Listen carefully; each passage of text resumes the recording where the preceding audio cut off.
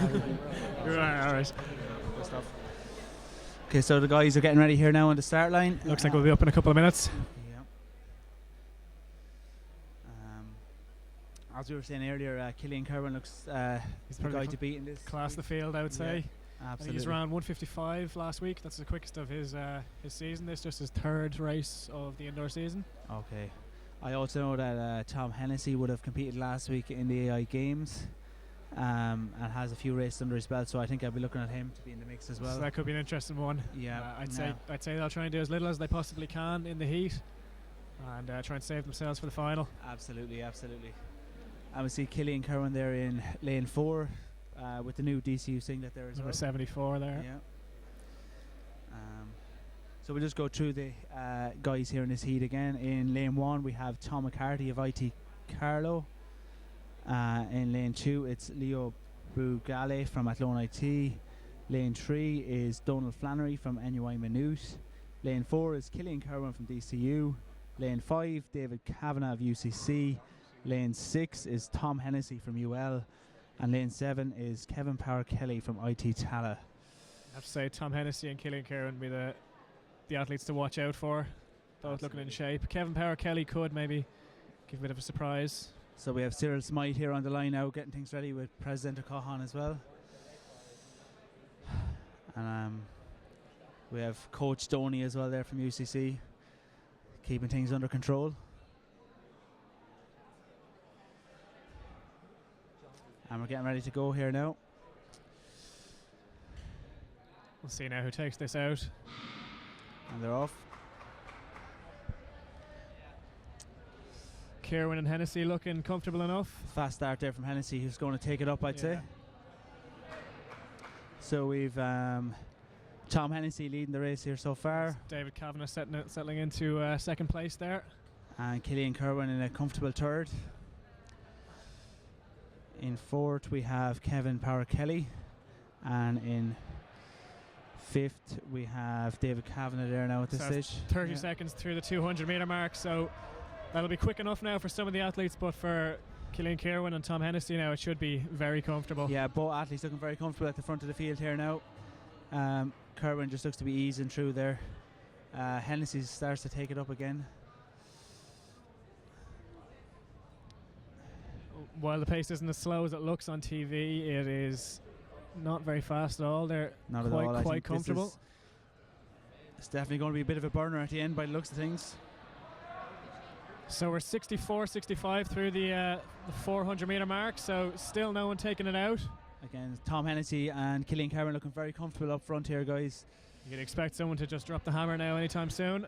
Yeah. It'll be interesting to see who acts first, but everyone's still in the mix at the moment. We still have David Kavanagh holding on in there in third.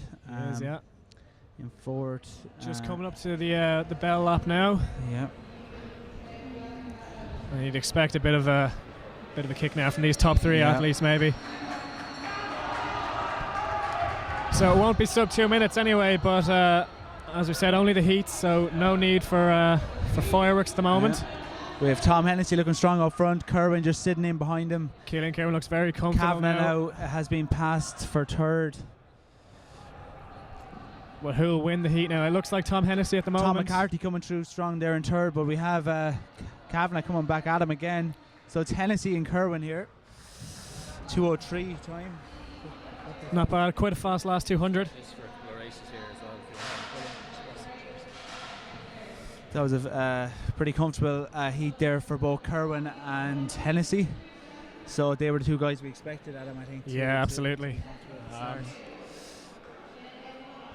Both look comfortable. 2:03 won't take much out of those guys, so not at all. No, they've plenty of time as well to recover, get a bit of grub. Good to see a few young guys in that heat as well there from the likes of IT Tala. Yeah, a few first years, Kevin Power Kelly, well, and so things like that. So now we've in heat 2, we'll just go through the lanes again. In lane 1 we have Cormac Hickey of UCC.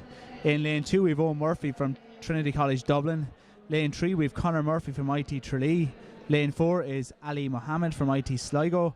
Lane 5 is Darrell Lynch from DCU. Lane 6 is John McCallion from UL. And lane 7 is Aidan Kremen from Cork IT. I think, Adam, we're definitely looking at Darragh Lynch as being the guy to beat in this race. Absolutely. He's a bronze medalist, I think, was it, from the outdoor interversities last year? That's right, yeah. He's also 151 PB. 151 PB. In Belgium during the summer. I think looking at outside of that, it's an open race. You'll be looking at a lot of guys there that could be around the 2 minute mark. So absolutely. Is this Aidan Kremlin in lane 7? I think it is, wearing the Batman singlet. Yeah. Or is there a bit of a mix up there? Have I got him No, right? you have him wrong. I don't know where. There's no. He's wearing 230 and there's no 230 entered. So this guy could be just unless Batman has snuck into the race. Could be like it's looking like it. He's 2468. Yeah, we've 8 entrants here. With 7 supposed to be. I don't think all of our numbers are matching up with no, with the numbers that are on the track at the moment. No, but look, we'll just go with what we have here. So, but we also have 246. We've 8 athletes. Actually, no, he's the only wrong number. So we'll say nothing. Yeah, he's definitely after sneaking in here by the looks of things. So, well, look, we'll see what Batman can do. Yeah, absolutely. It's not Aidan Kremlin actually wearing the Batman singlet. He's from Cork IT in the red and white singlet there. That's right.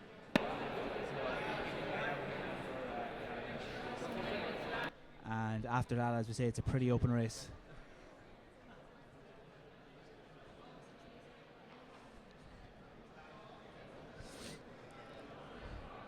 Darragh Lynch keeping the style alive here with the blue headband. Is that a new headband, or is that's definitely a brand new headband? I think he was wearing white the last time I saw him. That's right, yeah. So, as we expected, Darragh Lynch off to a strong start here. Out quick enough, wants to control this race from the front, I'd say. Yeah. It's looking a little bit quicker than the first heat. I think that's Owen Murphy we have in second there, and John McCallion just settling in third place.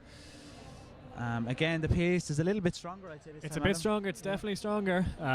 We're going to be a little bit quicker. We're on sub 2 minute pace, I'd say, at the moment. Just. Yeah. Darragh Lynch looking very comfortable up front there, as we expected.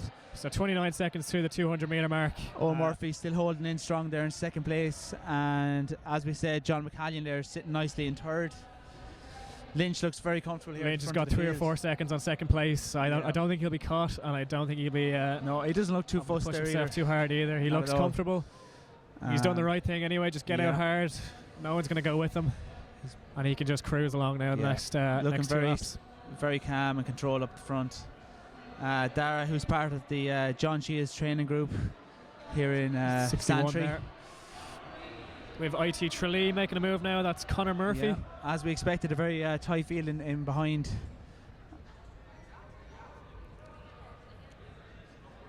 So coming up to 300 metres to go now. We still have John McCallion holding in there in third place, but the Trinity athlete Owen Murphy seems to have dropped back. He has, yeah. They've pulled in Darragh Lynch a little bit now, but he still looks very comfortable. He just has a quick glance over the shoulder to make sure things are all right behind him, but he doesn't look too fussed at this stage. Presumably, he'll put a little bit of a spurt in now. Sligo athlete Ali Mohammed looks pretty comfortable there for second. And he does. He looks good. And he might catch Darragh Lynch actually. He's going around Darragh Lynch, and this is a bit of a shock. And we have the UL athlete here actually making a go at Darragh Lynch as well. That's John McCallion. John McCallion, yeah. He's trying, but he can't really get around at Lynch at the moment. No, Lynch just glancing over the shoulder, just making sure that he keeps things under control. But we have Ali Mohammed, the surprise winner. Yeah, but he looked comfortable. He timed that race very well. Absolutely, with Lynch there just in second and John McCallion in third. So perhaps Ali Mohammed could be a surprise package. Could be exactly, yeah. Meters here today. In saying that though, Lynch didn't look too troubled. He seemed to he seemed to know that he didn't need to win the race. I think he just made sure of it once he seen that there was another athlete coming up after Mohammed passed him. I think he just absolutely he seemed more concerned with qualifying than anything else. Absolutely. So that brings us on to the final heat of the 800 metres. With the athletes lining up here again, we'll just go through the heat. In lane 1, we have Lawrence Buran from IT Tala. In lane 2, we have Richard Lucas from Waterford IT. In lane 3, we have Killian O'Hara from IT Blanchardstown. In lane 4, we have Jamie Skelly of Cork IT. In lane 5, it's Peter McGinley from Letterkenny IT. Lane 6 is Michael Cassidy from UCC. And in lane 7 is Damien Landers from UCD. So Adam, another extra athlete in this race as well. Any guys here that take your eye? Well, Lawrence Bourne is the only one who we actually know is PB. Unfortunately, we haven't been supplied the information we might need. That's it. Looking through the rest of the field, I'd be saying, well, Richie Lucas has a PB around the 2 minute mark. Jamie Skelly from CIT, possibly. And then we have Peter McGinley from Letterkenny IT. Wearing the Letterkenny AC singlet, actually. Yeah. They're usually pretty good from that neck of the woods. There's something in the water up there. Yeah, absolutely. We all know of some of the talents. I suppose just looking there, actually, I'll just miss Damien Landers from UCD. Actually, will have a pretty good PB as well. He so should be. He should be. We'll be definitely looking at him fine. to be in the mix early on. But we won't. We'll try and refrain from making predictions for now after our previous heat. Yeah, exactly. Yeah. As we said earlier, the 800 clay doesn't seem to have the big names of the past, but at the same time, it's good to see some of these young guys coming through. Absolutely, we'll have a new winner. I think who's the defending champ? Defending champion is Joe Warren. Joe Warren. So we'll have a new winner anyway. Absolutely. And it'll be interesting. There could be a few first years maybe getting in amongst the medals. Absolutely. Killian Kerwin perhaps getting a medal for himself now. Yeah. First. Darragh Lynch maybe. Absolutely. Looking at Ali Muhammad there. Ali Muhammad could get in. We're just taking a bit from that, but he looks strong. Maybe we're being a little bit biased towards the DCU athletes, but we'll say nothing. We won't say that. So we're lining up here now for Heat 3. And they're off.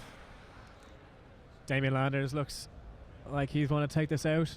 Yeah. We have Lawrence Boren out in front actually now. Yeah, Lawrence Boren taking up first. We've Richie Lucas slipping into second there now, and Damien Landers slotting in there now. He's going to take in third place. So there's a few athletes in contention at the moment. Again, the pace pretty relaxed, probably a bit faster than the first heat, but yeah, it'll be interesting to see. Have we fastest losers coming out of these heats now? We do. Yeah, I think it's the first two, and then two qualifiers and two fast losers. So the second heat, I'd say, is where the fastest losers will come from, unless these guys can pick it up slightly. Yeah. Lawrence Boren out in front here. We've Damien Landers from UCD, who looks very comfortable there in second, and Richie Lucas there just slotting in third place. Again, the pace not too strong. The three guys at the front there look quite comfortable now, but only two guaranteed to qualify, so we could see a bit of a burn up here at the end. Yeah. Again, we've Lawrence Boren out in front here. He seems pretty relaxed. He does. This heat isn't as fast as the second heat, so we'll be expecting Damien Landers just to sit in here and just come through. And absolutely. Richie Lucas will be holding on in there in third as well. But presumably the athletes will realise that third place might not be good enough. We'll hopefully have a look at the pace coming through this lap here now and see kind of where absolutely. we are. I think the first heat was 1 in 2:03 and 2:03, 2:02. So second heat was 2:02, but the athletes were quite bunched. But I'm sure these guys know what they have to do in this heat now, so they really should be looking at putting a fast time on the board and just getting into the final. Absolutely. So we're 134 through the 600s mark. So I think it could be just the first two from this heat. It could be. So we have Lawrence Boren out in front here holding on strong with Damien Landers in second place. Landers making a bit of a move now. in third. Landers just takes it over first place here now. Lawrence Boren holding on in second, looking strong. Kind of dropped Richie Lucas now at this stage into third place. Couple of glances over the shoulder from Damien Landers. Damien Landers looks very five, six, seven glances over the shoulder in the last 50 metres. So I think we were just looking at the first two from this heat. I'd say we will be, unless and Lawrence Boren of IT Tala. So a good run there from Lawrence. It was, yeah, interesting. Nice most of the people that we thought would get through to the final safely through. Absolutely. No major shocks anyway. That's it. It'll be interesting now. All of the races finished within 1 second of one another. So holding on in second. I think just looking ahead to the final later on. The standouts, I suppose, Killian Kerwin in the first heat looked pretty comfortable. Tom Hennessy as well. Killian Kerwin, Tom Hennessy, Darragh Lynch, Ali Muhammad. I don't know. Could be. I think Damien Landers there looked very, very comfortable. He did look very comfortable. That didn't look like it was taking much from him. It didn't at all. No, it looked. He did look comfortable. We could be having a very strong final. Could be an interesting final. It'll definitely be quicker, sub 2 anyway. I don't think we'll be seeing. I don't know if we'll be seeing Joe Warren's record broken, but there's a couple of guys that feel capable of doing it anyway. Absolutely. Killian Kerwin definitely capable of running 151. Killian Kerwin and Darragh Lynch, good PBs. Absolutely, both 151 man. How fast they're going to go today, we're unsure in terms of their training preparation. Well, on the long drive down with Killian Kerwin now, he did say that he was planning on taking it out fast. So okay, so we've just given away Killian Kerwin's secrets here live on air. So if any athletes are watching the live stream, I've just given away Killian Kerwin's tactics. We actually got lost twice on the way down, despite being here dozens of times. Weren't paying attention to eating too much Snickers bars. That's what happens. So what event are we looking at next here, Adam? I think it might be the 60-metre hurdles finals for men and women. These are the sheets we were given next. So hurdles are out, but there's no athletes out. So we'll see Sarah Lavin in the in the final there for the women's, so she's the class of the field. Yeah, we also have Roisin Howard there from UL. Yeah. Sinead McDonough from DCU. Sarah Shovelin from Waterford IT. Fidutari Alessandra from IT Sligo. And Niamh Fusi from Dublin IT. Oh yeah, Catherine McManus there. Almost forgot here. She'll definitely be looking to get amongst the medals anyway. Absolutely. Class athlete herself. We have the men's pole vault going on at the moment out there as well. I think they're just doing a few warm-ups now at the moment. A couple of trackies and t-shirts. We do see a DCU athlete out there. We haven't been given any details of the pole vault, but well, we've been given a lot of details, but nothing to do with the pole vault anyway. Pole vault. So we think that the 60-meter hurdles are up next with. Yeah. Yeah, we've just been told that we are correct. The 60-meter hurdles are up next. Again, we'll just looking at the heat or the final. In lane 1, we have Catherine McManus at DCU. Sarah Lavin is in lane 2. She's from UCD. We have UL's Roisin Howard in lane 3. We have another DCU athlete in lane 4. That's Sinead McDonough. On year down, we have Sarah Shovelin from Waterford IT in lane 5.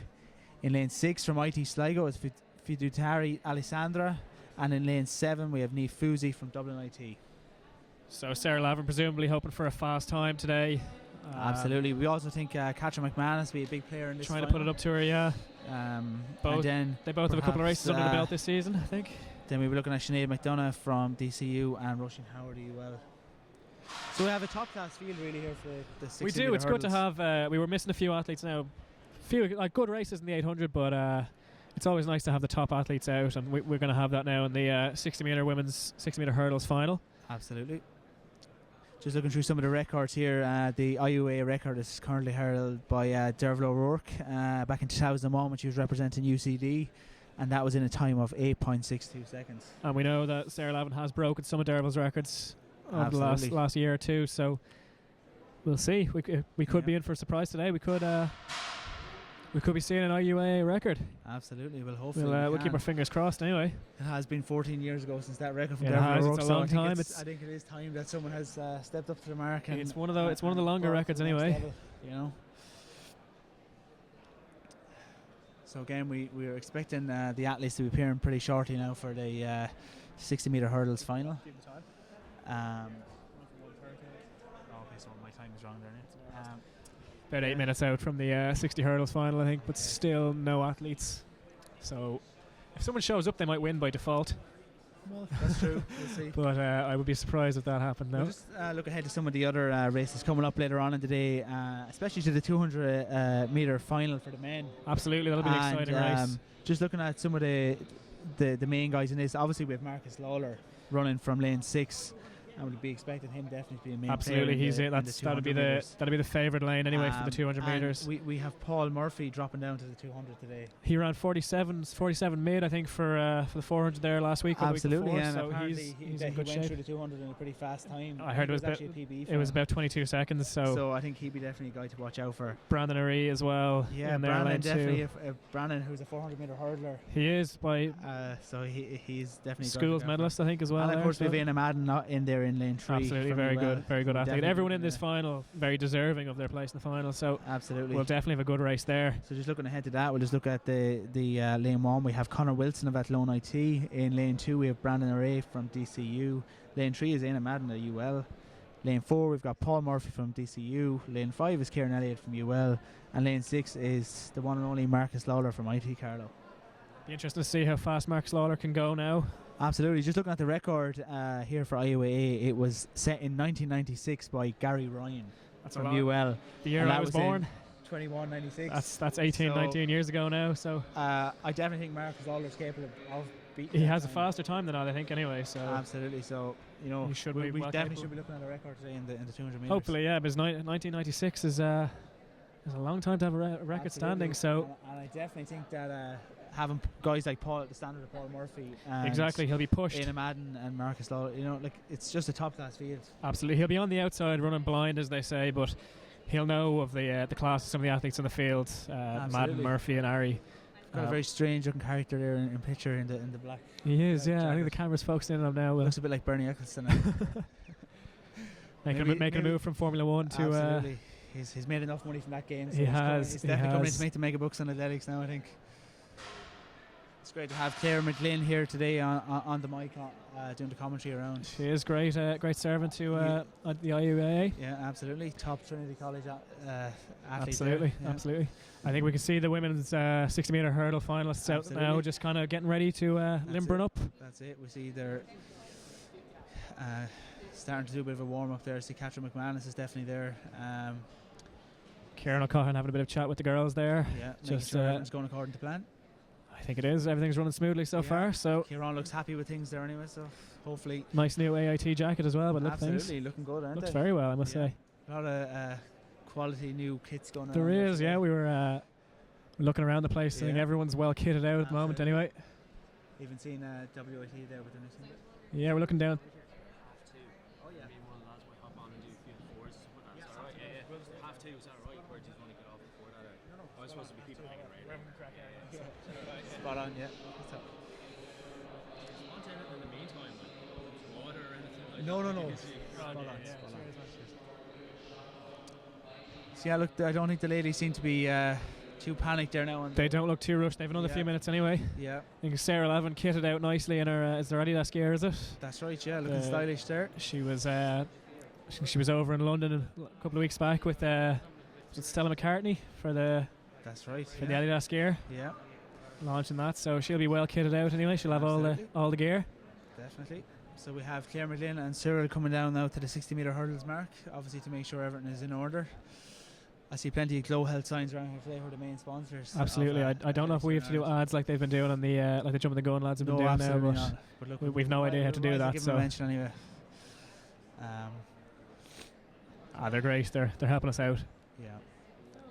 So again, as we're saying, a top quality field here for the 60-metre final. Might just look ahead to the 60-metre men's final if we have it. Absolutely, we have that here as well. Just while we're looking waiting at the field here in lane 2, we have Joshua Ezeman from IIT Tala. In lane 3, we have Adam Hill from Queen's University Belfast. In lane 4, we have the DCU Spanish import Antonio Garcia Fernandez. In lane 5, we have Patrick Heffernan from Athlone IT. In lane 6, we have Conor O'Rourke from UCD.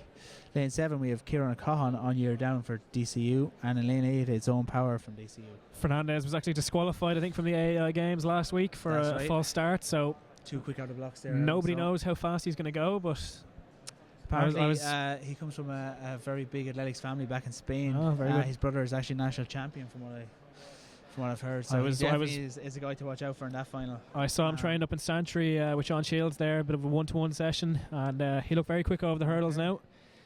Well, if anyone can sort him out with Sean Shields, he's the man for the job anyway. His men seem to be doing all the damage in these races here so far. So he's got a lot of athletes out today actually in the she has a couple of athletes in the that 200 and 400 I think anyway. Absolutely. And even looking ahead to this men's 60-metre hurdle final, we'll definitely be looking at Antonio Garcia Fernandez as one of the main players, and then I think we'll be looking at guys like Kieran O'Connor in lane 7. Same time as the 60-metre women's starts, so there's a bit of a break in action at the moment, but we'll be getting back to things very shortly. Absolutely. And I think looking ahead to maybe one of the bigger races later on in the day is the 400-metre men's final. Absolutely, that'll be very interesting. I think that's going to be a top-class field. If we can dig out the start list here. Yeah. In lane 1 there, we're going to have Mark Hoy from UU. Mark, we definitely know Mark for his 800-metre pace. Absolutely, yeah. Definitely dropping back down here, obviously, to get some speed in for the summer. Work done, yeah. In lane 2, we've Sean Donegan from Athlone IT. Lane 3 is Timmy Crow from DCU. Lane 4 is Ben Kiley from IT Sligo. Lane 5 is Derek Kervick from DCU. And lane 6 is Tommy Barr from UL. So we have a very fast field here in the 400 metres. As you know, Derek Kervick running a 47 low. Absolutely, I think he's in very good shape, as is Timmy Crow and Thomas Barr. Tommy Barr, yeah. Jeez, this is definitely, and Ben Kiley there in lane 4, definitely top class athlete as well. So the fact that Thomas Barr's 400 hurdle PB is similar enough to the record for 400 flat is quite impressive now. And the IUAA record is held by David McCarthy of UL from 2004. So we're looking at definitely getting that PB or that IUAA record broken. Hopefully, yeah, it'll be interesting. It could be a very fast race. No Paul Murphy in this race, but he's obviously just opted to do the 200. I suppose just looking there at the national record over 400 metres here in Ireland, it's held by Paul McKee, and that's back from 2003 at 44.99. I think that's the is that by a university athlete? No, that's just national. That's national athlete. altogether. Oh no, it couldn't be, because we have national 800 down as 147 by Daniel Caulfield. So I think we're looking at the national record by someone in a college. Oh, okay. So he probably did that time outside of college. Oh, okay. And that's what we're looking at there. Okay. I think David Gillick's the 400 David Gillick with the under holder, 23, 46.17 from 2005. Absolutely, that could be in that record could be in trouble now in the next couple of years with the likes of Paul Murphy, Absolutely, Harry Purcell coming up as well, Dark Kervick too. Yeah, absolutely. So we're definitely looking at a top quality field for the 400 metre men's final. Just speaking of. Maybe even looking ahead to the 400 metre women's final. Again, we're digging out the start list here, but it definitely is somewhere around. We're not very organised at all. So in this we'll have in lane 1 Elizabeth Marr from NUI Galway. In lane 2 we'll have Jade Leahy of DCU. In lane 3 it's Emer Lynch from Waterford IT. Lane 4 Christine Neville from UCC. Lane 5 Aisling Drumgoole from UCD. And lane 6 is Jessica Neville from Cork IT. And Aisling Drumgoole did a very good job there last week, pacemaking Ciara Everard to very fast to time. the I think it was 202, 203, 800 metre time for the European indoor standard. Definitely someone we'll be looking out for here. And that was after doing a 400 metre race herself. Absolutely, and just going from the heats earlier on, Jade Leahy looks pretty good there as well. Now I do know Jade is 50-50 as to whether she will run due to a slight injury she picked up in that race. So it will actually be very interesting to see whether or not she'll actually run that race. It's pretty wide open now, as is the men's 400 run. But definitely we're in for some crackers with those two Absolutely, finals. we're hoping for some good races. Quality fields, and I think we definitely will be crowning somebody a new champion in the women's 400 final, because as far as I'm aware it was Grania Moynihan who had the record from last year. Absolutely, and she's not here today anyway in the final. So so it'd be very interesting to see how that one pans out. Again, we're hoping to get the 60 metre hurdles up and running pretty shortly. They were due off there in the last couple of minutes, so we're slightly behind schedule.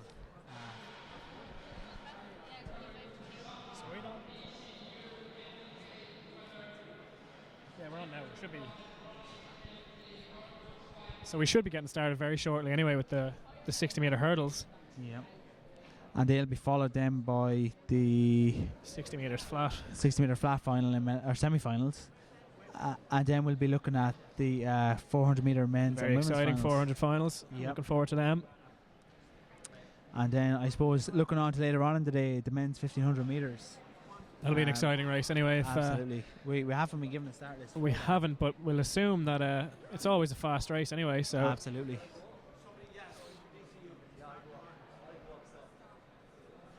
was a very good race there at the AAI Games last week in the 1500 metres. That was Danny Mooney won in 3:42. Got some excellent pacemaking from Peter Gaffney as absolutely, well. after doing a race himself earlier in the day. Paced him through to 1:58 for the 800. So we had Danny Mooney run 3:42, and also very good run from Andrew Coscoran running the European Junior Standard. That's right. 3:47.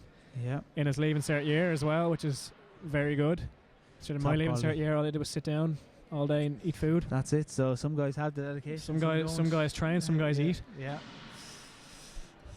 But very strange couple of weeks for Andrew Coscoran. He ran came 10th in the North Leinsters cross country. Now whether that was a deliberate just to get through a big period of training. Yeah, perhaps just wanted to qualify. He definitely put his name back in the game with that performance last weekend. Absolutely, that's 3:47. There's nothing to be laughed at. No, absolutely. But there were a few good times in that race now. Absolutely. A lot of guys in and around 3:40, between 3:42 and 3:46. So Joe Warren again probably not happy with the overall time, but looked pretty strong throughout absolutely. I think they're all heading off to Ghent soon enough, aren't they? Absolutely. So I think these are guys to watch out for over the next couple of weeks. Absolutely, it'll be interesting. All former and current IUAA athletes. Absolutely. So we'll see if anyone shows up today now. It'll be interesting. Yep. So it looks like we're going to have the men's 60 metre hurdles final. It does. The men's look like they're limbering up a lot more than the women's. Yeah, because the women's were definitely... The women's are down first, so unless they've... there seems to be some sort of an issue there. Unless there's been an argument and someone's decided they don't want to run until particular time of day. There did seem to be a lot of negotiations going on. There was a lot of...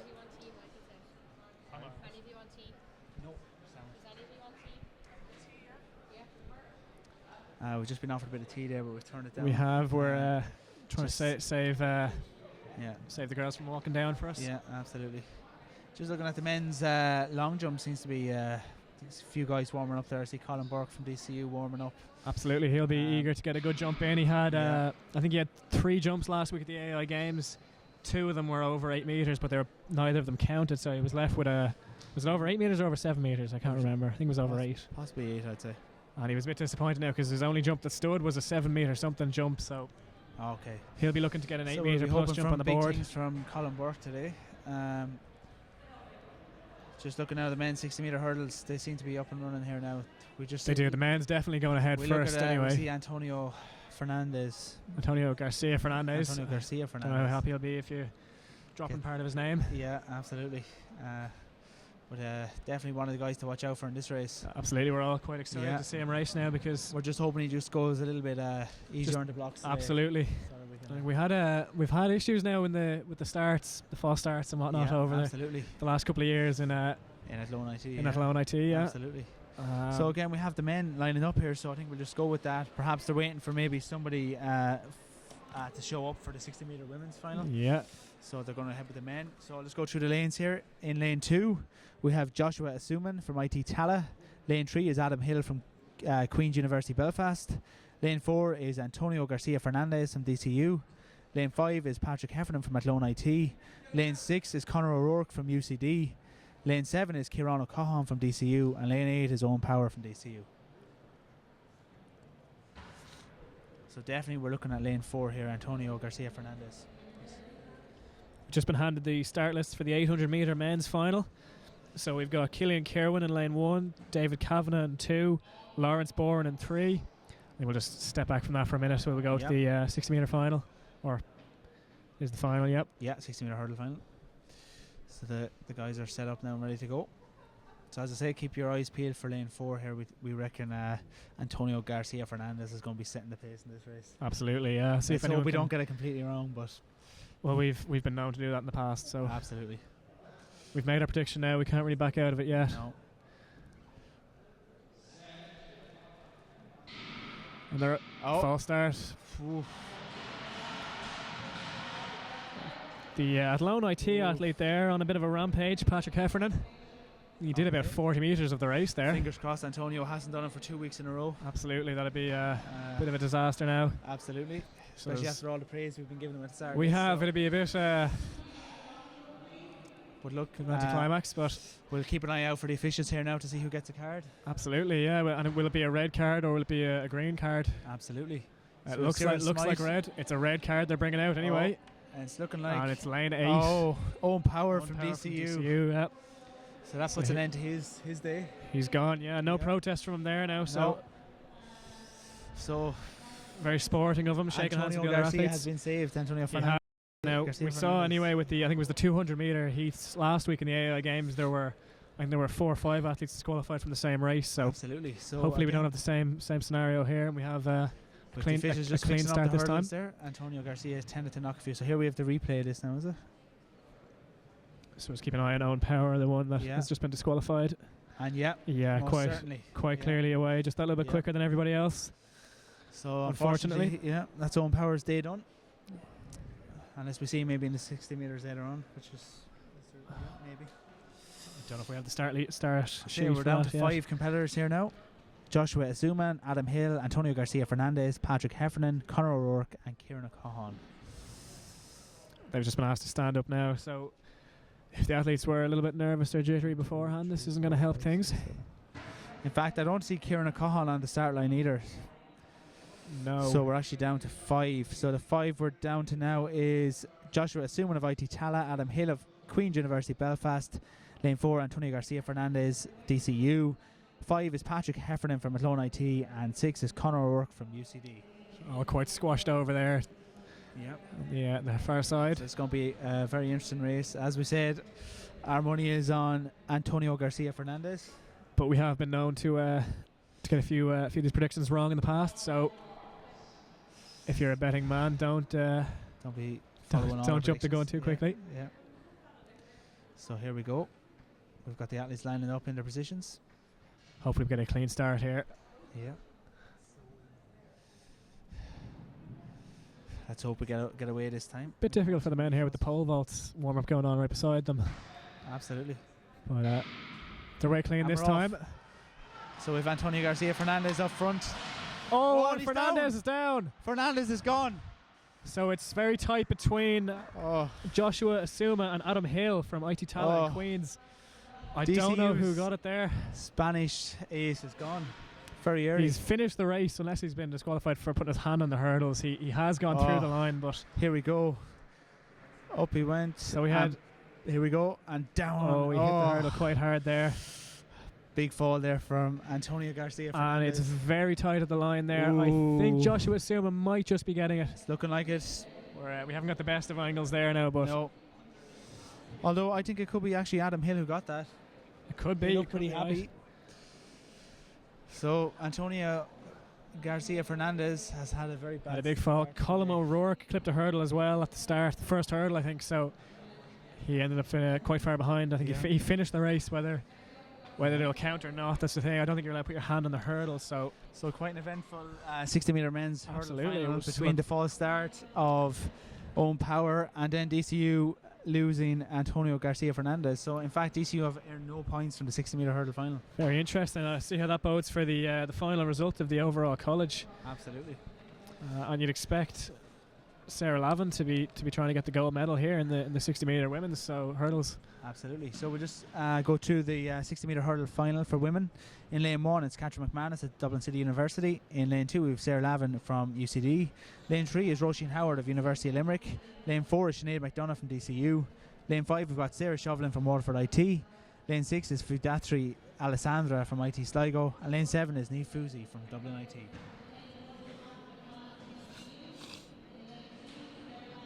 So again, we're looking at Sarah Lavin here and Catherine McManus, and then possibly Roisin Howard, Niamh Fusi for third.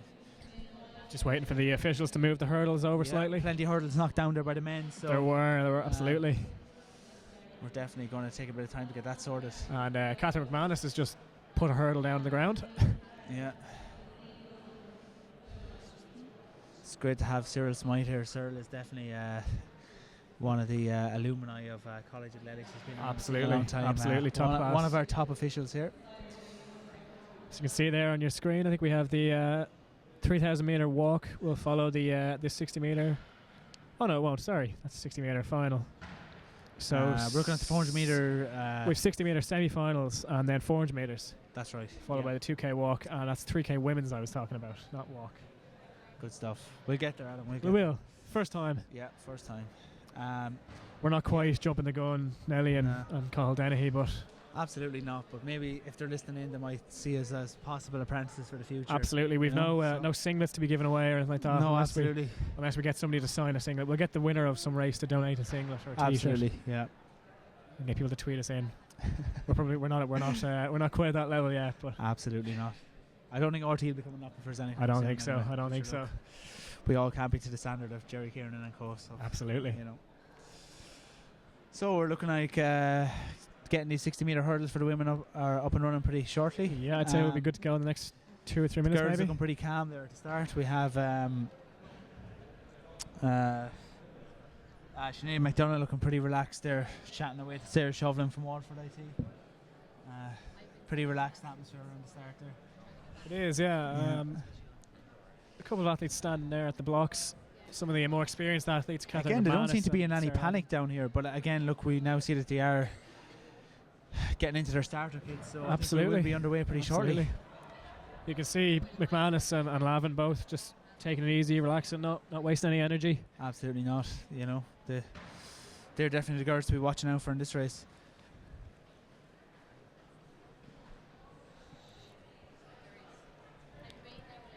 Well, let's see if it's anything as eventful as the 60-meter men's hurdle final. We'll hope it's eventful, but not in the same way as the men's final, with disqualifications and falls. Yeah. We'll be hoping for a record here from Sarah Lavin, not to put the pressure on or anything, but we'll have to question then if it's Patrick any selection policy in relation to Antonio Garcia after that race. Anyway, he'll have to go a bit deeper when he's doing his transfers from the likes of Spanish and Portuguese countries. Absolutely, guys into the college, you know. So we've all the ladies lining up here now for the 60-meter hurdle final. As we were saying earlier on, the IUAA record, which is held by Derval O'Rourke, is 8:62, set in 2001. What's Sarah Levin's season's best this season? Do you know? I'm unaware of that now, Adam. I've also no idea. No, I wouldn't be up to date in the hurdles now. So we're now looking at here in lane 7 there. That's Niamh Fusi of DIT. In lane 6 we have Fudatria Alessandra from Sligo IT. Sarah Shovlin of Waterford IT is in lane 5. Lane 4 we have Sinead McDonough from DCU. Lane 3 is Roisin Howard from UL. In lane 2 we have Sarah Lavin of UCD. And lane 1 is Catherine McManus from DCU. Interesting that McManus and Lavin are both in lane 1 and 2. Normally they put the stronger athletes in the middle lanes. Yeah, well. So we didn't catch their heat. So maybe they just they were slow through the heat. Absolutely. So they're just testing the starter there. Absolutely, just making sure the gun still works. Yeah. So we've Claire McLean down there now looking on. She's going to be keeping an eye on things trackside for us. Doing a very good job. Yeah. I see Michael Bowler there on the infield there. Probably involved in the combined events today. I'd say so. I think he's entered in a couple of events anyway. Absolutely. Forever gold medal there, I think it was in the under 23. Was it under 23 combined events? That's correct. Yeah. A few weeks ago. Very good performance from him. So I think we're slowly but surely getting ready here now for the 60. We are. They're finally at the start blocks. Yeah. So hopefully things will pick up a bit now. There has been some issues with the starting gun, but now Sir Smythe is giving him the call. Absolutely. I can't actually remember the last time we had a clean start in a sprints race. Absolutely. Probably had one last week or earlier on today, but sure look. Athletes in the starting position now nearly. So keep an eye out on lane 1 and 2 here. I'll keep an eye on the clock as well now, hoping to... we're keeping an eye on that Derval O'Rourke record here. And they're off. And they're away clean first time. Very good. With Sarah Lavin. Lavin and McManus. McManus is pushing Lavin and it's very tight. And McManus. Oh, Lavin. Very close. I think Lavin might have just got it, but just Lavin on the line, we think. 8.42, so that's going to be a new record, a new college record there. For 8:42 on the clock. For whoever got it. We have a new record. We're on McManus was definitely ahead at the start, but it looked like Sarah Lavin might have just got back into the race we'll have a closer over the last hurdle. On the replay. So McManus definitely ahead. Great run from it's too close to call. Looks like Lavin to me. Yeah, it looks like Lavin just sneaked it there. Yeah. I think they were neck and neck over the last hurdle. Race. Very good race, very exciting race. So it looks like we have a new IUAA record, if that clock is correct. 8:42 on the clock. 2/10 of a second off the one from Derval O'Rourke. I'm knocking 2/10 of a second off Derval O'Rourke's record. So it looks like it's taken 14 years to get the record, but we seem to be there. Absolutely, very good performance from Lavin and McManus. So cracking race. So absolutely, we've had 2 great finishes to the 60-meter hurdle finals. We have very interesting races. So we're just see the guys are warming up at present there for the men's long jump. Hopefully the rest of the competition now follows in the footsteps of I think Sarah Lavin there. Absolutely. Gives a little cracking run from Catherine McManus. Absolutely, she pushed her all the way to the line, and it was only over the last kind of 10-15 meters or so that Sarah Lavin got back into the race and absolutely and dipped ahead. So we're looking at the men's pole vault here, and are they competing? I think they're still warming up. They're still warming up. They've got they've got the stringy. Absolutely. Yeah. I'm sure there's an official name for the stringy thing they've got. Yeah. It's no bar anyway for it's sure. Not a bar, so we'll know when there's a bar. Yeah. So up next we're looking at the 60-meter semi-finals, I think. We are 60 meter women's and men's, but again I think we are slightly behind schedule here, so just 5 or 10 minutes, but that's to be expected at this stage.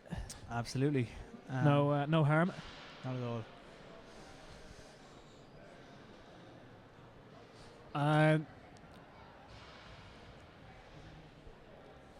Claire McGlynn's just lowering the hurdles in front of us here. I thought they were going out for a community games race, but they're just putting them away. Good stuff. I have to say the quality even you could jump over that. On show today in general is pretty high. It has been. We have been talking about maybe the 800 meters and the 1500 meters down on quality. Yeah. But just looking at the hurdles, the 60 meter very strong field. Any field that has Sarah Lavin and Catherine McManus is top quality. Yeah. And even in the men's, I know we didn't have the top sprinters out there, but even having guys like Antonio Garcia Fernandez. Absolutely. Here they are again. Actually, we're just going to replay them now. So here we go. But you'd expect the women's 60-meter final to be very similar to what we had today at the national seniors. And here's Antonio Garcia's fall again. There. It really was a bad fall. But great running up front from the guys, you know. Yeah, from Hill. We're looking at the women here now. This is a great race. So look at Sarah Lavin. McManus out very quick. McManus out very quick, but Lavin is just digging her teeth in here, if you see, and she's coming on. And then as we get to the line, I just thought McManus had it, but Lavin, ooh, it's very close. It's very close. I just think Lavin may have got it, just looking at it there from our angle. But as I say, then again, our angle will favour the. But we definitely have a new record. Absolutely, so 2/10 of a second off the previous record, which is the standard. Very impressive. Yeah. Look, it may have taken 14 years to get it, but it's here. It's here now, and there's. We were looking at the 400-meter record, which is older than me. So we'll see now. We think that could be in jeopardy today. We definitely do, and we're hoping that will be. That will be gone soon. We're looking up next at I don't think we have a copy of the women's 400-meter record is actually from '98. 60 meters there. What's that? 800-meter finals. 60 meter semis. Okay. So we're just going to look ahead here now to the 60-meter semi-finals in the women, and in semi-final number 1, in lane 2 we have Phil Healy of UCC. In lane 3 is Niamh Whelan from UL. Lane 4 is Agnieszka Agiwashi from Trinity College Dublin. In lane 5 we have Aisling Waters from UCD. Lane 6 we have Solange Carla from Athlone IT. And in lane 7 it's Fidatri Alessandra from I think that's Solange Carla, just like Beyonce's sister Solange. Oh, Solange. Okay, so in semi-final 2, I'll leave that to you, Adam. It's Katie Gannon in lane 2 from IT Tala. Shona Lowe from UCC. Cleena Manning from DCU. Kelly Prober is a guest in this race, so she'll be hoping for a good time. To see Kelly here today. Hopefully we'll have a good final now with some of the athletes we've got. We have Claire Brady from UL and Emma Willis in lane 7 from University of Ulster, I think that is. Brilliant. And then we move on to semi-final number 3, and we have Catherine McManus from DCU in lane 2. Lane 3 we have Amelie Zeli from Waterford IT. Lane 4 we have Eva Corcoran from NUI Minute. Alva, is it? Alva Corcoran. Lane 5 is Marie Heelan from UL. Lane 6 is Amy Foster on year down for University of Ulster. And in lane 7 we've got Sarah Lavin from UCD. So we could potentially have a very fast final. Absolutely, because I'm just looking at the... we're thinking ahead to the final here with Phil Healy, Kelly Proper, Catherine Niamh Whelan from UL. Niamh Whelan as well. Kelly Proper and Amy Sarah Foster. Lavin, Catherine McManus. So you're quality fields. You're almost looking at the 4x100 team from the Europeans there last summer. Absolutely. Fantastic, you know. So that's definitely something to look forward to in the semi-finals. We're joined now by Killian Kerwin. We just grabbed him here. He's qualified for the final of. So we'll have a quick chat with him ahead of the 800-meter final. If you want to sit down there, Killian. Go on, sit down for a second. So, Killian, how did you find the pace of your 800-meter heat? Yeah, it was grand. Just go out, do the easy work, and hopefully get to the final. That's what happened. So. Okay, and did you feel comfortable? Yeah, it was a nice pace, 2:03. So it was. Okay. It was grand. It was nothing. Who do you reckon is your big opposition in the final? It's a tough question. Don't really know who's in the final. Dara Lynch obviously be a tough one. Yeah. Who else made it to the final? Ali Mohammed seemed to be pretty strong in his heat. Nice and obviously Damien Landers from UCD. Yeah, no, there's some. So, it is a top quality field, and I suppose even Tom Hennessy there will be having a PB within around the 156 range. Yeah. So I think it is definitely. It doesn't seem to have the quality of previous years, but at the same time, there's a lot of young guns in there that will be looking to make an impression. Yeah, exactly. Look, just give it our best shot, and hopefully it'll be a fast race. Rumour had it that you're going to take this one out fast. I can't be giving away the game plan. Maybe that's just mind games you're playing with us here, Killian. Maybe. But, no, absolutely. You seem to look pretty comfortable out there, so it could be a. Yeah, it felt nice. You'll definitely be looking to make the podium for sure. Yeah, let's hope anyway. I'll just go out hard, And this is your debut on the track for DCU. It is, yeah. So got to make it count, Absolutely. But no, it's looking good. What are the plans for the rest of the indoor season? Nothing. Maybe just target the seniors. Hopefully we get a good race here. Get the time down a bit. Okay. You ran a 154 last weekend, was that correct? Yeah, it was 155. It was. 155, okay. Hamsters were at me. I probably shouldn't have run it in hindsight, but okay. Look, we gave it our best shot, and it wasn't bad. It was nice, Finished Absolutely. last, for sure. Look, not to worry. It's all these indoor races are just warm up for you, Killian. Yeah, well, listen, you Well, best of luck in the final anyway, okay? Do DCU proud. So thanks to Killian there for joining us for a couple of minutes. Don't think he was too keen on giving an interview, but yeah, well, look, it's all part of it. That's all When part you of it. reach the highlights of fame, you have He'll, to do he'll interviews. have to get used to it. Yeah. At least we gave him a bit of time to get a few chicken wraps into him before we grabbed That's them. the pre-race food, according to the DCU nutritionist. It is. I think Alan Kelly was telling him to get the good stuff in. Get the protein in. And just to remind everyone, I suppose as well, that Claire McLean is offering free Optimum Nutrition on the way in, just in case Absolutely. anyone's So coming into the arena later on. If anyone's hoping to arrive late, there's plenty of Optimum Nutrition stuff lying around. You can take it if you like. Just looking onto the infield there, we see that that looks like the men's long jump. Just seems to be being advised as to the field and what's going to happen next. It is. We don't have a start list. We see Enda Fitzpatrick helping out. Don't know how far his long jump knowledge extends, but I'm sure he knows a lot more than us. Absolutely. He's a man, kind of a jack of all trades. He is absolutely kind of like John Shields, who's also walking around the track there somewhere. Yeah, absolutely. Well, it's great to see some of the top coaches being involved with the university. It is. We have James absolutely Nolan from UCD. Yeah. You know, and even within DCU, we have Ann Keenan Buckley, John Shields, Eamon Burns. Yeah. You know, all the top quality coaches that are involved. Just noticing here, the atmosphere is actually quite good in comparison to some previous weeks we've had. I know it's a lot of college athletes sitting around watching the races. Especially being a midweek. Being on a Friday as well, it's not. A lot of people working and missing college, but I think an interesting note from looking at a lot of the start list this year is there's very few one-year downs actually taking part. There is, which is interesting. Yeah, because generally, you know, looking from the past, we would have had some, some of the top athletes still using these races. But I suppose then we do have people like Kelly Proper who is using these races as part of her training and jumped pretty well earlier on in the high jump. Or the long jump. Well, I mean, Kelly seems to be in good shape. I presume she's targeting European indoors. Absolutely. From what I hear, she's looking to set that standard, which is I think at 6:45. Yeah, so that should be well within her capabilities. She jumped around 6:31 today, so she's definitely not too far away from that. Of course, and she had a very good jump, which was just outside the she just jumped the board. Absolutely, so, she's definitely very, very close to where she wants to be. Just been handed the start list for the 60-metre men's heats, so we'll go through them now. Absolutely. Strong races as well here. Absolutely. I'll go through Heat 1. We have Patrick Lynch from Waterford IT. In lane 2, we have Tika Chira from Galway Mayo IT. In lane 4, we have Lawrence O'Reilly from Athlone IT. In lane 5, it's Alan Whelan on year down from IT Carlow. In lane 6 is Carl Devon from UCD.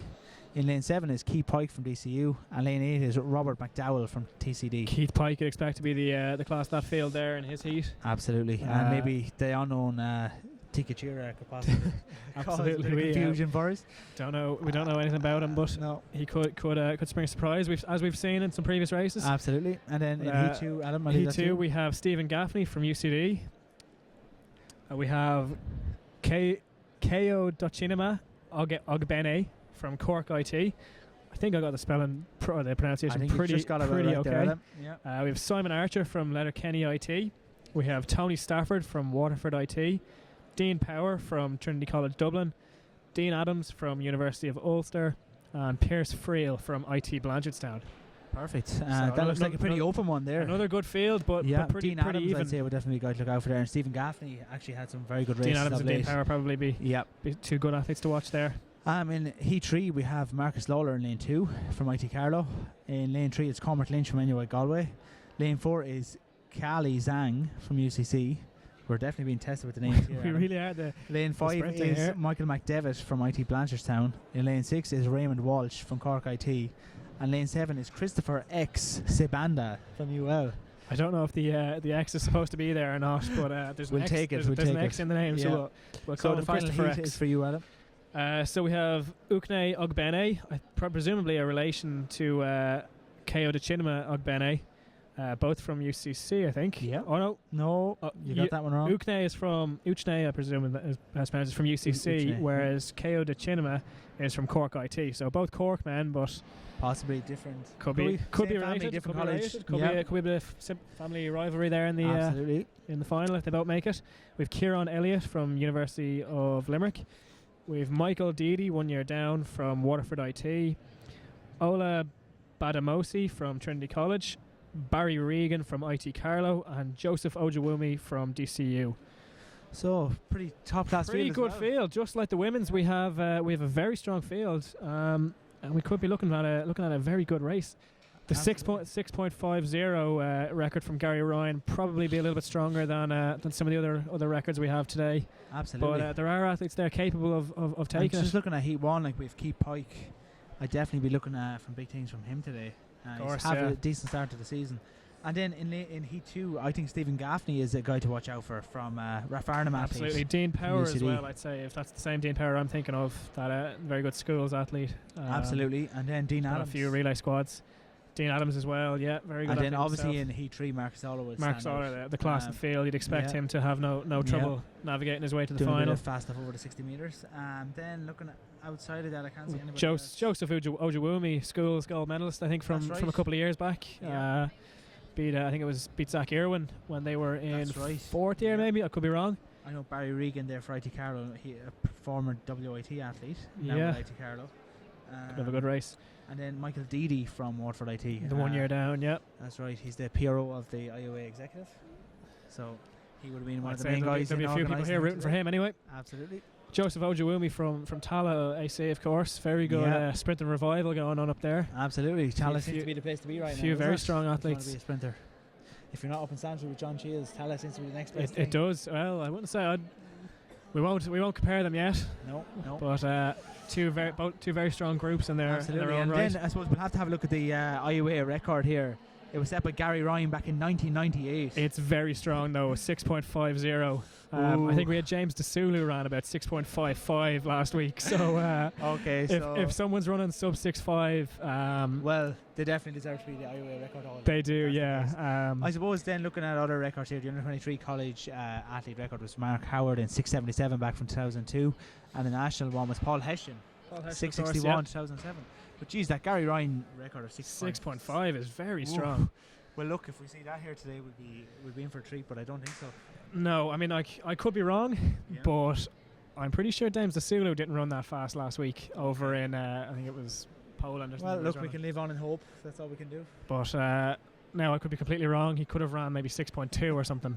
But well, look, we'll take your word for it for now, Adam. We'll take my word from it until search on our hands. If a sprinter comes along, we'll ask them. They'll probably be bigger fans of DeSulu than we are. So we're hoping that the 60 metres will be up and running pretty shortly. I do see a bit of action down around. There's a lot of athletes hovering around that area. Sarah Lavin, of course, I can see her. I suppose at the moment we have the men's long jump in full flight here. We do, yeah. See, and if it's Patrick there standing with the tape, and Dave Scanlon, who's supposed to be on the flags, but I don't see him really interacting with the flags. He's not. He's just kind of standing there looking at it. He doesn't look very interested at all now. But look, once he keeps an eye on that board, that's all he's there for. That's all he has to do. Yeah. He can he can pick up the flags. Is that a UL athlete on the rake? No, I think it's WIT, I think. Oh, WIT is on the rake. Okay. Or it could be AIT. Oh, very good. There's a T at the end anyway. But just looking ahead now, I see John Shields there talking to some of his athletes on the infield there, giving out plenty of instructions. Yeah, Fernandez there, probably getting out. Probably just saying to Fernandez. No, it's not, sorry. Oh, it's not Fernandez, is it not? Okay. Fernandez probably. I think he's disowned Fernandez at this stage.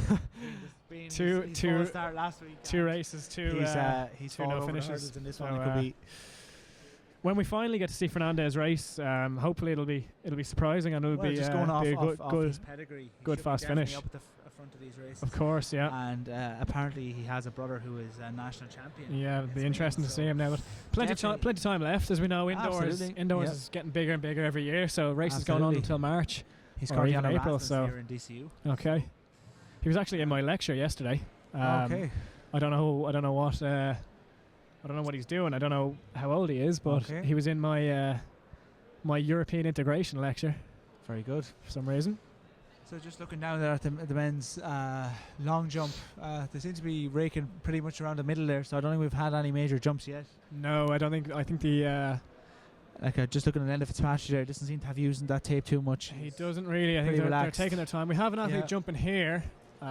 This looks pretty official. This is an NUIG athlete. And it looked clean on the board. It's a clean run on the board, but over here. We have the 2,000 metre walk final for the men's. Just 4 athletes in this race. Okay. So we've Nicholas Dunphy from DCU, Evan Lynch from UL, Paul Huey, I think it is, with an X at the end. I could be wrong in that pronunciation. I've been wrong a few times today already. From Athlone IT, and Luke Hickey from UCC. I think Luke Hickey be the class of this field. Absolutely. Evan Lynch also a guy to look out for. Yeah. He definitely has made some huge improvements. Okay. So he's another guy to look out for. Be interesting to see that race. Athlete doing the long jump here now. It's in around the 4 or 5 metre range, I think. Okay. At a very rough guess. Doesn't seem pretty happy with it, but he doesn't. He could be. It's a clean jump. We don't really know too much about the long jump. We've no start list. We don't really know too many of the athletes. So something out here now. That looks like Peter O'Brien counting his steps there. Yeah. Shaved the beard off, I see. Absolutely. Now we have another it's UCC athlete. IT Carlo, I think it is. Carlo. Yeah. It is, yeah. Another clean jump by the look of things. Again, they don't seem to be getting very far on these. They don't, but we also haven't seen some of the top athletes like Colin Burke, Stephen Gaffney. Absolutely. Well, I do see Stephen Gaffney. Looks like he's getting ready here now. He's entered in a 60-metre sprint as well. I think that's probably why we have a delay in the sprints. I think there's some sort of an overlap here with athletes. So it'll be interesting to see how that one goes. Absolutely. It'd be pretty unnerving if you were doing a 60 metres or a long jump and you've got people running alongside you in a different race. So Stephen Gaffney now just getting ready here now. This is the Rathfarnham athlete. From UCD today. And that is a fine jump. That's the furthest jump we've seen anyway. Definitely. Again, no idea how far it is, but it looks pretty good. It's definitely the furthest we've seen so far. Absolutely. Stephen is also, as you said, very fast over the 60 metres. He is. I think he had a good run at the games last week. Absolutely. So definitely a guy that's definitely on the upper end of things. You know, absolutely, he's and definitely been consistently improving over the last couple of years. He has absolutely. I think he ran for he guessed it for Heaney in the league last year, I think. Absolutely. In one of our races, but a Rathfarnham man anyway. Absolutely. We won't allow Raheny claiming at this stage. No. Here we have a IT Carlo athlete. Another clean jump there. Yeah. A lot of knee braces and tape going on. Absolutely. He looks like he's had some issues before. Yeah. Hopefully that doesn't hinder him later on. Yeah. He's taking them off now. Oh. So maybe he feels that after one jump he's okay to go without absolutely. Yeah. A lot of colour on display from some of the jumpers, the pole vaulters and the long jumpers. Absolutely. A few Irish shorts hanging around there as well. Good to see. Yeah. So we have Colin Burke lining himself up here now. Number 57 there from just DCU. laying it back there. And here he goes. We'll be expecting a big jump here now. Quite a long run up there from Colin. Absolutely. And that's an impressive enough jump. Was it puts him out in front, I'd say. It's a clean jump. He looked quite high on the board, but he's obviously legal. If Scanlon didn't call it, we'll say it's okay. So that's a good jump there from Colin. Probably not the start he would have wanted, but probably would still put him in first place. I'd assume so. It did look quite far. He was having a few negotiations there with the officials. He was, yeah. Checking his position on the boards. Of course, yeah. Well, I'd like to see Colin get a good jump now. Yeah. This is Queen's, is it? This looks like a Queen's athlete, yeah. Number 395. On 235. 235, sorry. That's the University Ulster 395, I think. So here we go. Quite a fast run up there. It's legal. It's legal. It's clean jump anyway. How far we're unsure. Oof. Could you throw a guess at that one, Adam? I think all of my guesses have been between 4 and 9 metres, so okay, that's quite a big gap. Big gap. If anyone's jumping 9 metres, they're in world record territory, so I won't make that guess anyway. Yeah. I see a bit of action down around the 60-metre start line. We do. A lot of athletes lining up at the blocks now, just stripping off and getting ready to compete. This is definitely a quality field in general. So we've got a 60-metre women's heats going ahead first of all anyway. So here we have it, and we'll just go through the semi-final number 1. In lane 2 we have Phil Healy of UCC. In lane 3 it's Niamh Whelan, Ferrybank UL. In lane 4 is Agnieszka Agłaszczyk from Trinity College Dublin. I'm not sure if that's her correct pronunciation, but anyway. In lane 5 we have Aisling Waters from UCD. In lane 6 is Solange, I think it is. Solange Carla from Athlone IT. And lane 7 is Fidutri Alessandra. Fidutri Alessandra returning from the hurdles there just a few minutes ago. And actually didn't have a bad run. She didn't at all. Representing IT Sligo. We were too caught up with Catherine McManus and Sarah Lavin that we didn't notice some other very strong runs in the hurdles. So, Phil Healy's the defending national senior champion, is she? Or am I wrong, or is that 2 years ago? I think you could be right. In lane 6 there is Solange Carla, who was actually pretty prominent in the women's long jump earlier today. Okay. Yeah. So see if she pretty can diverse athlete. See if she can transfer in that form to absolutely. But now I do see a bit of strapping there on the knee, so maybe there could be some issues. There is, but we've seen a lot of that today. So that's Cyril Smythe, the official, has now given the marker position to the ladies. So barring disaster, you'd expect Phil Healy to be. And I think we're looking at Niamh Whelan here. There's Phil Healy and Niamh Whelan, I'd say, the UCC and UL athletes. Yep. So it'll be interesting. We could have if all goes to plan, we'll have a very fast final. Absolutely. So this will be interesting now, especially with the fall starts. We seem to have quite a lot of last couple of weeks. Hopefully we have a few clean starts. We saw, I think it was a couple of years ago, it was either last year or the year before in the national seniors with Keith Pike. That's right. When there was a lot of they're off. A lot of false starts, but clean away this time. And Phil Healy very powerfully away. Phil Healy well into the lead here, and Niamh Whelan 7:52 from Niamh. In third, it looked like Fidutri Alessandra. Alessandra looked like she got third there. So that looked pretty comfortable there for Phil Healy, Niamh Whelan, and Fidutri Alessandra. So there's 3 heats. So I'd say it'll probably be first 2 and then fastest losers. Absolutely. Make up the rest. Yep. But Phil Healy looked very powerful over the first 40 metres there anyway. Absolutely. Great first heat. Niamh Whelan stuck with her quite well though. Came back a little bit there in the middle of the race there. Niamh Whelan looked pretty strong, and then she did. So it looked like Fidutri who managed to come in for third. So they'll be 2 to watch out for in the final anyway. Absolutely. And we have the semi-final number 2 women lining up here now. Yeah, they seem to be getting through them quite quickly here. In lane 2 we have Katie Gannon from IT Tala. In lane 3 it's Shona Lowe from UCC. Lane 4 is Tina Manning from DCU. Lane 5 is our guest Kelly Proper from Ferrybank. In lane 6 is Claire Brady on year down from University of Limerick. And in lane 7 it's Emma Willis from University It'll of be Ulster. interesting now, Kelly Proper, will she just go flat out in this race and try and get a good time, or will she take it as a competition and that's an interesting try and get to the final and have a good race in the final? An interesting observation, because I'm presuming as she's a guest she'll be allowed to go into the final. Of course, yeah. Because she did compete in the final of the long jump. So I'm pretty sure she probably will just be looking for a qualifying. I'd say she'll be looking. So yeah, it depends. She could. Knowing Kelly, she never takes anything lightly, whether it be a heat or a final. No, so of course not. Of course not. I'm sure she's probably just using today as part of her training, so she could be trying anything. Absolutely. But it's great to have athletes of the quality of Kelly here on show as a guest. It is. It'll really push on some of the younger athletes anyway. Absolutely, because I know she was, interacting a lot with the long jumpers this morning. Yeah. Which was a great help for them as well, Meanwhile, we had a very good jump there from the Waterford IT athlete, I think it is. That's key.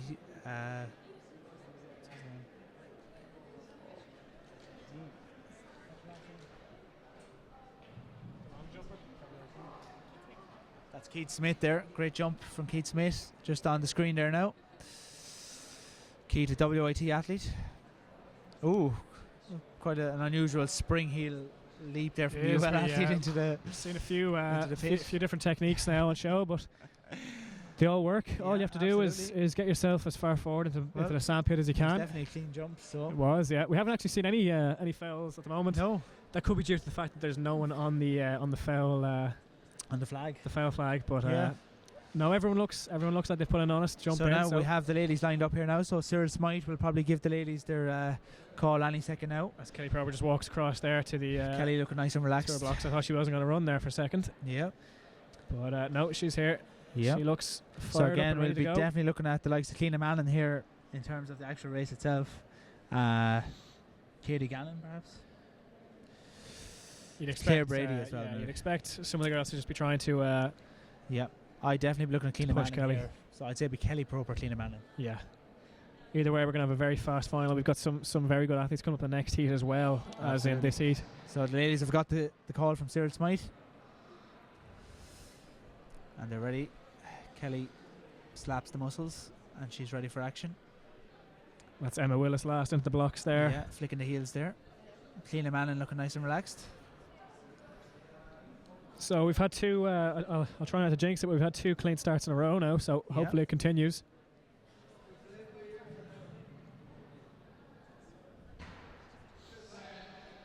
Another good jump in the long jump there. Okay. Great start. Kelly Proper. Proper's away. She's been pushed all the way though. It's Kelly Proper and Tina Manning. 7:45, so quicker than Phil Healy in the first heat. But only 7/100 of a second between them. So that was a great. Very good run there also from Claire Brady from UL. Yeah, so I think it's between Keelan Manning and Claire Brady for that final third. Yeah, Keelan Manning really pushed her all the way there. Oh, it could be Keelan Manning, is it?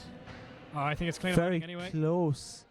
Just about Keelan Manning. It looks like Claire Keelan Manning Brady got in it third.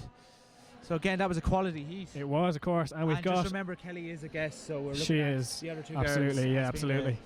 We don't know at the moment if Kelly will be competing in the final or if that's her last race of the day. We're pretty sure she will. Yeah, I'd be surprised if it does. But we've got a very strong heat coming up now in the. As we see another good jump there from the Trinity College athlete there. Yep. But another clean jump. Go through the names here for the third and final heat. We've Catherine McManus from DCU, Emile Zeely from Waterford IT, Alva Corcoran from NUI Maynooth, Marie Heelan from UL, Amy Foster as a 1 year down for University of Ulster, and Sarah Lavin from UCD. So Amy Foster, Sarah Lavin, Catherine McManus they'll all be pushing each other hard for. This is a strong heat, Adam. It will if there's three top quality athletes in this heat, and we think it might only be 2 to qualify automatically. Yep. They'll be looking for a fast time. Absolutely. I think it'll be 2 to qualify from each heat, and then 2 fastest losers from the 3. So. Oh, absolutely. And that'll fill up the 8 lanes. Yep. And don't forget Kelly. And Kelly Proper as well. Yeah. Yep. So we could just have the top 2 from each heat, and then Kelly Proper maybe. Absolutely. So again, as we said, we're looking here at Sarah Lavin, Amy Foster, and Catherine McManus. Can be very fast. Could be a very fast race. We've got the gold and silver from the record. Record breaker Sarah Lavin. Or if we think it's the record. We haven't been given the results yet, but we think that she's the record holder anyway. She's the unofficial commentary one anyway. She's our record holder. Yeah. It could be Catherine McManus. Catherine McManus could be walking around as well. It's great to see champion. Records which had been set by Deborah O'Rourke 14 years ago being absolutely. Now we're looking at a higher standard of athletes. Of course, and Sarah Lavin has been making a bit of a habit of that lately, breaking Deborah O'Rourke's record. She has the junior one anyway. She'll be if she doesn't have the under 23 one, she'll be there soon anyway. Absolutely, it's looking good. Senior one is a lot tougher, but we all know Sarah Lavin's a top quality athlete, and she'll be looking at that in the future. As I say, Catherine McManus will also be looking for a fast time. Of course, yeah, as will Amy Foster. I think she's has Amy Foster already qualified for the Europeans, or is she still looking for the A standard? I think she could have be still looking for the. I wouldn't be sure of that now, but you can see her now just walking across the Sarah Lavin looking nice and relaxed. I think she'll have no problem qualifying for this heat. Should hope not. Yeah. It'd be a shame if we didn't see one of these top athletes in the final. Yeah, absolutely. But as I said, they will need to run fast because, as far as we know, there's only 2 guaranteed qualifying, so it'll be interesting. So just looking now there to start line, we have lane 2, Catherine McManus, lane 3, Amelia Zilly from Waterford IT, 4 is Ailva Corcoran, 5 is Marie Heelan, 6 is Amy Foster, and in 7 we have the one and only Sarah Lavin. Absolutely, so very good quality race here. And Sarah Smythe gives the call. So it'll be interesting to see Let's how hope fast they can it run. be a clean sweep of no false starts. That'll be what we want anyway. Yeah. We're expecting a very, very, very close heat here. Everyone watching on, a lot of anticipation for this race anyway. And the call has been given, so we should see a start pretty fast. We see Colin Burke getting away with a long jump there. And they're away clean, and so it's 3 from 3 with the start again here. Foster and McManus. Sarah Lavin's been left behind. And it looks like Foster, McManus, and Sarah Lavin obviously feeling the effects from her run in the 60-meter hurdles there. 7:54, the slowest of the 3 heats. So Sarah Lavin really bit of a slow shock start. there. Yeah, she Foster really was away very quickly. McManus powered through then the last 30 meters or so. Okay, so we'll be looking at Lavin definitely as the fastest loser if she does. Like, I think between her and McManus there for seconds. I think McManus was a bit ahead now. I think it looks like Lavin was third, and she wasn't that close to and then we're looking Foster. at the times, maybe that wasn't the fastest heat. It wasn't. That was the slowest of the 3 heats. That's so very it'll be interesting. Yeah, we could be without Sarah Lavin in the 60-meter final. Not her preferred distance or her preferred event. 60 hurdles would be. You can see there. Let's see. I think she may have done enough to qualify with. Hopefully, it'd be nice to be a shame to have lost her at this stage. So having gone through the women's 60-meter semi-final, sorry, we've got the men's 60 meters coming up next. A lot of activity going on just beside the shot put arena, pen, whatever you want to call it. Absolutely. So it's the 60-meter. Looks a bit like for the men are up next, a bit like an MMA cage there. Absolutely, yeah. Sure, we could have a bit of a good game of football in there. Yeah, might even get Conor McGregor down. Oh yeah. He's been known to travel, train a few strange places. Absolutely. So we have another guy jumping into is the Sligo athlete, is it? That's a very good jump from the Sligo athlete there. Well, it's University of Ulster, I think it is. Ulster, yeah. That's a good jump. It's a very good jump. They're from a Sligo wear black, I think, or navy. That's right, yeah. It's the Sligo AC that wear white. That's right. We've got a few events taking place concurrently at the moment. We've got the long jump and the pole vault going ahead. And we've got the men lined up for the 60-meter semis at the moment. So it's all happening down here in Athlone IT. That's not a great jump there by... let's see who that is. I don't know what colours that is. Is that a Queen's singlet? It's not the same as the Queen's singlets we saw earlier anyway. Okay. So, yeah. That was it. It wasn't even a clean jump. So okay. I don't think you'd be very happy with that. that. I think that's GMIT, so Galway Mayo IT. Oh, okay. That's who that is. I don't think you'd be too happy with that. So who do we have here? Is this a WIT athlete? I don't think so. It looks like ITB. Oh, it is an ITB, yeah. Again, not one of his better jumps, I'd say. See Isla O'Donnell from Trinity College there taking pictures with another Trinity athlete. Very good. They have a strong contingent here today. Absolutely. That's not the best of jumps there from the Trinity athlete there. He'll be hoping for better than that. I think we'll have to look ahead now to the 60-meter men's heats. Absolutely. In heat 1, in lane 2, we have Patrick Lynch of Waterford IT. Lane 3 is Tika Chira from Galway Mayo IT. Lane 4 is Lawrence O'Reilly from Athlone IT. Lane 5 is Alan Whelan from IT Carlow on year down. Lane 6 is Carl Devon from UCD. Lane 7 is Keith Pike from DCU. And lane 8 is Robert McDowell from Trinity College Dublin. In heat 2 we have Stephen Gaffney from UCD. Lane 3 is Kadeshina Ogbene. 4 is Simon Archer. 5 is Tony Stafford. 6 is Dean Power of TCD. Lane 7 is Dean Adams from UU. And lane 8 is Pierce Friel. So heat 2, a strong heat there, as is heat 3 with Marcus Lawler, of course, from IT Carlow in lane 1. Cormac Lynch, NUI Galway, lane 2. Kylie Zhang from UCC. Michael McDevitt from IT Blanchardstown. Raymond Walsh from Cork IT. And Christopher X. Sabanda from UAL. That's heat 3. And the final heat there, we have Uchne Ogbene from UCC. Kieran Elliott from UL. Michael Deedy, the 1 year down from Waterford IT. Ola Badamosi from Trinity College Dublin. Barry Regan from IT Carlow. And Joseph Ojawumi from DCU. So we've got, just as we had in the women's 60-meter semi-finals, we've got some very strong heats here. Keith Pike, you'd expect to be taking this heat here. That's it. Keith Pike making his debut for DCU. He is. Obviously couldn't run the road relays as he's a 100-meter, 60-meter runner. So this will be his debut. Yep. Who else were we looking at in this heat now? I think we would definitely have to look at. I think we were looking at possibly Tika Jira. But we don't. Yeah, we don't know too much about him, so we could be. We didn't know too much about Ali Muhammad, and he really shocked us there, beating Dara Lynch in the heats of the 800 meters. So definitely Ali Muhammad, someone to watch out for maybe later. He is absolutely. Killian seemed a little bit worried about him now. Absolutely, yeah. Although I think he'd be pretty confident of getting a good result himself. He did seem to be. He did seem to be keeping an eye on Lynch and Muhammad. absolutely.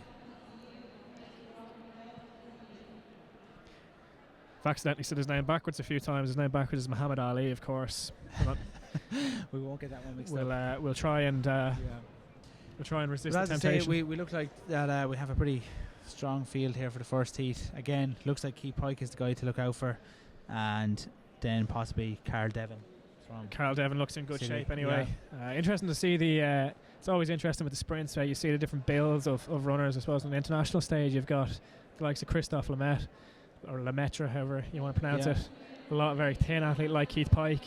And then you've got the more powerful athletes like Carl Devon there. Yeah, absolutely, yeah. So it'll be interesting to see how this one turns out. So keep an eye here for the athletes in lanes 6 and 7. So the call has been given by Cyril Smythe, so we should be underway here pretty shortly. Hoping for another clean start and a good fast race. Yeah. Although they're the only heats we. And again, we've Robert McDowell. Like to see fast races. We're being impatient. Yep. So it's looking good here now for the start. We had a clean sweep of no false starts. We've had 4 in a row now, so we've probably just jinxed it now, and we'll have a false start here, but fingers crossed. Yep. Everything looks pretty okay. Chikatira looks very high up there. Good start here from. And we have a false start. We have a false start, and Chikatira nearly ran the entire 60 metres there. He looked. He looked very high here now for this. His head up there. It was very strange technique to start off. Out here now. It's definitely lane 3. It's Tikachira, unfortunately. Looks like a red card here for Tikachira in lane 3. False started anyway, by the looks of things. The Athlone IT athlete. He didn't even come out of blocks. He didn't. He's obviously had realised that Tikachira had jumped the gun. He did, and he's conserved a lot of energy there. So absolutely. So we see Cyril Smythe out here now. Doesn't look too impressed. He's hovering around the lane 3 mark. He is. He's also having a few words with the Athlone IT athlete. So hopefully. So it could be the end of Tikachira. Yeah, and they're waiting for Tikachira to get back in his blocks. He's back in there now. We're waiting for a card to be issued. We don't see a card yet. No. We are expecting one. A green card. That's a bit of a surprise there now. And it's for the Athlone IT athlete, actually. Tikachira has escaped. So is a green card? What is it? A green card is a faulty start. So that means everyone's allowed to stay? I think that means everyone's allowed to stay. But unless the gun went and Tikachira was just out of the blocks a lot quicker than everybody else. Absolutely, it looks like that. So we've sent Tikachira out before it's... We have. Apologies to Tikachira. He's still very much in the race. Yeah. And after that last start, looks like he could be one of the guys to beat. He could be. Lawrence O'Reilly there from Athlone IT got the green card. We're not really too sure what for. Maybe it was the fact that he stayed in the blocks. Maybe that's... There might be some sort of rule against that. Yeah. Although being distance athletes ourselves, we've no idea. Absolutely. Well, look, here we go. Hopefully we get it right this time. Again, watch out for lanes 6 and 7, where we think the winners, and obviously keep an eye out for Tikachira in lane 3. And they're off. That's a false start, and it was definitely Tikachira. False start here. He looked like he was. He doesn't put his head down. Again, we have the blame on Tikachira, but we should. It's really hard. He has his head upwards when he's. The head is up here now, so let's watch. That's a very strange. It's definitely Tikachira here. It has to be. It's a movement anyway, so he might escape with a green card again, but it'll be unlikely. No, he's been disqualified.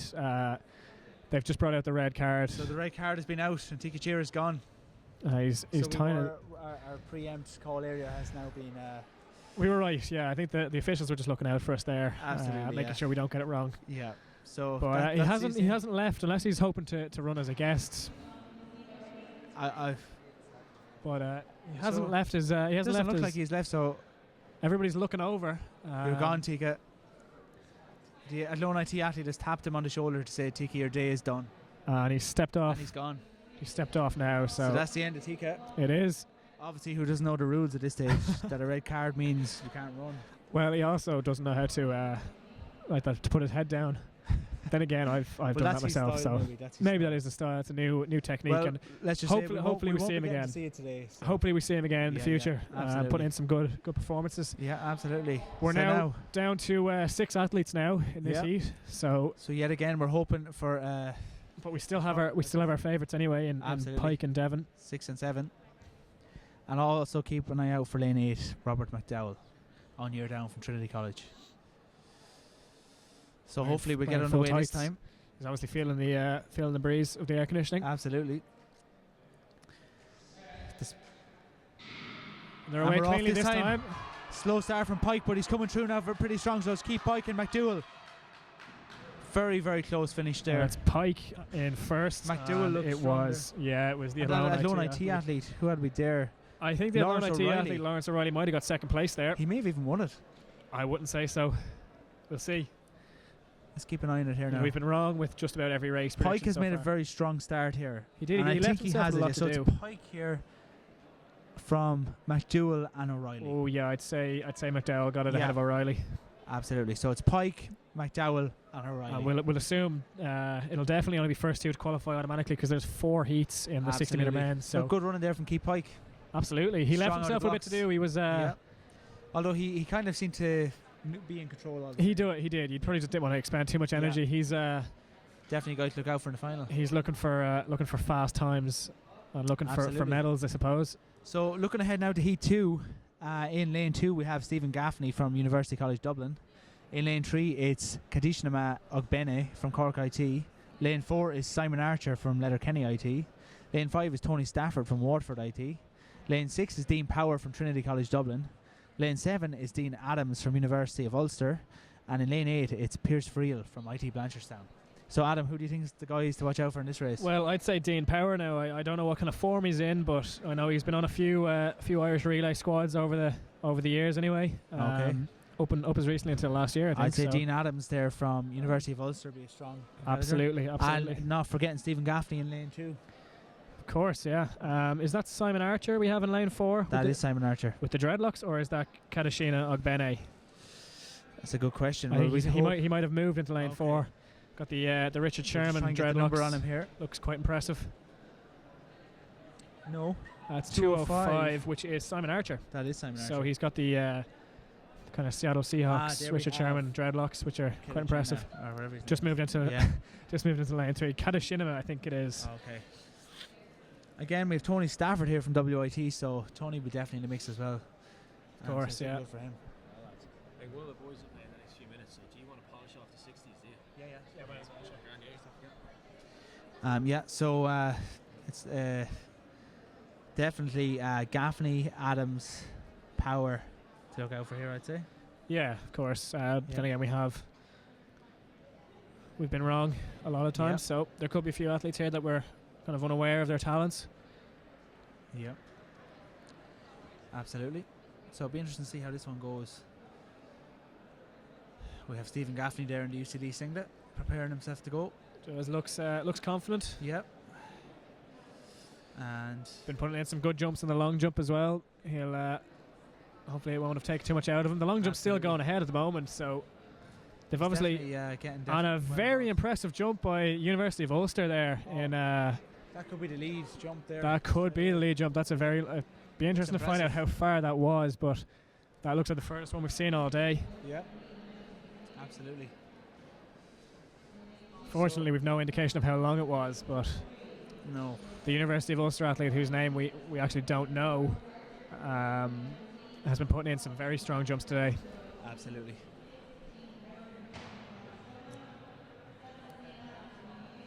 So it's been a great day so far. We're currently in the middle of the 60 metre heats for the men. We're looking at heat 3, which is actually a very strong heat. As we said earlier, we're on heat 2. We're on heat 2 at the moment, yeah. It's Gaffney, Adams and Power who we're kind of looking at here as big contenders. Of course, yeah. Be an interesting race. It is quite open. Simon Archer is a big guy, tall guy. He's very tall. He's actually slightly taller than Stephen Gaffney, who I know is very tall. Yep. It's a very scientific way of measuring things, but he's a very tall athlete. Yep.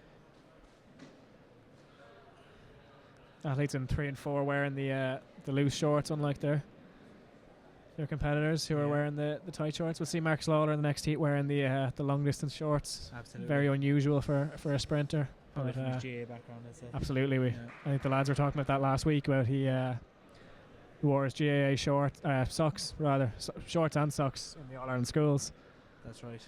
when he was doing the relay. So it looks like we're about to get underway here for the second. Yeah, heat for we're 60 nearly ready metres. now.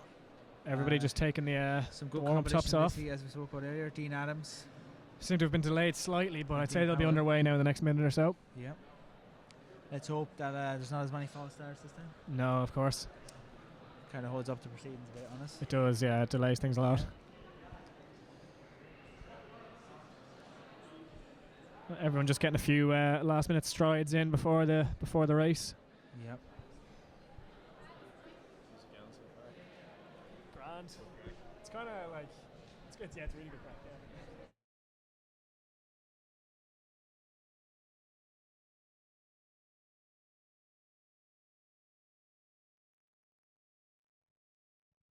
yeah. Okay, so the guys seem to be lining up here now for the second heat of the 60 metres. As we were talking about earlier, the guys to watch out for here: Dean Adams, Dean Power, and Stephen Gaffney. Simon Archer just seems to be holding his leg a little bit there after he came out the blocks for a stride, so hopefully he's okay. Yeah. Might be just scratching himself. Tony Stafford there from WIT lining up as well. Tony definitely would fancy himself to qualify from this, I'd say. I'd imagine so, yeah. A couple of the athletes putting their warm-up tops back on. Yeah. So obviously they haven't been given any green light yet. No.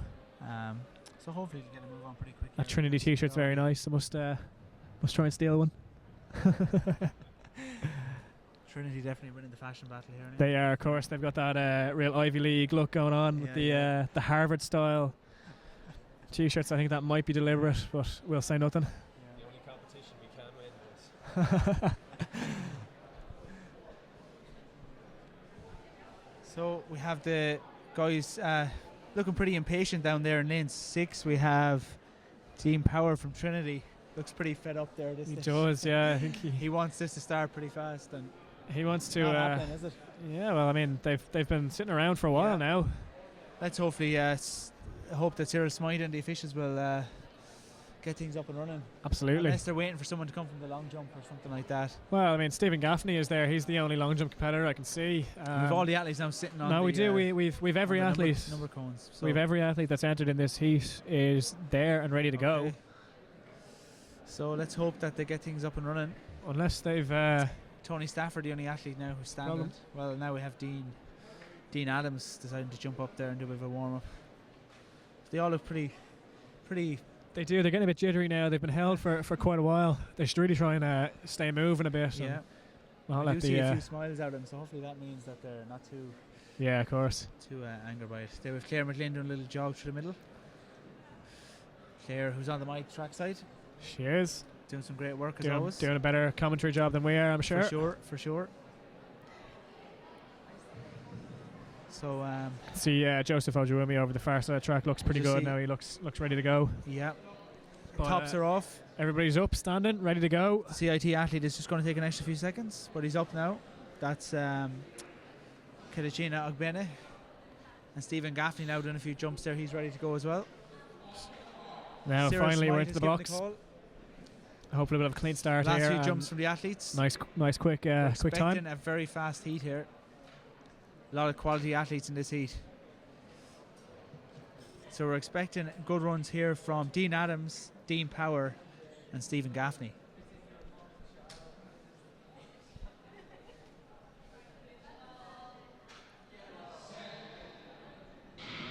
And they're away clean. Off. Yeah. Great start here from Dean Adams. Dean Power, Stephen Gaffney. Good Stephen Gaffney takes the win there, and it looked like Dean Power might have got second. Some powerful running there. Tony Stafford had a very good run as well. He might have snuck in for second, but I think Dean Power was so some very powerful early running from Stephen Gaffney. Yeah, Stephen Gaffney, good heat from him. And we're looking here. So yeah, Gaffney then Power, I think. Then Power, and then very close for third between. It looks like Stafford and Adams between for third. Yeah. Okay. And we didn't have the clock on that, unfortunately. No, it doesn't seem to be working. So there's no clock. But look, all the same, that was a top quality heat, probably the closest heat we're going to have. Of course, yeah. I suppose times aren't really as important as they were in the women's, because more than likely we're going to have two fastest from each heat. Absolutely. As we can't have any more than 8 athletes in the final. But again, while we're waiting here, we'll take a look ahead to the 2,000 metre walk, which is up final. next. And in that, again, as we were saying earlier, it looks like Luke Hickey. Luke Hickey is the guy to beat in that race. Luke Hickey, he's been having he's had a good last couple of years. Yeah. I used to get quite annoyed with him up in Santry because he used to do his walk with his earphones in, Yeah. and you'd have to go around him. He wouldn't get out of your way. That's And just then me. I suppose being, we're looking at Evan Lynch from UL, and after that, for the bronze, it's open between Nicholas Dunphy and Paul. It is. Hull. Well, I mean, only one athete's going to miss out on a race, but as we know, as a medal, rather. Absolutely. But looking ahead to some of the main events, I think the 400 metres for men has got to be the standout race. It definitely is one With of the top races. Tommy Barr. Well, I mean, Thomas Barr has run he's run 48 seconds for 400 hurdles, which is just world class time. Yeah. So it's really looks like to me to be the quality race of the day. It does. I mean, and it's even missing some guys, like having the likes of Paul Murphy back in the 200 meters. Like, I mean, they're guys who on any other day are top class. Absolutely, 400 meter absolutely. As well, But just going through the field in lane 1 in the 400 meter final, it'll be the 800 meter specialist Mark Hoy from University of Ulster, dropping down to the 4. Sean Donegan from Athlone IT. Lane 3 we have Timmy Crow from DCU. So Timmy will definitely be looking for a fast time. Of course, today. Ben Kiley from IT Sligo. We also know a hurdler by nature, but definitely a fast runner over the 4 flat. Of course, as well. of course. Plenty of strength, very bank athlete. And then in lane 5, it's Derek Hervick, and I think we really have to watch out for Derek Hervick because he has been running some awesome times. I think we'll refrain from picking a winner from that race now, and we'll absolutely, because in lane 6 then you have Thomas Barr. And again, we were looking at some records here earlier on, like the IUAA record is held by David McCarthy of UL, 48-46. That looks like it's going to be gone today. I'd say it will be, unless we have a slow race, which you never really have in a 400 meter race, because everyone wants to get out hard at the break. Yeah. So I think we're definitely looking at an IUAA record. In fingers the, crossed. Anyway, 400 meter final men, and then I suppose we're looking at the 800 meters men. You have the final list there for that, don't you? For the 800 meter final, I have the men's and the womenmen's here. So I just have a look at the men's. We'll go for the men's first. I really think the men's final is going to be a close affair. I think it's going to be very close. Because looking at the heats, there's no one that really stood out to me from the heats. Maybe perhaps Killian Kerwin. He didn't even win his heat. Now. No. We must remember that. And so then you have Tom Hennessy, but I really think Damien Landers looked pretty comfortable. He did, as did Ali Mohammed, who had a very strong kick at the last 200. We'll go back to the 60 metres here now on track for the third heat. The third heat of this, yeah. So here we are in the third heat. The guy to look out for here is definitely Marcus Lawler, I'd say. Who's in lane 2. Lane 2, yeah. The red singlet of IT Carlo. And then in lane 3 we have Cormac Lynch, so keep an eye out for him as well. He's a fairly seasoned athlete at this stage. So Cyril Smythe has given the orders. And we're off. Away Good clean start. again. So Marcus Lawler. And Lawler out very powerfully, but he's been pushed. So it's Marcus Lawler. And Lawler takes the win anyway, but very close for second and third. Raymond Walsh pushed him quite hard there. Yeah. Definitely getting in for second place, I think. And also Cormac Lynch there looked pretty strong. You can see Lawler's technique is just a bit superior to everyone else's. Absolutely, looks to have great power, upper body power. He does. He's obviously been working on that over the last few months and years. Okay, so I think in second we definitely have Raymond Walsh. Yeah, good run from Raymond Walsh. Looks like Christopher Exabanda. It's either Christopher Exabanda or Cormac Lynch. Yeah, it'll be interesting to see. But that's a close call. As we said, more than likely only the top 2 athletes going through. Absolutely. So we'll just have a look at it again. I think Marcus Lawler seemed to make a fast start, but there was guys, I think lane 6 and 7, Walsh and Sibanda definitely were coming. They did. Walsh got away quite quickly, and Lawler had to really work for that one. But absolutely, as I said, he's definitely capable of going fast. Better. Absolutely. There's one more. Do you want this one or the last one? This one now is the last one. Yeah, no, we'll hop in after that. Yeah, if you want us to do the 60s for. Yeah, do you want us to come back for like the 1500 a day?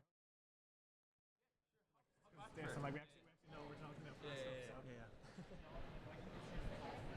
Okay, so that was the replay there again, and as you can see, Marcus Lawler just in for the win there, but very close, because just looking across there, Raymond Walsh was very close there. He had a very good run now, and he could be one to watch out for in the final. Absolutely. And even the fast finisher there was Christopher Exabanda. It was, yeah. He came very close to Raymond Walsh there. Yep. So it's definitely wide open. Absolutely. Just we'll talk about that 800 metre final again that we've got coming up later on.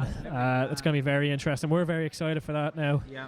I think looking at the heats, Damien Landers seemed to be the most comfortable. Yeah. But I think at the end of the day, Darrell Lynch looks to be the standout guy. He does, but then I think a slow race could favour Cillian Kirwan, although he was saying he wants to take it out because he's looking for a fast time as opposed to Mills. But he ran 52 seconds, I think, for his last lap in the National Juniors. I suppose we can't forget Lawrence Baran finished second in his heat too, Damien Landers. He did, yeah, and Landers looked good. You know, Lawrence has been training very well. So I think he's a guy that could surprise you. Absolutely. I think he might be a 400, 800 metre runner. So absolutely, slow race could favour him. But if Cillian takes it out hard, I think Darragh Lynch will be the only person that can go with him. Ali Mohammed will try and cling on, as will Landers. But I think Darragh Lynch is the only guy that has the. I think outside of the DCU pair of Kirwan and Lynch, I think we're definitely looking at Ali Mohammed and Damien Landers. I think so. I think and then again, I suppose Tom Hennessy, UL. Yeah, was it Tom Hennessy or David Kavanagh that beat Cillian? Tom Hennessy won heat one as it was. So I think they're definitely guys that we have to. Although he beat Kirwan, I do think that he doesn't have a 151 run in them anyway at the moment. Maybe in the near future. We'll just go back to the 60 metre heat here. And we're off again. This is the final another clean start. So we've been blessed. Yeah, we've been blessed. So it's looking good here for lane. It's lane 7. Joseph Ojawumi and Barry Regan looking like getting the first two positions there and qualifying for the final, which we will have later on. Yep. And 60 metre finals take place at 3:20 and 3:30 p.m. Absolutely. So that ends our commentary up to this point of the competition. We'll be handing over for a few minutes, and we'll over to a Trinity guy here for sure. Anyway, he's going to take the reins. We might come back for the distance races when we actually know what we're talking about. We might slip back in later on. Thanks, guys. Thanks to the boys there. Some fine commentary on the race so far today. You're here now with Garrett Dunn, and I'm joined by Richie Owens. Oh yeah, very good to be here. Just popped down. What time are we on today? I'm just coming up to 3 o'clock now. So as the day comes on, the finals are going to start coming in thick and fast. Yes, we've got the commentary A team on now for the business end of the day. Van Wilder number 1 and Van Wilder number 2. So next event on track is the women's 400 metre final, which will be followed by the men's 400 metre final. Interesting field in the men's final. We have Dara Kervick, Thomas Barr, Tim Crow, Ben Kiley. A lot of talent in that field. Stacked for a varsity race. There's most definitely a big chance of standards going down here. The European standards, what, 47.2 I think it is? 47.20 is the European standard, I think so. Flat, okay, yeah. So after Kervick coming in so close to it last Sunday at the AI Games, he's surely gone for it today. And in the women who were on beforehand, we'll read you through the start list now. So we've Elizabeth Marr from NUI Galway in 1, Jade Leahy from DCU in 2, Emer Lynch from Waterford IT in 3, Chris Neville in lane 4 from UCC, Aisling Drumgool in lane 5 from UCD, and Jess Neville in lane 6 from Cork IT. Strong field again, a lot of girls in kind of the 57, 58, 59 kind of range there, so anything could kind of happen in this final. Yeah, definitely going to be an interesting race. I'm pretty sure from you won't be seeing double on the screen. They are both twins, the Christine and Jessica Neville twins. So they'll be there, and sandwiching Aisling Drumgool in between them. So it'll be interesting to see what happens. I think Aisling Drumgool is the quickest person at the under 23s. So I think it was at the National League last Saturday. I think Aisling Drumgool is the fastest person, 59 flat. So she could well be the favourite today. Yeah, and if she runs 59 flat again today, she'll be well up there with a chance of a medal or even the win. Interesting one in this race is Jade Leahy. Jade seems like she's been around forever. She's been competing as part of the DSD senior women's teams that have won kind of 4 or 5 National League titles in a row now. But Jade's only in first year in DCU at this stage, so she's been around a long time, but still, competing at a high level from a very, very young age. So it'll be interesting to see how she goes in her first varsity final. I really like the DCU singlets today. After a few years of wearing absolute chronic white ones, they really seem to up their game this year with some nice black numbers. I'm really quite jealous, to be honest. Yeah, a lot of colleges coming out with new kit this year. UL kind of traded in their old sky blue kit for a maroon and darker blue kit last year. Makes the Trinity crowd feel like a bit of a dinosaur who've used the same design since 1885 or whenever it was they were founded. I think it's key though. You keep with the old design. You know, like I know we're talking about kits here, but I know there's a big push in UCD about 2 years ago to change the design of the thing and get rid of the crest off the front. And I, for one, I was beside myself with anger. You know, I thought the crest's been there since the 70s, 80s. You're looking at the old grainy photos of the big dogs that have come in the past. You know, I think that the universities need to stick with one design and keep going. You know. So it's I think it's a great thing that Trinity have stuck with their design over the years. What would be your favourite classic soccer jersey? Going back, kind of keeping with traditional football jerseys. I think the first ever jersey I owned would have been the United Sharp View Cam grey strip. The exact same. Oh my God, absolute scenes. So I think that the first time they lost that, they got hockeyed 5-1 at home to Southampton. They blamed it on the kit. They said they couldn't. The kit was so dark they couldn't make out their own players on the field, and they never wore it again. But I think I was probably one of a handful of Man United supporters who wished to see that kit back. Oh, unbelievable, yeah. Don't think I had a number on the back, but great quality kit. I wonder who the most popular number on that kit would have been. Lee Sharp was probably at his prime in those days. Yeah. Andrei Kanchelskis would have been another big gun. But coming back to the track, our big guns in this 400 metre final are really it's going to come down to Tom Barr, Tim Crow, and Derek Kervick. Very early call, Rich. Who do you think will take it? I'm going to go Kervick. Going to go Kervick. So Tom Barr, of course, for anyone who didn't watch the championships last year, Tom Barr said broke his own Irish university record last year with a run of 46.9, which is absolute serious speed for an indoor race. So Tom Barr, the record holder. Derek Kervick, of course, ran a new indoor PB last week at the AI Games of 47.2. So very little to choose between these two guys. Tom Barr only opening his season today, so maybe Kervick will have that edge over him, that little bit more competitive experience this season.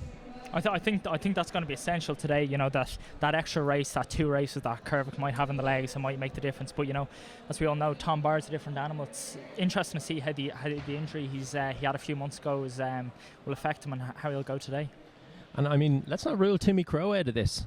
You know, Tim Crow had a decent run in the AI Games last week. Maybe didn't finish as strong as he would have liked, but Tim Crow ran 47.1 in this championships last year, so we can't rule out Timmy either. I think he's got a tough lane draw in lane 3, but again, like we were saying, it's going to be close between these 3 boys at the end, and Tim Crow could well pull it out of the bag. Big year with Europeans. The relay team, they know they're being sent, so there's European championships there for them to go out and stake the claims. And I think it's great, you know, especially when you look at the 800 and the 1500. You know, so many people, you know, men's and women's side have travelled to Ghent today, and they're racing in Ghent the next 2 days over in Belgium. And it's really great that, you know, the 400, both the men and the women's, they've come out today to race. So yeah, really strong races in both fields as the women set up their blocks. Yeah, and that is another thing is not only are these fellas competing for the university title, but there also will be relay spots up for grabs on that European team. Of course, the Irish 4x4 team broke the national record twice last year in the European Championships, once in the heats and then again in the final. So again, these boys will be racing each other today with an aim for kind of putting a good case for selection forward for the European indoors. Women here setting up their blocks. We have Jess Neville in the outside lane there, just accelerating out of camera. Aisling Drumgoole just making sure now that her pads are the appropriate distance from the line.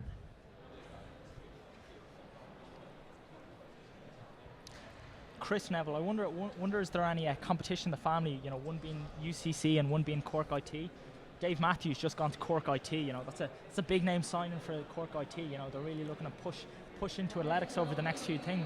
Dave Matthews is coaching in Cork IT now, is he? Yeah, big money move down in Cork. I think Cork IT, AAI, and maybe the Cork County Board have come in 3 ways to give Dave Matthews a lump of money to take over the athletics program in Cork IT. So I think going into the next few years, big hassle with or big things to come from Cork IT. Yeah, and Cork IT, of course, have been very prominent in the past in events like road relays and cross country. I know Eno Sullivan has done a lot of work down there, and he's put some really good teams out. So it'll be interesting to see how Dave's influence will kind of filter onto the track in the coming years. But back to the women's 400 final. So we've lane 1, Elizabeth Meyer. Lane 2, Jade Leahy. Lane 3, Emer Lynch. Lane 4, Chris Neville. Lane 5, Aisling Drumgoole. And in lane 6, the sister of Chris, Jess Neville. So with lane 4, it's all about who's going to get to the break first. Who's going to get to the break. So after 150 metres, who gets the break coming into the straight, coming up to the bell. And the outside lanes definitely have the advantage. So 4, 5 and 6, definitely 5 and 6. That's where you look for the leader to come from. Yeah, and what Richard said is totally right. Indoor 400 metre run, and one of the most crucial tactical aims of all these runners would be to get to the break first and get out in front of the competition and make them run wide to come into a place on the final lap. So we Sarah Smythe getting us underway here now. And they're on their marks. Elizabeth Meyer, Jade Leahy, Emer Lynch, Chris Neville, Aisling Drumgoole and Jess Neville.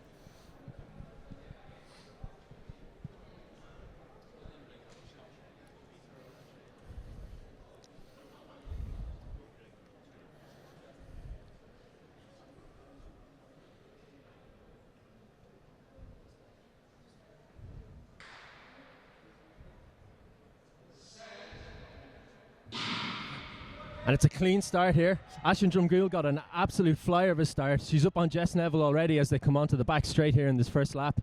These two definitely look to be pulling away like at a very, very early stage. Yeah, and Aisling Drumgoole out in front already as they come around the bend, and she'll surely be in front coming onto the straight. Also going well in lane 3 is Jade Leahy coming onto the straight, but we're looking at Aisling Drumgoole followed by Jess Neville, Chris Neville, Jade Leahy, Emer Lynch and Elizabeth Myers. They come on to the second lap. Looks over the shoulder, quite outrageous, really. Checks to see exactly where the girls are. With a very confident look over the shoulder here as she comes onto the final turn. A la James Nolan, I think the national final 1999. As she's kicking for home here, you can see she's feeling the lactic, but she's still going strong. It's going to be Aisling Drumgoole here. Jess Neville seems to be winning the battles of the sisters for second. And in third, we've an absolutely huge shake-up. Jake Lee coming strong. Chris Neville. But it's Emer Lynch from Waterford IT that takes third. Aisling Drumgoole in first. Jess Neville from CIT in second. 49.4. Emer Lynch in third. National record. Irish record for Aisling Drumgoole here in the ladies 400. 49.45, world outdoor standard. I think that looked a lot like Mark Hoy crossed the line there. Perfectly the wrong moment. Mark Hoy interfering with the time there. So surely a good time for Aisling, no doubt, but we'll wait for the official time to be confirmed before we declare a new national record there. 49.45. You can see with the and she celebrates now with Aisling and Karen Blaney, I think that is. Yeah. No, she's trying very hard. She's really put the work in. Raheny Club girl. Really put the years in over the last few years. Crying with joy. It looks quite like unbelievable gold medal. I wonder, did she expect it? Unbelievable. Absolutely great to see someone taking a win like this that really means a lot to them. So really nice to see Aisling coming home with the win here. Really took it out hard. Really impressive win. Exactly, and that was it. She just dominated from the get-go. She got up on Jess Neville early doors and got around the second bend and into first place coming off the first lap, and then she really just pulled away even further and was strong through the rest of the race. I think she was due a bit of good karma. She after coming out and running the leagues last Saturday, she came out and she paced Ciara Everard through 400 last Sunday at the AI Games, and she ran unbelievable that day. She hit 30 flat, so coming through in a 60, so probably in a time good enough to medal today. Running quite consistent. Ciara got her European standard first time out, so definitely a big respect for Drumgoole, and I think she's definitely going to make some money this summer pacing races and hopefully run fast 400s. Yeah, spot on, Rich. Also, again, we'd just like to give a shout out to our sponsors for this event, Dunn Stores, who've kindly provided with the resources for the live streaming and the commentary here today. Always better value. Rich, who's going to be your value for money in this? Is it still on Kervick? I think we have to stick with Kervick. You know, I'm very conscious here that, you know, this is quite possibly going to be the race of the day. Actually, what am I saying? Quite possibly, this is definitely the race of the day. This is definitely the race of the day. You This know, is definitely the we've got race of some the day. serious big names. You know, even you look at like people like we'll look at like lane 1. You know, like Mark Hoy in there. You know, Mark Hoy's run 150. You know, he's a serious contender coming down from Donegal. Also, a sub 50 400 meter runner at his best as well is Mark Hoy. Absolutely, you know, regularly pings out 49s getting ready for the 400. So, you know, you got literally person after person. You know, Ben Kiley's a European or definitely a European youth medalist. European youth medalist, that's right. Ben Kiley over 4 hurdles. You know, Timmy Crowe was at World Indoors back in Doha. You know, everybody. You know, Sean, and then of course Sean from Athlone. You know, he's definitely going to have the advantage of knowing the boards. Like. You know, he is on the inside, but if anybody's going to have the benefit, it might be him, you know? Yeah, that's right, and we can't underestimate the value of home field advantage. But here we are now on Dara Kervick, long-time proponent of the rat tail. We'll see if the aerodynamism of the rat tail is any disadvantage to Dara now in the race. You know, looks confident, doesn't he? Yeah, absolutely. Looks confident, looks cool. Who brings huge amounts of intensity to training, to races. You know, he's a really core guy to have on your team. Yeah, he's really big guy, big individual for DCU. So. And here we are, the Irish record holder over 400 metres, Thomas Barr, running for UL. Ran 48.9 over 4 hurdles last summer. Beat the reigning world champion J. Hugh Gordon in Morton Stadium at the Morton Games. So who's going to get to the front? So we've Hoy in 1, Donegan in 2, Tim Crowe in 3, Kiley in 4, Dara Kervick in 5, and Thomas Barr in 6. Richard's money's on Kervick. I'm going to go with Barr for the excitement of a rivalry.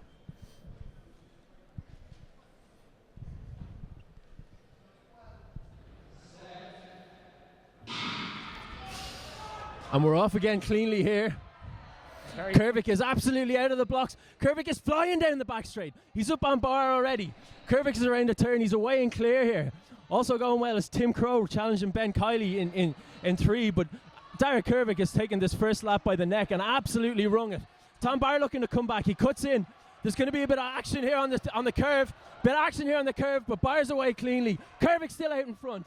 Hoy and Donegan bringing up the rear. Kervick pulling away here. We know Tom Barr is strong at the end stages of a race, but will he have enough to come by Kervick? Will the standard come? Let's go down. We have 100 metres to go as they pull in. It's Dara Kervick from Thomas Barr. Who's it going to be? We've got an eye on the clock. It's Dara Kervick. Here comes Thomas Barr. Here comes Thomas Barr. And it's Thomas Barr. 44.76. The clock stops. The clock is wrong yet again. I doubt they've just smashed the Irish and the fastest time in the world. So, yeah, quite annoying. Have they run 47.2? The question's now. We're going to have to find out. We'll get to the exact times as soon as they come out. But yeah, really good finish. You know, to me down the back straight, Tom Barr looked out of it. He looked out on his feet. He looked like he was struggling all over the place. You know, Kervick looked really good, and then Tom Barr found that extra gear coming off the bend. So yeah, really tight finish. Yeah, and that's it. Spot on, Rich. Kervick just looked like he was pulling away down the back straight. And coming off the turn there, Tom Barr, reminiscent of his run against J. Hugh Gordon in the Morton Games, he just turned it on in the last 50 metres, hunted down the competition and came in first place. Absolutely incredible run, and I'm dying to see what the time is now, if that 44.76 is going to be verified. See, Ben Kiley got a great start there, you know. Kiley and Kervick really sprung out of the blocks where, well, Tom kind of stepped out, to be honest. Yeah, and in all the confusion, I've actually no idea who came in third, so it'll be interesting to see the replay here. But, I mean, just look how strong Kervick got away. He was absolutely flying it. We've Dara's coach, John Shields, up, getting a previewed look at the monitor. Yeah, and there's a bit of action here, all right. Bit of action there coming off the turn. Tim Crowe, no stranger to a bit of argy-bargy in an indoor 400. Paul McKee knows all about that. But as they strike for home here on the back bend, you can really see Tom Barr really gritting his teeth, digging in hard, holding the form, really pumping the arms too, and it was so tight on the line. And Barr is just that trademark strength over the last couple of metres. It looks like Barr for me. Tim Crowe just pipping Ben Kiley to third. Yeah. John Shields is gone now before we could get a word in. Hopefully we can nail him down later. But absolutely fantastic run from both Tom Barr and Dara Kervick. We've fans flocking to the monitor here looking to see it on replay, but they've just missed it. We'll see if the boys on Air TV can run that race again on our monitor. Yeah, positive reaction here, and we're just gonna have a look at this one more time. We've a small crowd gathering to watch this race here on our monitor. The entire stadium wants to see the result confirmed.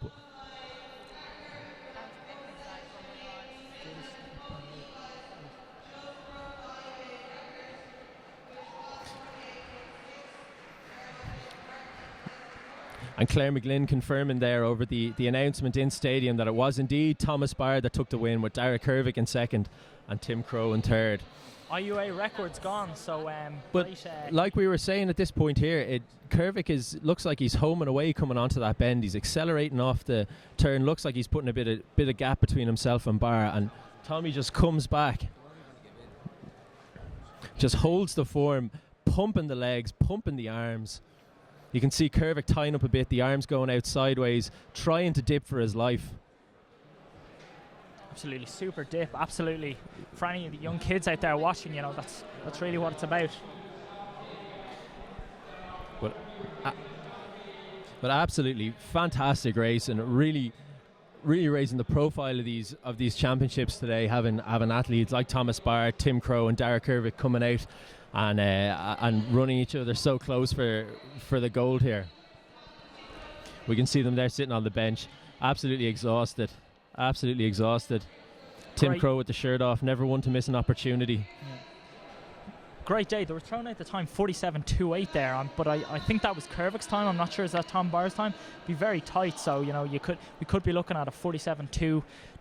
So just looks like the boys were just outside the standard yet again. So really peppering the European individual standard now. Bodes great for the relay team though. Bodes absolutely brilliant for the relay team to have so many boys close to the individual, and hopefully these fellas can just kick on now in competitions to come. We'll have the Irish National Championships will be on here in a few weeks, and surely these guys will be getting a bit of action in abroad as well, in places like Vienna and Ghent and Birmingham and stuff. So yeah, hopefully now some of these boys can kick on and get under that standard of 47.2.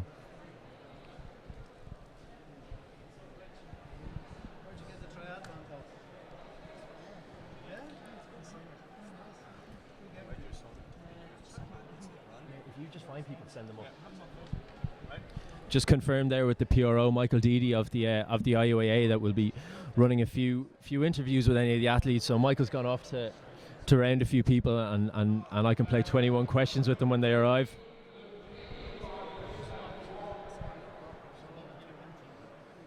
Again, a big thank you to the boys here on Air TV, doing an absolutely fantastic job. I'm kind of looking over all the kit they have here, and it looks like something out of a sci-fi movie. Very, very sophisticated equipment, and they're operating it well and doing a great job here on the live streaming. James Nolan just up here talking tactics to Richard at the moment, so I'm manning the microphone on my own. Richard, of course, running in the 1500 metres later, running as a one-year down for UCD. He's been around a long time. It's hard to believe that this is still his 1 year down, but that's the case. So before we let Richard go, we'll definitely try and get his thoughts on the 1500 metres. I haven't got a start list in front of me, but I'm sure Richard knows a few of the boys that will be competing, so we'll get his thoughts, and we'll see if we can get him to shed a bit of light on his race plan for the 1500 metres to come. As Sean Donegan walking off the track now, looks like a jaded horse altogether. Ran very close to his PB to qualify for that final. Sean did 50.64. Ran his PB here last year, 50.60 in the heats of the 400. Didn't progress past the semi-final stage last year though, so I'm sure Sean will be delighted to have made it into his first indoor varsity final.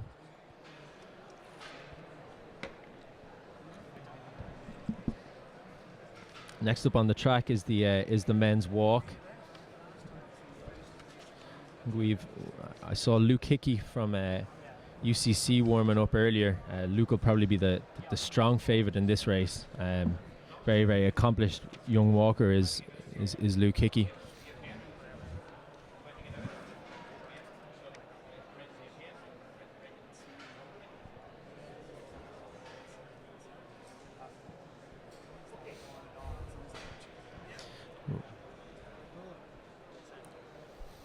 So, Rich, while you were talking to James there, I promised our I promised our listeners that you'd give us a bit of insight into the 1500 meter final later on. So, what are your thoughts on the 15? Yeah, so hopefully just the entire Irish athletics community didn't just hear exactly what I was talking there with my coach. He gave me my exact tactics for the day, so I'll try and keep them a bit close to my chest as we see Evan Lynch here standing on the line. So Evan Lynch for this coming up, getting ready for this walk. So yeah, basically the 1500, it's going to go off at I think 5:05 today. So yeah, good few guys entered. You know, a lot of people worrying that Joe Warren's name's down there on the list, along with myself, Peter Gaffney, and Kevin Kelly, and a few other guys.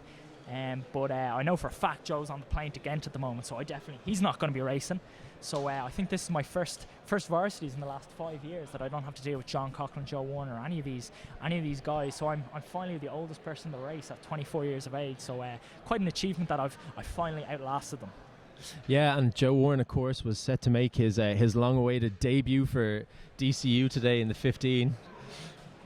Well, you know, Joe Warren and so many others, you know, have such great guys for DCU over the years, but they finally moved on to pastures further as this walk starts off with looks like Luke Hickey straight to the front. So Luke Hickey and Evan Lynch, some really high quality walkers here. Yeah, Luke Hickey taking an early lead here, but Luke Hickey really the class of this field. He's a very accomplished young walker, and I know world champion and kind of Irish race walker supremo. Rob Heffernan has really praised Luke Hickey as a developing athlete and as a young walker, someone to watch for the future. So it'll be interesting to see how he goes today against Evan Lynch of UL. We've got Paul Huey and Nicholas Dunphy fighting it out for the Meinl medals there in third and fourth, but it looks like Nicholas Dunphy from an early stage here will take third. So the walk quite often comes down to the points for some of the bigger universities, the likes of the ULs and the UCDs and DCUs.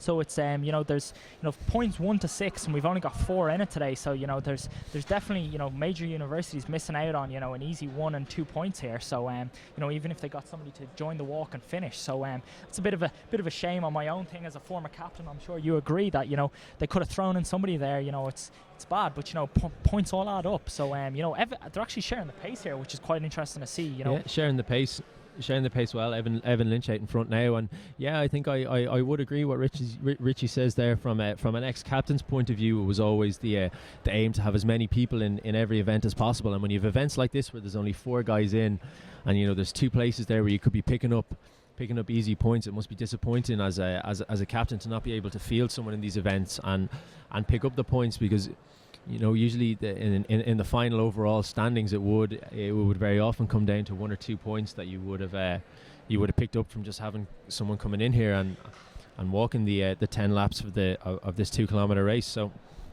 yeah, you wonder in this 2K walk field, wonder is Colin Griffin's UL record of from back in 2001 of 7:45 is going to come under threat here. I'm not sure, are they sharing the pace or is Luke Hickey sitting on him? You wonder what exact tactics are going on. It looks like Evan's fairly flat out here and Luke's just sitting in, but maybe this is a prejudged move that they decide they're going to take 800 on, 800 off or something. Yeah, and very often, as we would see with kind of when you have 2 premier athletes competing in a field like this, that they would just kind of go out and share the pace and then see who's the best man at a shake-up at the end. But it's Evan Lynch leading it out so far. Luke Hickey looking comfortable in second, and as we were saying, Luke Hickey would be your commentator's pick for the win here, but we'll see how it transpires over these next couple of laps. Nicholas Dunphy from DCU still pushing on. He's coming up to he's about half a lap behind the boys now, so as the lads kick on, they'll surely overlap him in a few laps now. Yeah, and that's it. As the boys kick on, this will surely clearly rule Nicholas Dunphy out of making any sort of comeback for first or second, but he seems to have third place sewn up with the AIT athlete in fourth, giving a noble effort, but clearly not a trained race walker.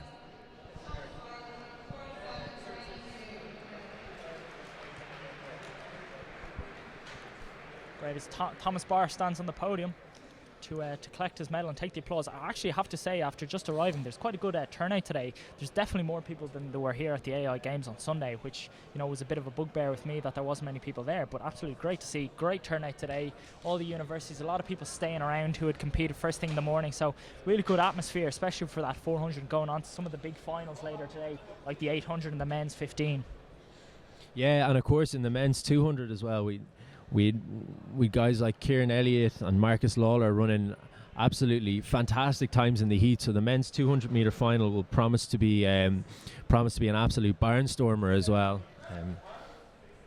That's set to kick off after the 800 meter final at 4:45 p.m. So stay with us till then. In between, we'll have the men's 60 or the women's and the men's 60 meter finals, the 3K women and the 800 before we get to the 200. Marcus Lawler, of course, set the Irish University record here last year, 21-1 or 21-2 if my memory serves me right, without having the stats in front of me. So it'll be interesting to see how he goes again this year. As the boys sit on, there's definitely no pace sharing here. It's Evan Lynch doing all the work as Luke Hickey sits and sits. Yeah, and that very much put the bed to our early theory that these boys were going out sharing the pace and chasing the record. It looks to be Evan Lynch kind of leading it out with Luke Hickey sitting comfortable. It'll be interesting to see how late Luke might leave it to kick, if that's what his tactics are. My experience of race walking would be pretty limited, but generally a kick in a race walk would happen over a number of kilometres that you try and slowly pull away from the opposition. Obviously, the trying to remain within the rules and the threat of actually braking when you try and accelerate too hard over a short distance might be incentive to kick over a longer distance. So in the shorter race, it might be interesting to see how long Luke leaves it before he tries to pull away.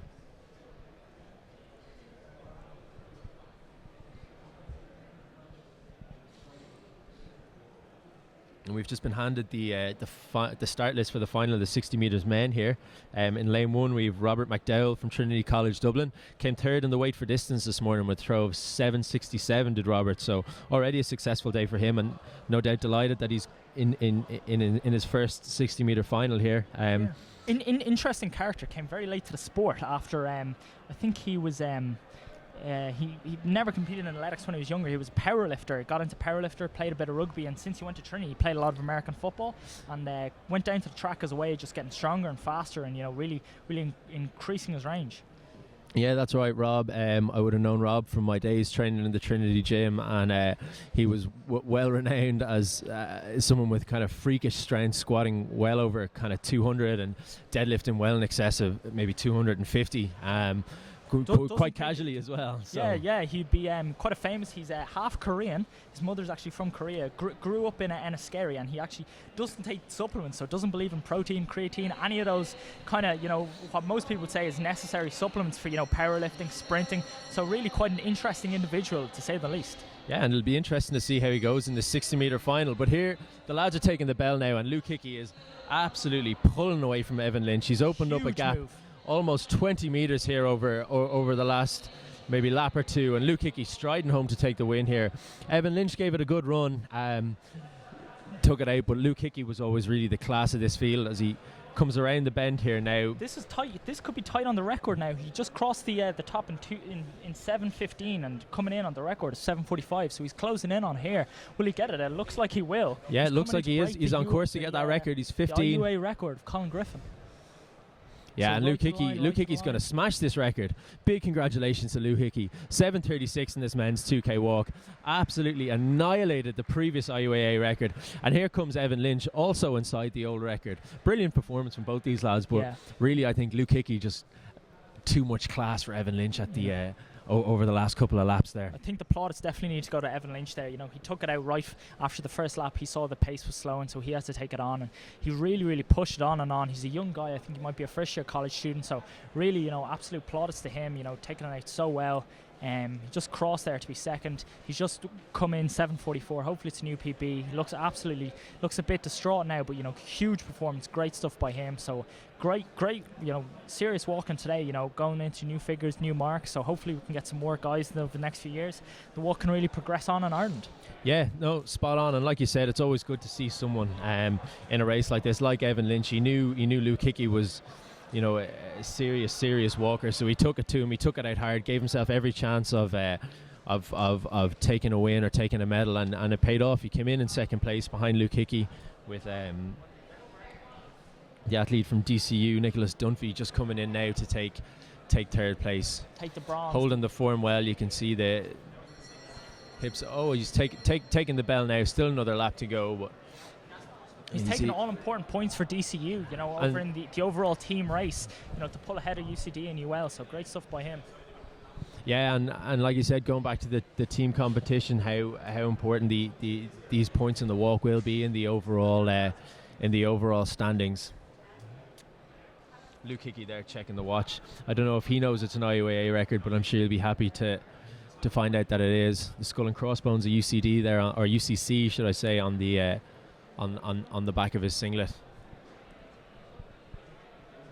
Coming on, the next race on the track now is going to be the women's 60 final. So we have the women's 60 and men's 60. So the women's 60 is an absolute stormer of a race. I'm just looking through the field here. We've got Sarah Lavin, Claire Brady, Cliona Manning, Kelly Proper, Amy Foster, Phil Healy, Niamh Whelan, and Catherine McManus. Oh my lord, that is a serious field. Definitely the deepest women's 60 field I've ever seen. This is an absolute cracking field. If we look, you've got Sarah Lavin, who just annihilated Derval O'Rourke's intervarsity record in the 60-metre hurdles. Claire Brady, former finalist in the world indoors in this event. Cliona Manning, in first-year DCU, is no slouch.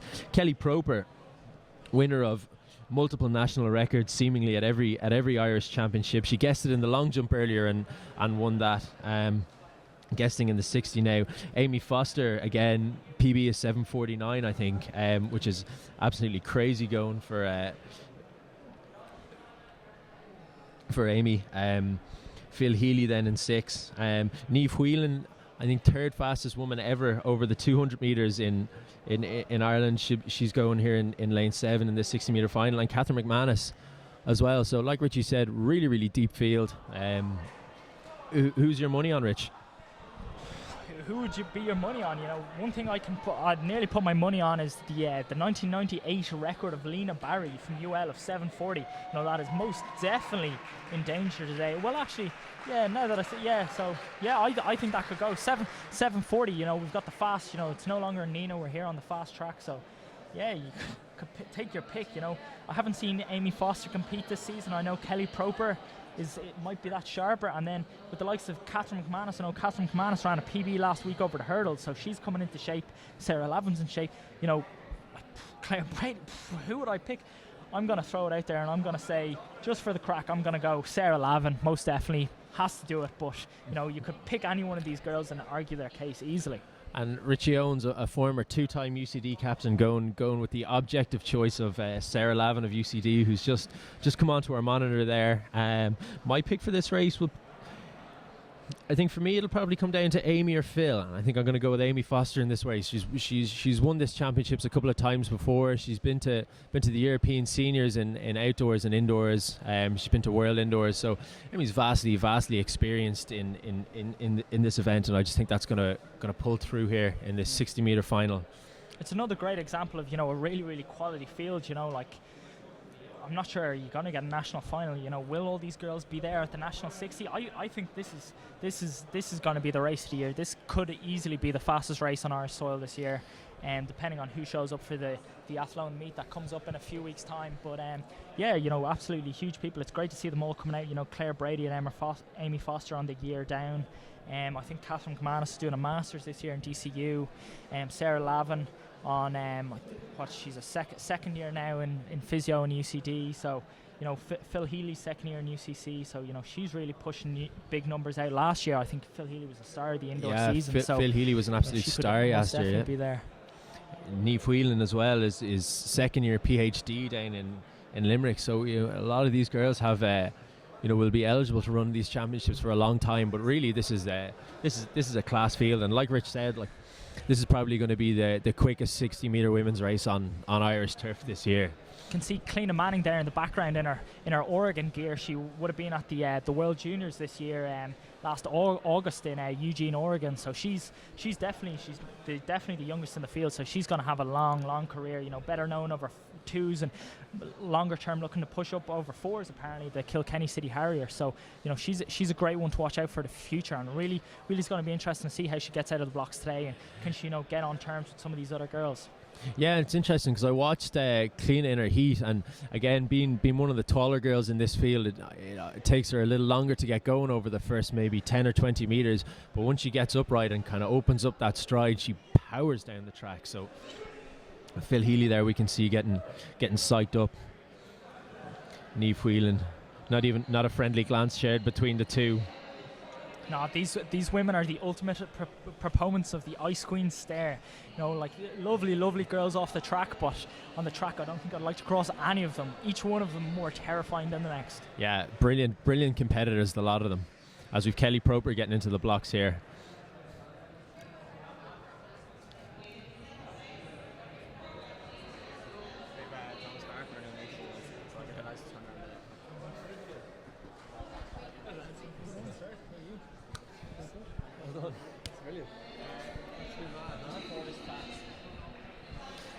Now, so we're joined here now by our 400 metre champion Thomas Barr. So we're going to turn the camera around to Thomas now. You have to wait for the 60, you know? Oh no, there comes the one. Yeah, here we are. So we're here with Thomas Barr. Rich is ducking off screen. So Thomas, that was absolutely some finish. Tell us about the home straight. To be honest, I didn't think I was going to catch Dara on the home.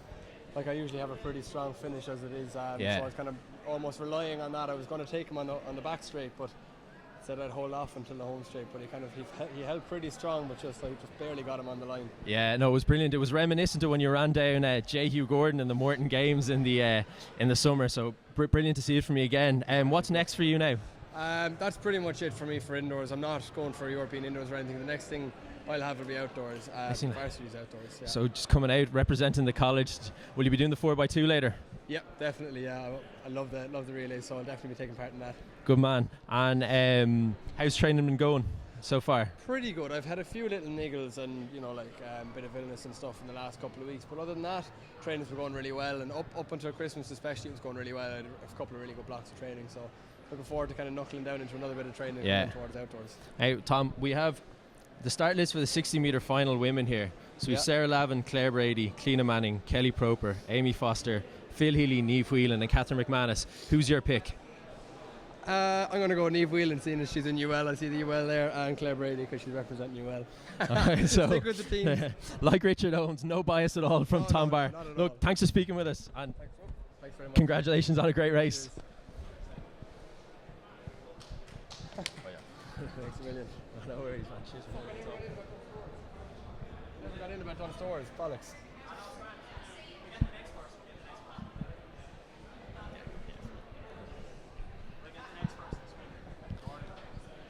Thomas again there as well, giving the friendly nod toward Dunn Stores again for sponsoring the event. Always better value, and Tom was definitely better value in that 400 metre final. Point out, I always do my shopping in Childers Road in Dunn Stores in Limerick. Just going to throw that in there. There we go. A Childers Road store frequenter is Thomas Barr.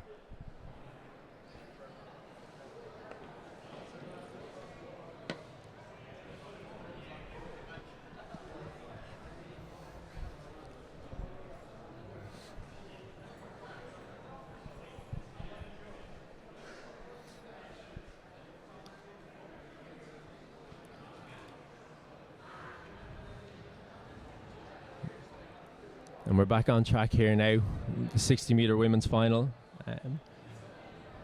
The tracksuits are coming off. The starter is going to call them behind their blocks now. Thomas Barr, our 400 metre Irish University champion, third title in a row for Thomas. Thomas called Claire Brady and Niamh Whelan for the win in this one. Richard Owens is going to go later in the 15, called Sarah Lavin, but my money's on Amy Foster. We'll see if your commentator knows better than his associates.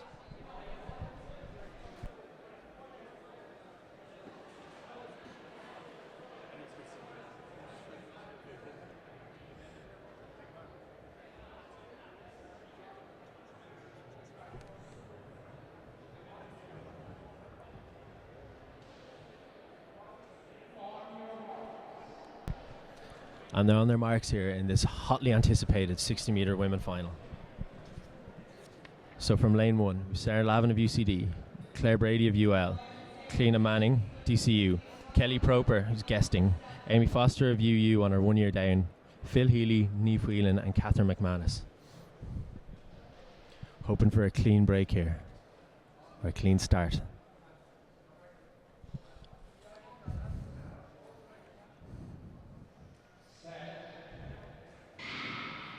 And we're away first time. Proper's out strong here. Proper in the centre of the track. She's pulling away for the field, but here comes Phil Healy and Amy Foster. But it looks like Proper took it from Healy and Foster. We'll get the official results confirmed. Absolutely brilliant run from Kelly Proper. The clock stops on 7:42, which is an absolutely terrific time. So we'll wait for that to be confirmed official as well.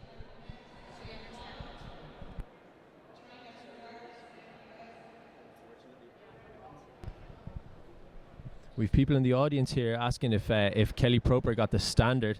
If anyone watching has the standard to hand, you can confirm it by tweet to Irish Uni Athletics.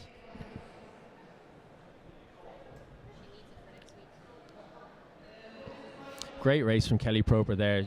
This was a class field again. To run through, we're kind of talking about Sarah Lavin here, a European silver medalist in the 60-metre hurdles.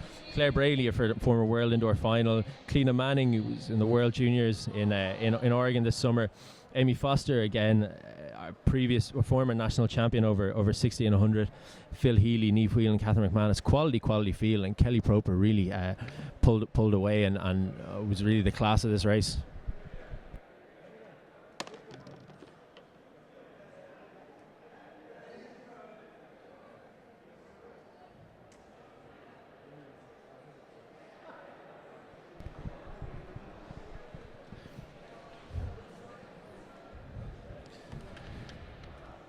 We've the men coming onto the track now for the 60-metre final following the women. Again, we can see Rob McDowell there from Trinity, rocking the long tights. Stephen Gaffney from UCD ran 7:15 down here last week at the AAI Games. Great running from Stephen. Had an awful season last year, riddled with injury, couldn't get fit to compete, but he's come back very strong from that this year.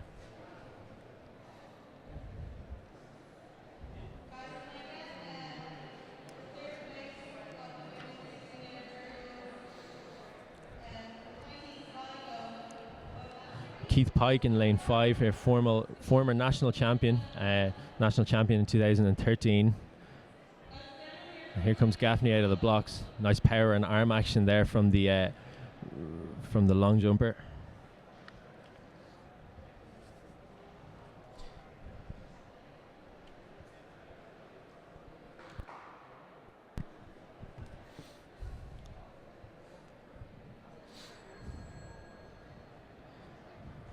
Here we have Marcus Lawler in his blocks in lane 3 from IT Carlow.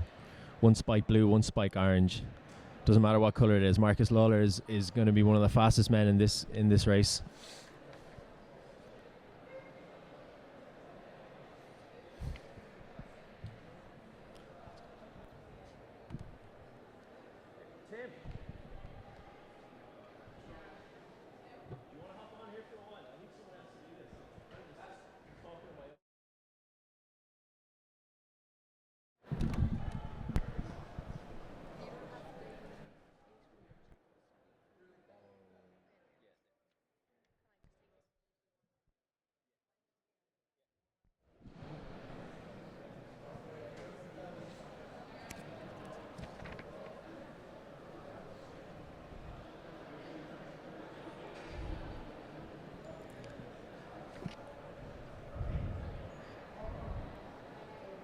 Again, you can see the tension from the guys. A lot of sideward looks toward each other.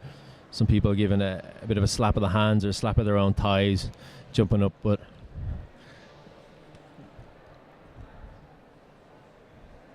Keith Pike throwing some shapes here in lane 5. Former national champion. Inside him is Joseph Ojuwumi, 695 last year, in first year DCU this year.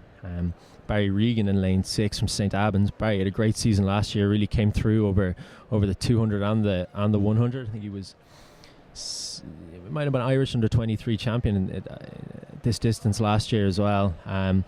But the real class act of this field is Marcus Lawler. So my money's on Marcus to do the to complement his performance in the 200 with a win here in the 60.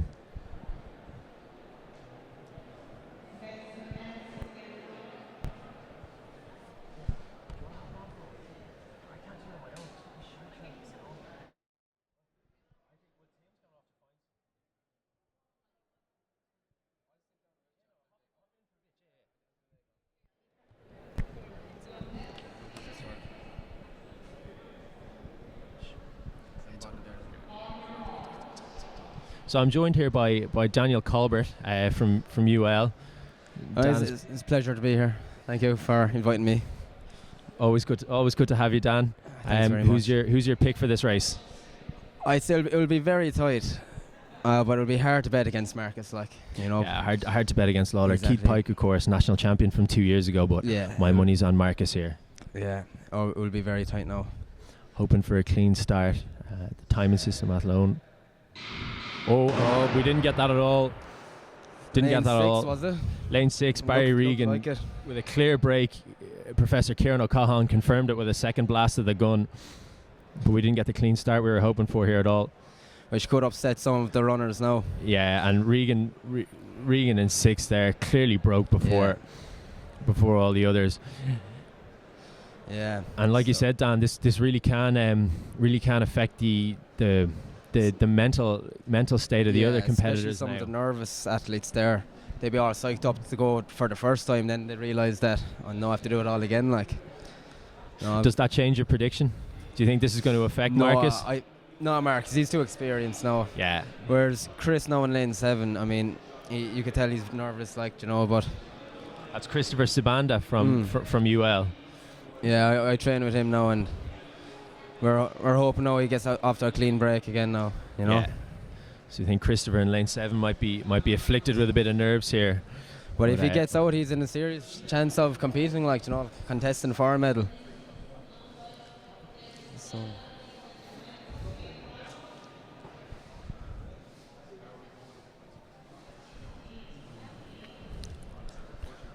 So unlucky for Barry Regan, but a clear break there, and I don't think really anyone is going to have any complaints about that one. So again, just running through the list, we've Rob McDowell in 1, Stephen Gaffney from UCD in 2, Marcus Lawler the favourite in 3, Joseph Ojewumi in 4, Keith Pike in 5, Christopher Sibanda in 7, and Raymond Walsh from Cork IT rounding off the list in 8.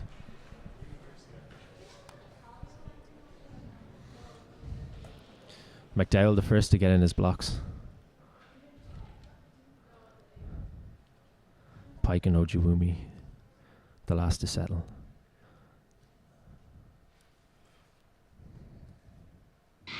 And we're away cleanly here. Marcus after a very good start there. As he gets into his stride, he pulls away and he gets it in. Raises the hand in celebration, and it was really, there was no doubt at any stage. 6:85, what a time. If that's confirmed, it'll be a PB for Marcus. An absolute cracker of a time. Raising his hand in celebration as he crossed the line as well. Surely there's more in the tank for Marcus there. Reminiscent of Kevin Young in the LA Olympics, who broke the world record in the 400 hurdles while celebrating for the last 20 metres. But here he goes. He was away from the field over the middle stage of the race, and really no one looked like they were going to come back to take it from him. Very comfortable, so he did. Yeah. Raymond Walsh in Cork IT had a stormer. Probably came through for second there, and for third place it could have been Joseph Ojewumi, it could have been Keith Pike, or it could have been Stephen Gaffney. We'll have to wait for the official results to be confirmed, but absolutely brilliant race there. Very good. I wouldn't like to be on the photo finish anyways, trying to decide that. Very tight, so it was. But the 60 it always delivers. It's always a great race. It's always so close. But Marcus there, really, he got out of the blocks well, and really over the middle stages he just pulled away from the rest of the field. Yeah, he drove on. That's it. Marcus, of course, having a lot of speed, endurance and strength over the 200 metres, so there was no one ever really going to catch him over the last 30 metres of this 60 metre final. We just got an official time there of 6:83. 6:83 official time has just been confirmed by our timing operators here for Athletics Ireland, which is corrected from the 6:85 which is displayed on the clock. So 6:83 for Marcus. Big PB, but absolutely brilliant time. And again, this must be inside the Irish InterVarsity record of no, the Irish InterVarsity record is 6.50 by Gary Ryan in Nina in 1988. So Marcus, a little way off the InterVarsity record, but 6:85 nonetheless. He's got to an be pleased absolute with that. cracking time. Yeah, I'd say he's absolutely delighted with that. Fantastic time. So after the conclusion of the 60-metre finals now, we're going to have the women's 3K, followed by the 800-metre finals. We'll have the 200s, the 15s. We'll have the last event from the multi-events, and then we'll have the relays. So a lot of action still to come here. A lot of you people are just probably finishing work and tuning in for the evening now.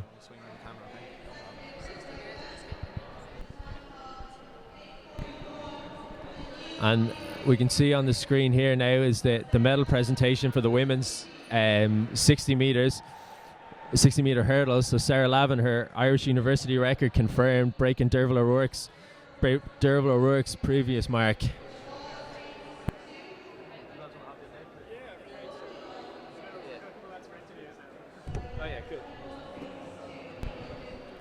So that's me signing out now for now. The lads who were with you earlier on are back now to take you through the women's 3K and the 800 metres. We have a couple of athletes here for a few interviews. Yeah, first up we've Colin Burke here, second in the long jump. Your mic is not.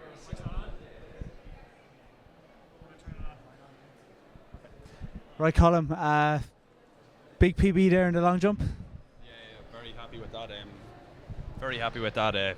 20 centimetre indoor PB, 1 centimetre off my outdoor PB. So bodes well for nationals now, and hopefully I can keep improving and get that bit extra further for national indoors. Was today your debut for DCU? Yeah, today was my first competition for DCU. I've done a couple of competitions, national indoors or national leagues, and I've done under 23s and that. So, but this is my varsity debut, so went well to say the least. And you weren't far off that guy in first base from Queens, was it? Or it was UUJ. UUJ, Adam McMullen, yeah. You definitely have him in your sights now. Yeah. Adam's a great jumper, and he's been the top dog for a while now. So definitely need to start making a move and getting closer to the top. But he's a great jumper and he's got a lot of ability. So it's not going to be easy, but I'll try my best. Good stuff. So great start to your college life as a podium position. Yeah. Well done. Yeah. And as I said, when is your next competition coming up? Nash, I'd say I was going to do Leinster's probably next weekend, but I'll probably get a week of training in, because I've done 4 competitions now. So I think it's time to get 1 week of solid training in before we taper for national indoors. So absolutely. So we'll be looking forward to seeing you in the Sligo singlet over the next couple of weeks. Yeah. Cheers. Thanks very much. Cheers. Well done again, Colin. Thanks very much. We also have a guy here known for his pacemaking duties. He started off last week. Just arriving at the AI Games just to compete in the 800 metres, but he ended up pacemaking Daniel Mooney to the European standards. He had a few lads to some seriously fast times, which we were talking about earlier. Absolutely. But today now he's running the 15 himself, so we'll let Alan talk to Peter Gaffney now. So Peter.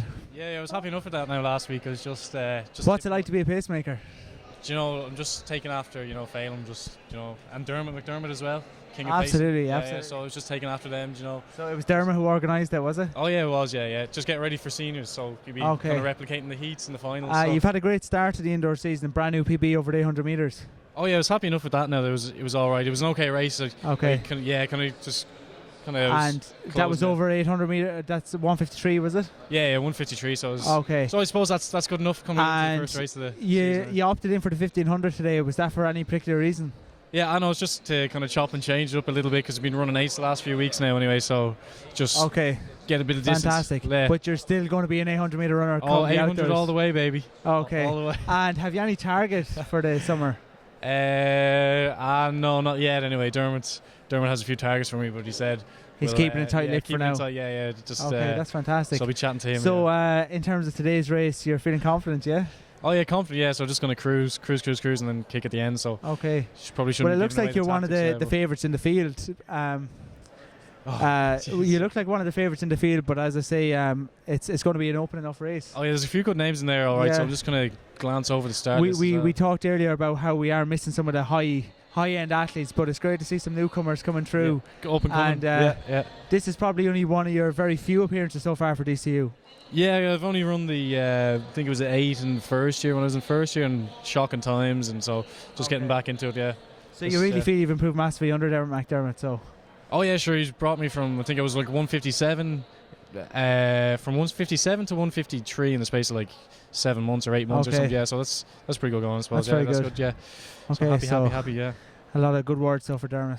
Yeah. Oh yeah, exactly. Yeah. So we give him a shout out on there. Yeah. So besides the college, will we see you in the Metro St. Bridget's single over the next couple of weeks? Oh, you should do anyway. I'll be running. Yeah. Hopefully, seniors will be the next big race anyway. It'll be. Fantastic. Running in the singlet anyway, yeah. So okay, so sooner rather than later we'll be seeing you sub 150 anyway, Peter, I'm sure. Oh, you will, yeah. Big night out then after that. Absolutely, that's great. That's Peter Gaffney. So we look forward to seeing Peter in the 1500 metre final. Thanks, Peter. Cheers. Definitely a big night out. Okay, so we're looking at what's up next there, Adam? Can you have a look at that? The 3,000 metre women's is up next now. Okay, so the 3,000 metre women's, have we got a start list for that? We don't know. Okay, so we're waiting on a start list. I do know that one of the front runners in this will be Maria O'Sullivan from two DCU athletes now. Maria, who's currently undertaking a master's program at DCU, will be recently or more. People remember her a lot more from her Trinity days, I'd say. Yeah, but we have two good Trinity athletes here today. Sarah Fitzpatrick, talking to her dad, Enda Fitzpatrick there. Bit of a family rivalry there. Look, you can see it on screen. I wonder, will Enda want Sarah to win, or do you want Mary Mulhare and Maria O'Sullivan to win? Oh, I'm sure the family affairs will come first. Oh, I'd say so. Despite his numerous years as the DCU director, I think that he'll be cheered on the Trinity athlete today. Yeah, but this is a very good field. We have at least 3 athletes who absolutely who great to see Mary Mulhare in action here again over the so we've 3 distance. athletes who competed at the European cross country. Absolutely, December, that's right. so Yeah. At junior and under 23 level, I think so. And we have Sinead O'Connor here from UCC, another top athlete. Just looking through the field. So we go through there: Sarah Fitzpatrick, Sinead O'Connor, UCC, Niamh Allen, UCC, Clodagh Galvin, UL, Maria O'Sullivan, DCU. So keep a good eye out for Maria. Sorka Humphreys from Trinity College Dublin, Carly Cook from UCC, Francesca Mar Shifari from Athlones IT, Orla Mulvehel from UL, Katie Leach from Queen's University, and the one and only Mary Mulhare from DCU. So I think, Adam, looking at this field, it's looking like Maria O'Sullivan is the one to watch out for. Well, I'd expect Maria to take it out fast as well. That's the only way she really knows how to run. Absolutely. And then for a medal, we could be looking at the likes of Sinead O'Connor, Sarah Fitzpatrick, Mary Mulhare. I'd say they'd be the 4 that'll be in the mix now. Yeah. I'd say Maria O'Sullivan will take the pace out hard for the first kind of 4 or 5 laps, and everyone will try and cling on to her. Absolutely. And we'll see how it goes. So that's number 128 there, Maria O'Sullivan, the brand new DCU singlet. Maria, of course, and Mary Mulhare there, 121 in the corner. Maria, of course, won the outdoor 3K last summer. That's right, in the Trinity colours. In the Trinity colours, and this year she did. She ran the 2 mile leg, I think, was it for DCU at the road? I think we can see here Sarah Fitzpatrick looking very nervous at the start of this race. This is her first ever indoor race. Her first ever indoor race and a debut for Trinity College. That's right. So as you can see now, Sarah just sits in. That's probably the best option for her. I'd just to kind of get her bearings. Quite bunched now. I think that's Sinead O'Connor up front there. It is the Cork athlete. Yeah, the Cork athlete there, number 304. No, that isn't. That's Niamh Allen. Niamh Allen from UCC just up front there.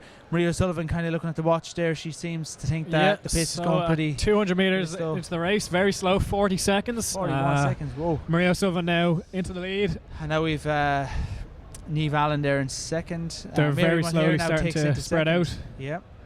So things starting to string out. Everyone's starting to settle into lane 1. 3,000 metres. You don't want to be running too much this race in lane 2. Absolutely. So again, we have Maria O'Sullivan taking the lead here with Mary Mulhare in second. In third place, we have Sinead O'Connor. So exactly as we predicted with Sarah Fitzpatrick now moving into fourth place. Yeah. Niamh Allen kind of slowly but surely falling back into the pack there. They all look pretty comfortable at this stage. It is DCU, UCC, and Trinity all All very, very well positioned. Yeah. With some athletes out the back there. Number 307, that's Carly Cook from UCC. Just bringing up the rear there at the moment. But again, Marie O'Sullivan looking very, very comfortable at the front here. Mary Mulhare sitting in a close second, with Sinead O'Connor in a comfortable third. Absolutely, the pace has increased slightly, but it shouldn't be too bad for the top three athletes. Surprised to see Sarah Fitzpatrick not going with this pace. She should be well able for that. I'd expect her to somehow hold in there behind Sinead O'Connor. Yeah, hopefully she makes a move before it's too late. Absolutely. Well, looking on the straight here, it doesn't look like that big of a gap, but it's only when you come to the straight. It is when you see on the bends. It is a little bit of a gap. So so they come through there again in 1:59. But it is as we expected. Yeah. Maria O'Sullivan leading out, taking the pace. It's good pace here now. Very good pace. It is. Things are starting to pick up now, and athletes are starting to be dropped. We now have three athletes out in front: Mulhare, O'Sullivan, and that's Mulhare, Sullivan, Mulhare, and O'Connor. O'Connor looking very comfortable there in third. But again, this is just how we expect it to go. Sarah Fitzpatrick is kind of broken away from the rest of the pack there in fourth, but looking quite comfortable as well. They all look quite comfortable despite the positions, and the laps are picking up in pace. So we've Maria Sullivan now here in front for DCU. In second is Mary Mulhare, third Sinead O'Connor. Bit of a gap then back to Trinity College's Sarah Fitzpatrick, daughter of the director of DCU, Enda Fitzpatrick. Again, all athletes up front looking very comfortable at this stage. That gap's starting to get a bit big back to Sarah Fitzpatrick, so I think we might have barring disaster, these could be the three medalists. Absolutely. Again, look at Sinead O'Connor probably reserving most energy. She does. She's been smart. I mean, Maria O'Sullivan's going the same pace as these two girls. If she's going to lead out, I think she should push the pace on rather than just sitting there and letting the girls stick behind her. As O'Connor moves into second place there past Mulhare. Mary Mulhare now starting to struggle slightly in third place, but again is holding in with the pace. The pace is picking up slightly. Maria O'Sullivan is starting to inject a bit of pace here at the front, but again staying very comfortable. Sinead O'Connor in second place and Mary Mulhare third. This is what happens when you have a slow start. And a distant fourth is Sarah Fitzpatrick. Yeah, about 25-30 metres to fourth place now, so these are definitely going to be the medalists. Absolutely. As they come down the home straight there. So we've Maria Sullivan in front here for DCU. In second place is Sinead O'Connor of University College Cork. And in third place is Mary Mulhare. In fairness to Mary Mulhare, she seems to be holding on in here despite looking slightly the more troubled of the three at this stage. She is, yeah. And they've actually made a little bit of a gap to Mary Mulhare. There's a couple of seconds there. Another injection of pace there from Maria Sullivan. And I think Mary Mulhare at this stage looks to be slightly in trouble there. She does, but Maria O'Sullivan actually has a little bit more on O'Connor than she did at the last lap. Absolutely. So we'll see if Sinead O'Connor can cling on here. Absolutely. So hopefully Mary Mulhare now can kind of get back in contact with this leading two. But Maria O'Sullivan again looking very, very comfortable here as they come around to lap. The second athlete, I think it is. Yeah. So they're lapping now Orla Mulvehel there from UL. From UL, yeah. Now, moving very close. Maria O'Sullivan not wasting any energy. Absolutely not. But so we have O'Connor's going with her anyway. Absolutely. Mary Mulhare now in third and a distant third at this stage. Probably well clear the fourth place athlete, but with Maria O'Sullivan injecting the pace here. She seems to be making her moves on the back straight there, and she's just getting half a yard every time. Absolutely. It's starting to add up now, and she's got a couple of seconds on Sinead O'Connor. Sinead O'Connor still looking very comfortable in second. She does. So it all depends on how fast these athletes have gone out here. They are meeting traffic now, which isn't going to help. They are. So Maria O'Sullivan comes through there now in first place. In second is Sinead O'Connor. Mary Mulhare coming through in third. Fourth place is a good distance away at this stage. Maria O'Sullivan now has a few metres on Sinead O'Connor. It's looking like Maria O'Sullivan's going to pull away now, unless Sinead O'Connor can do something about it. So here she goes. Maria O'Sullivan doesn't seem to be under any pressure at this stage. Has built up a good gap here now from Sinead O'Connor in second. Mary Mulhare back in third. Looks like it's going to be Maria O'Sullivan even at this stage. However, Sinead O'Connor holding the gap hasn't increased anyway over the last two laps, so hopefully we'll have a bit of a race on. Sinead O'Connor probably reserving more energy. She could be. Maria O'Sullivan's been putting a lot of spurts in, but she hasn't. As we go through the finish line again, it's Maria O'Sullivan taking it out. Sinead O'Connor in second. Mary Mulhare now a distant third. She still has about 100 metres on Sarah Fitzpatrick though. Just absolutely. Under, so we've Maria Sullivan in her debut for Dublin City University. on track. On track. She ran road relays for absolutely. So DCU, taking the gold medal. I think this is Maria's first year away from the Trinity College where she was for past 4 years, was it? Yeah, I think it was 4 years. Yeah. So she won the cross country in our last race. That's right. Individual and team gold. Here we go now. It's our IUAA female athlete of the year 2014, Maria O'Sullivan, at the front of the pack here. And she's now that gap has increased slightly again. She seems to have injected another injection of pace into the race here. And so O'Connor not out of it by any means, but the gap is increasing. Yeah. So some great running here from Maria. It is she's put on a bit of display. This is exactly how she did it last year at the outdoor. Absolutely. So she's looking comfortable. She led from the front and she just built the gap up and just kept it going at a consistent pace. In fairness to Sinead O'Connor, she seems to be holding pretty solid there in second place. She is. She looks comfortable. She definitely has the silver medal, but she needs to make her move soon if she's absolutely contention. So this will give us an indication now as to how far distance we have. The gap is absolutely definitely closing again, I think, at this stage. I think it might be. But Maria O'Sullivan nice to see a race now rather than the athletes just running away from each other. Absolutely. Unfortunately, they have to go around back markers on the bends as well as on the straights, so that's going to add a little bit of a toll. It will affect the time. But again, Maria O'Sullivan seems to have a pretty good gap here at this stage. She does, yeah. In second place is Sinead O'Connor from UCC. Looking very comfortable at this stage for Maria O'Sullivan. We're presuming Mary Mulher is back in third. She is, yep. And then we have Emer Fitzpatrick in fourth.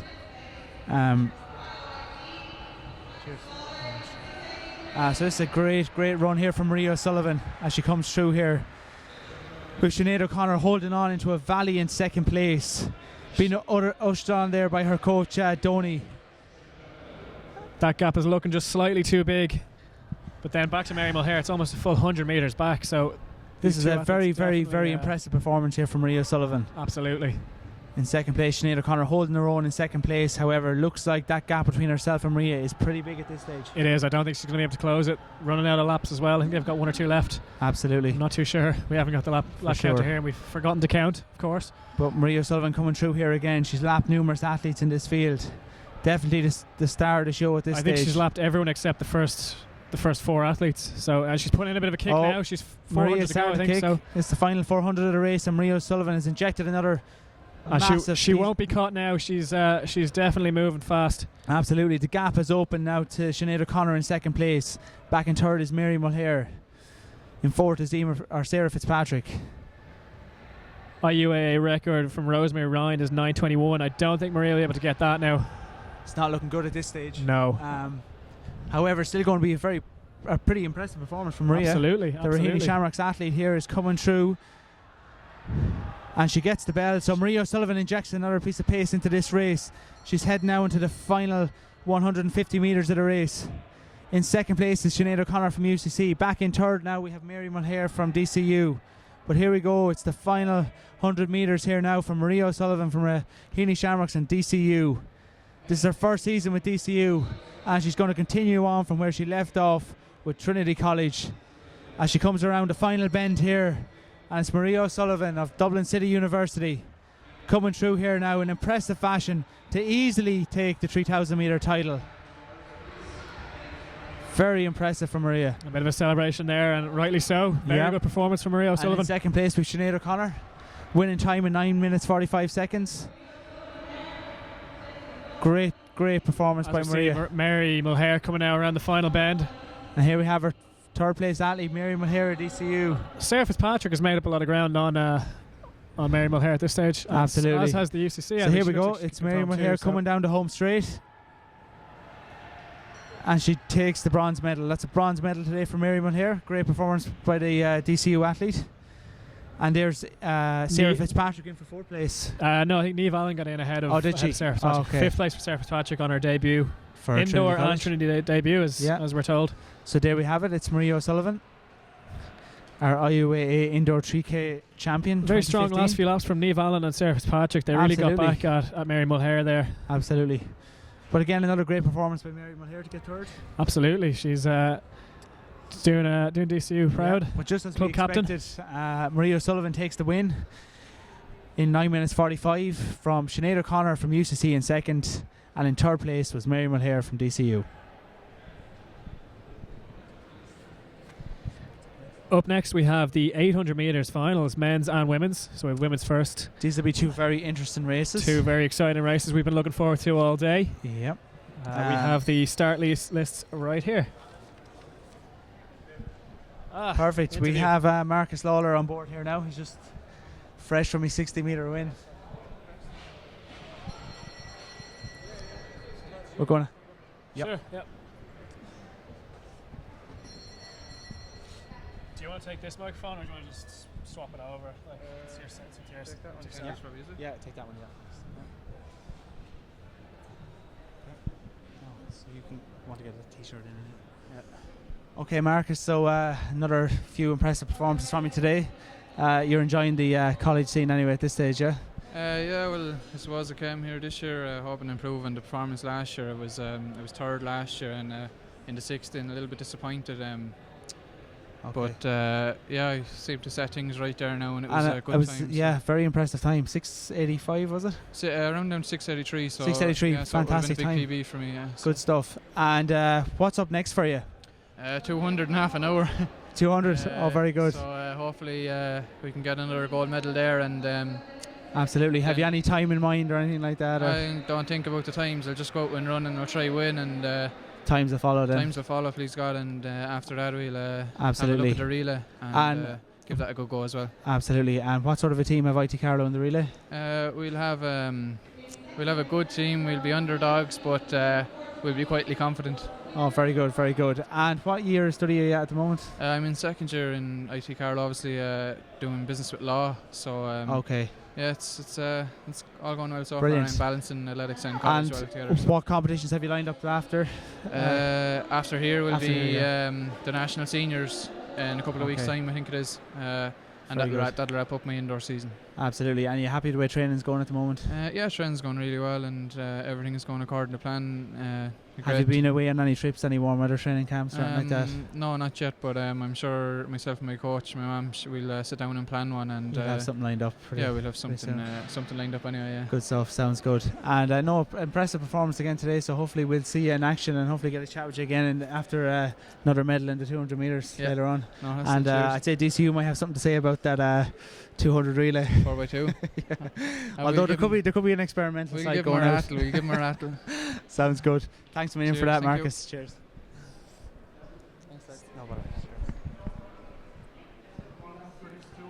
Good stuff. Best of luck, Marcus. Thanks.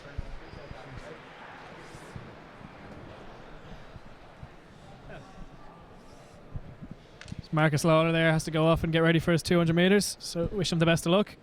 Absolutely fantastic run by him in the 60 metres there. Of course, we'll just preview the 800 metres now, which is coming up shortly. The women are up first. Let's see who stands out for you there, Adam? For me, it has to be Deirdre Doyle from DCU and Aisling Crossy from UCD. I think they came first and second in their heat. They're in the same heat, and Aisling Crossy obviously probably has the fastest time.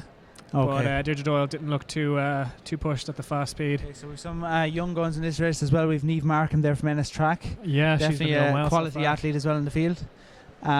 She's representing DCU, has been a St. Pat's athlete. Aisling Crossy, yeah, definitely someone that we have to be looking at. I could be wrong, but she's around about 203, 204. Has she for 800? She has indeed, yeah. That's really good. But again, just looking through the field, in lane 1 we have Niamh Donnelly from University of Limerick. In lane 2 it's Claire Earls from Dublin IT.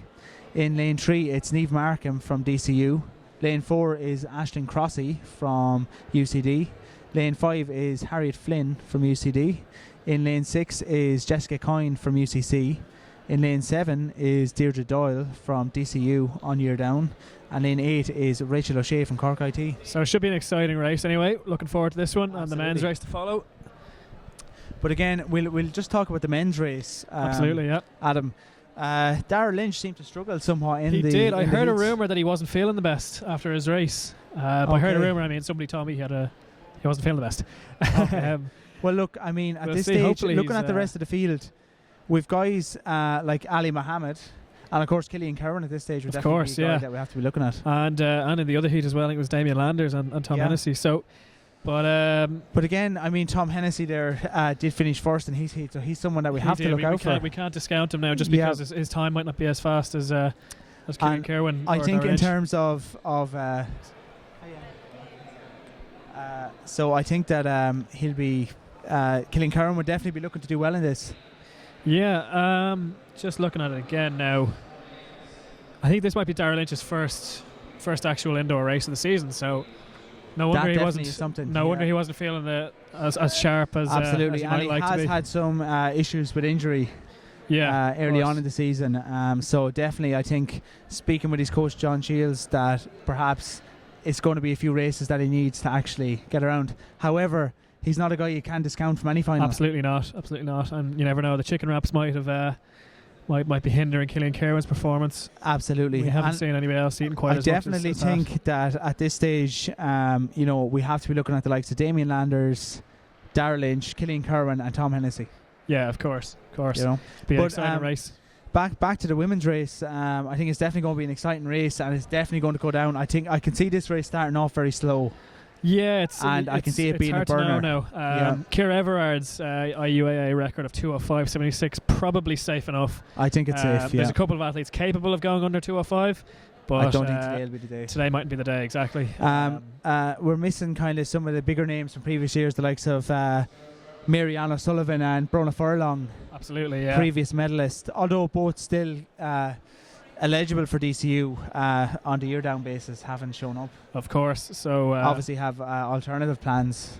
Might be competing at national seniors though, so we could see them there. Brilliant! And from what I hear, Mary-Ann O'Sullivan could be racing in the cross country at the weekend. So we'll definitely be seeing those athletes in action very, very soon. But back to today's event, we still haven't seen any of the athletes appear on track. So we've got the 800 metre women around the long jump area there. Yeah. Just hanging around, waiting for the call from Cyril. Absolutely. Yeah.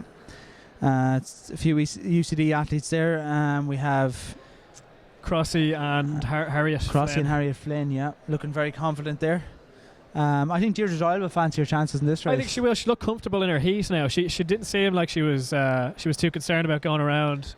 Ashley Crossy, she was just concerned about qualifying. And she is very smart. No need to be going around absolutely kicking for home hard. She's a very strong athlete. She is, absolutely. She's had some good performances in the past, and absolutely she'll definitely be looking to get amongst the medals. Absolutely. And I think it's great to see some of the newcomers like Niamh Markham making her debut for DCU on the track as well. Younger sister of Liam Markham. And, absolutely, who's currently in America. Absolutely, yeah, doing well. Yeah, so definitely a big athletics family there. But as we move on here, we see Donny handing out the numbers to the athletes. Everyone seems to be pretty organised down there now. They're probably being told their lanes, etc. there at the moment. We've actually got the results from the pole vault final for the men's. Brilliant. Just so in the meantime, we're waiting for the 800 race to begin, we'll go through that. So Thomas Houlihan won that from Cork IT with a best of 4 metres 40 centimetres. Peter O'Brien from DIT came second with 4:20. He had 2 attempts at 4:20, cleared on the second attempt. Alexander Livingston from Queen's University Belfast was in third place, 4 metres. Conor Birmingham from Trinity College Dublin, I think he's a training partner of Peter O'Brien, came in fourth place with 3 metres 80. Chris Doherty also from Trinity College came fifth, 3 metres 60. Conor Daly from DCU was sixth with 3 metres. Also with 3 metres was Mehdi Yunus from Waterford IT. He just didn't. He had one failure at the height of 3 metres, so Conor Daly snuck ahead of him there on countback. Dylan Purcell from IT Carlow came in with a jump of 3 metres, but again had 2 failures at 3 metres, cleared on the final attempt. So on countback, it finishes behind Eunice and Daly, while Shane McNally from IT Blanchardstown came in 9th place with 2 metres 80. Excellent. Some great results there from the pole vault. We have the women's 800 metres coming up here now. In lane 1 we have Niamh Donnelly from University of Limerick. Lane 2 is Claire Earls from Dublin IT. Lane 3 is Niamh Markham from DCU. Lane 4 is Aisling Crossy from UCD. Lane 5 is Harriet Flynn, UCD. Lane 6 Jessica Coyne, UCC. Lane 7 Deirdre Doyle, DCU. And lane 8 is Rachel O'Shea, Cork IT. And presumably Ashton Cross will be the one to watch out for here. Absolutely. It'll be interesting to see how fast she goes without a pacemaker or if there's anyone to push her. Deirdre So Doyle, we have the presumably women the one lining to up push here her. now. We're expecting this to start out pretty slow, Adam. Well, you are. Well, I am, yeah. I'm hoping it goes out fast, but okay. Who knows? Perhaps with Deirdre Doyle in the field, it could go out fast. So, We'll find out early very doors, we shortly. have Deirdre Doyle making an early burst of pace. But it's our UCD athlete, Aisling Crossy. Aisling Crossy just kind of taking the forces lead. her way through there into And first place. Jessica legally though. Coyne in second. And it's Niamh Donnelly in third. Deirdre Doyle now moving up into that third place with Niamh Markham in fifth. So it's Aisling Crossy up front. In second we have Jessica Coyne. And in third it's Deirdre Doyle. So 32 seconds through the 200 metre mark. They'll be looking at about 2:08 to 2:10, I'd say, unless the pace So slows down. Aisling Crossy taking the field out here now. In second we have Jessica Coyne of UCC. In third is a battle between Niamh Donnelly and Deirdre Doyle. Niamh Markham now making a bit of move there into fifth. She's holding on to the coattails of Deirdre Doyle. It's still quite bunched up. Top 5 athletes all in contention, but you do need to be in the top 3 really for 800 metres to make a big have impact on the race. to have a chance of getting in a good position. It's so hard Absolutely. to get around. So it's Aisling around Crossy those bends. coming through here in first place. In second is Jessica Coyne. Deirdre Doyle now moves into third place. This is a three-way battle here at the front for the title. Pace has slowed slightly, but they're still going to be burned up here now at the back straight. So it's Aisling Crossy, under Jessica 2 to Coyne go. in second, Deirdre Doyle in third. As they come around the back straight, Aisling Crossy, who's led this race from start to present. Jessica Coyne in second. Deirdre Doyle making a bit of burst now to try and get into second place past Jessica Coyne, and does so. The medals will be between these 3 now anyway. So the bell goes, and Crossy, it's Doyle Crossy. and Coyne. Doyle in second. Deirdre Doyle making a burst of pace, but Crossy moves on again. In third place is Crossy Jessica looks smooth. Coyne. Crossy's pulling away. She has 2 metres now. She has 3 Aisling Crossy. metres. It's Deirdre Doyle doing her best to hold on here in second place. Jessica Coyne well back now in third. Niamh Markham making a move into third to try and get into third place. Aisling Crossy is coming down the home straight. Deirdre Doyle not finished yet. She's holding on there in second place. But it's Aisling Crossy at UCD. Here comes Deirdre Doyle. It's Aisling Crossy. Aisling Crossy wins it. Deirdre Doyle in second. Crossy And takes Niamh it. Markham, an excellent performance for third. That's Niamh Markham, DCU, who comes in with a late push past Jessica Coyne to take third. Very good race. Exciting finish there. Good to have a race. Someone pushing Crossy all the way to the line. Finished kind of as we expected. Crossy, Great performance by Niamh Markham for third. It was, yeah. She was quite far back with kind of 150 to go. Absolutely. She really pulled it in there. So 2:11:53. So well paced from Niamh Markham. Nothing crazy. That should be okay for Crossy. So, but they're the kind of races you're going to have, championship races. So Absolutely. So she's going to need to get used to them. great as win she there for progresses. Aisling Crossy. Second place for DCU 1 year down was Deirdre Doyle. And in third place, the late fast finisher, Niamh Markham from Dublin City University. Absolutely. Niamh Coyne will be a bit disappointed now. She had herself in a good position the whole way through, but Absolutely. just got Maybe pipped at the line. paid for a very fast start, perhaps. Yeah, we've got the men now lining up, so Yeah. we've been looking forward to this race all day. Okay, so we look at the start list now for the men's 800 metre final. It's going to be a top quality race. I have it here. So Adam will go through those for you. So in lane 1 from DCU, we have Killian Kirwan. From UCC, in lane 2, we have David Kavanagh. From IT Tala, we have Lawrence Boren in lane 3. In lane 4, we have Ali Mohammed from IT Sligo. In lane 5, we have Dara Lynch from DCU. In lane 6, we have John McCallion from UL. In lane 7, we have Damien Landers, the winner of his heat, I think, from UCD. And in lane 8, we have Tom Hennessy, also winner of his heat, was he? Also winner of his heat. Also winner of his heat from UL. So, Adam, I'm looking here, and it's hard to look beyond the likes of Killian Kerwin, Dara Lynch, Damien Landers. Yeah, but Ali Mohammed did surprise us in his heat, so what's to say he couldn't it'll be surprise interesting us to again. see how he reacts to running the second race, because he did seem to use a lot of steam. He did. He really kicked hard on that last lap. So I suppose then, if we were to look outside of those guys, you're looking at guys like Lawrence Boran from IT Tala, and perhaps Tom Hennessy from UL. Of course, there's guys here. I mean, it's a championship race. Anything could happen. So everyone that's in the final is here. They haven't just. I think they've gone if through the heat, it's a slow so- pace early on, we're looking at it suiting the likes of Dara Lynch, Killian Kerwin.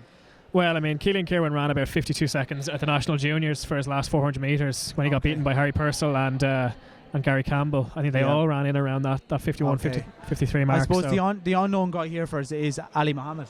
Absolutely, we only saw a little bit of him. We weren't even paying attention to him. He was so far back. Yeah. And then he came through very strongly in the last lap. So it's going to be very interesting how that goes. There we have Damien Landers having a joke with Cyril. I think the number came in half or something there. Oh, yeah. I'm sure Cyril will have no problem in sorting that problem out.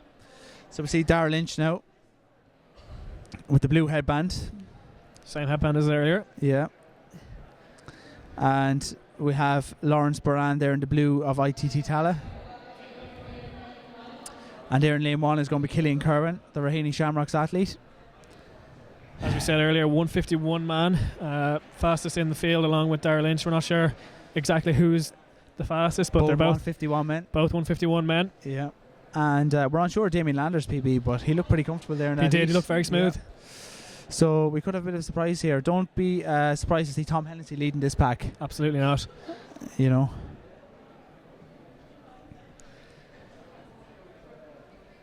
As they come up to their starting position now. Yeah. So Ali Mohammed sharing a lane as is with Lawrence Boran. Yeah. As is Dara Lynch. I think a lot of the athletes are actually.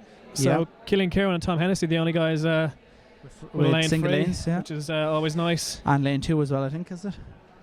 David Kavanagh. David Kavanagh, yeah. So here we go. The excitement of the 800 meters. Lynch has a free lane as well. And they're off. So it's a fast start here from Dara the athletes. Lynch out quite quickly, as is Killian Kerwin. Killian Kerwin's going to lead it out now. He's just going to go hard now, I would imagine. There's no point in this happened at juniors. He ended up out the front and just slowed down. Okay. So I think he might have learned his lesson. If he's out in front, he has to just go. Killian Kerwin up in front here with Dara Lynch in second, Damien Landers third, Tom Hennessy sitting in fourth place. And this pace is quite fast. Yeah. We'll see where they come through the 200 metre in. Bit of an elbow there from Lynch. 27 high for the 200 metres. This is a fast start to this race. That's about 150, 152 pace. So we see if they can maintain it. Killian Kerwin up here in front, Dara Lynch from DCU in second. It's the yellow singlet of UCD and Damien Landers in third. In fourth we have Tom Hennessy UL. Kerwin, Lynch and Landers all pulling ahead slightly. Hennessy now slightly fading back here. It's Kerwin up front, looking strong. Lynch not letting him go. It's the two DCU men leading the charge. Landers sitting in comfortably in third. 400. 2 laps to go. Landers could be the guy to watch here. Dara Lynch looks very smooth despite the fact that we were told he wasn't feeling the best earlier, and he's looking to move around Kerwin. So it's Dara Lynch in second place here. Damien Landers in third. Killian Kerwin holding the front.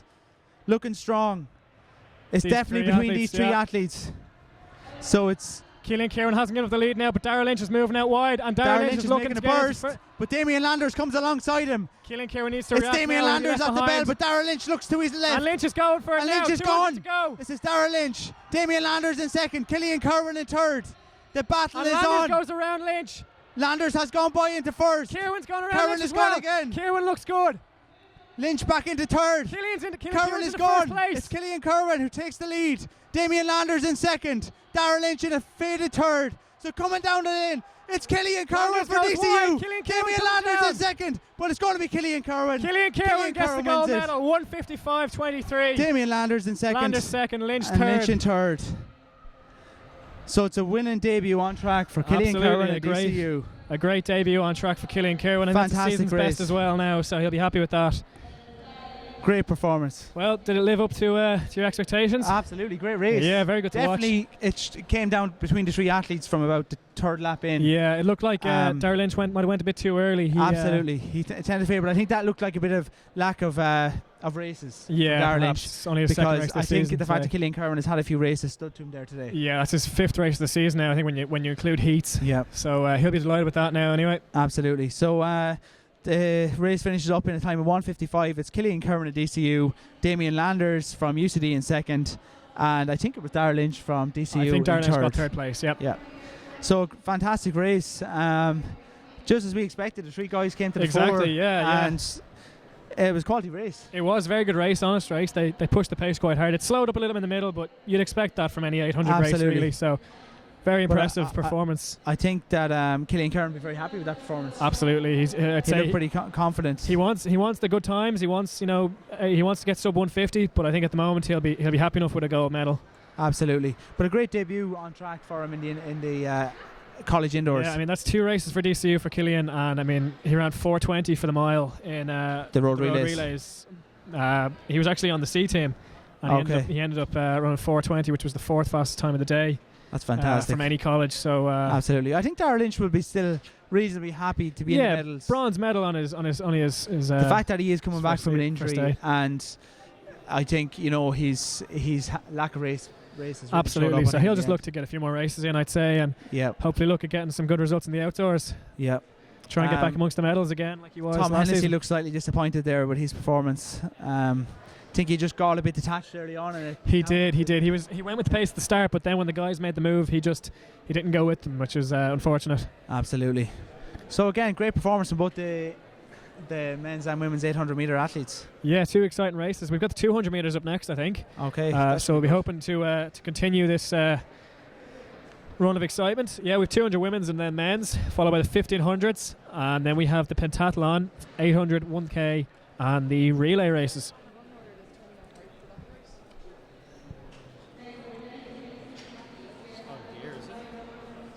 So you have the names of the 200 meter athletes, have you? You should do. 6 meter heats, man. Yeah, like it'll go 4:30. Oh, I have 200 women. Oh, brilliant. So Adam will go to the 200 meter heats. Yeah, for the 200 meters final women's. Still waiting on the men's, but we'll go through the women's for the time being. In lane 1, we have Denise Byrne from Cork IT. In lane 2, we have Kathy McKenna from Galway Mayo IT. In lane 3, we have Sarah Murray from DCU. In lane 4, we have Vicky Harris from Athlones IT. I think Vicky Harris featured in a video recently by the IUAA.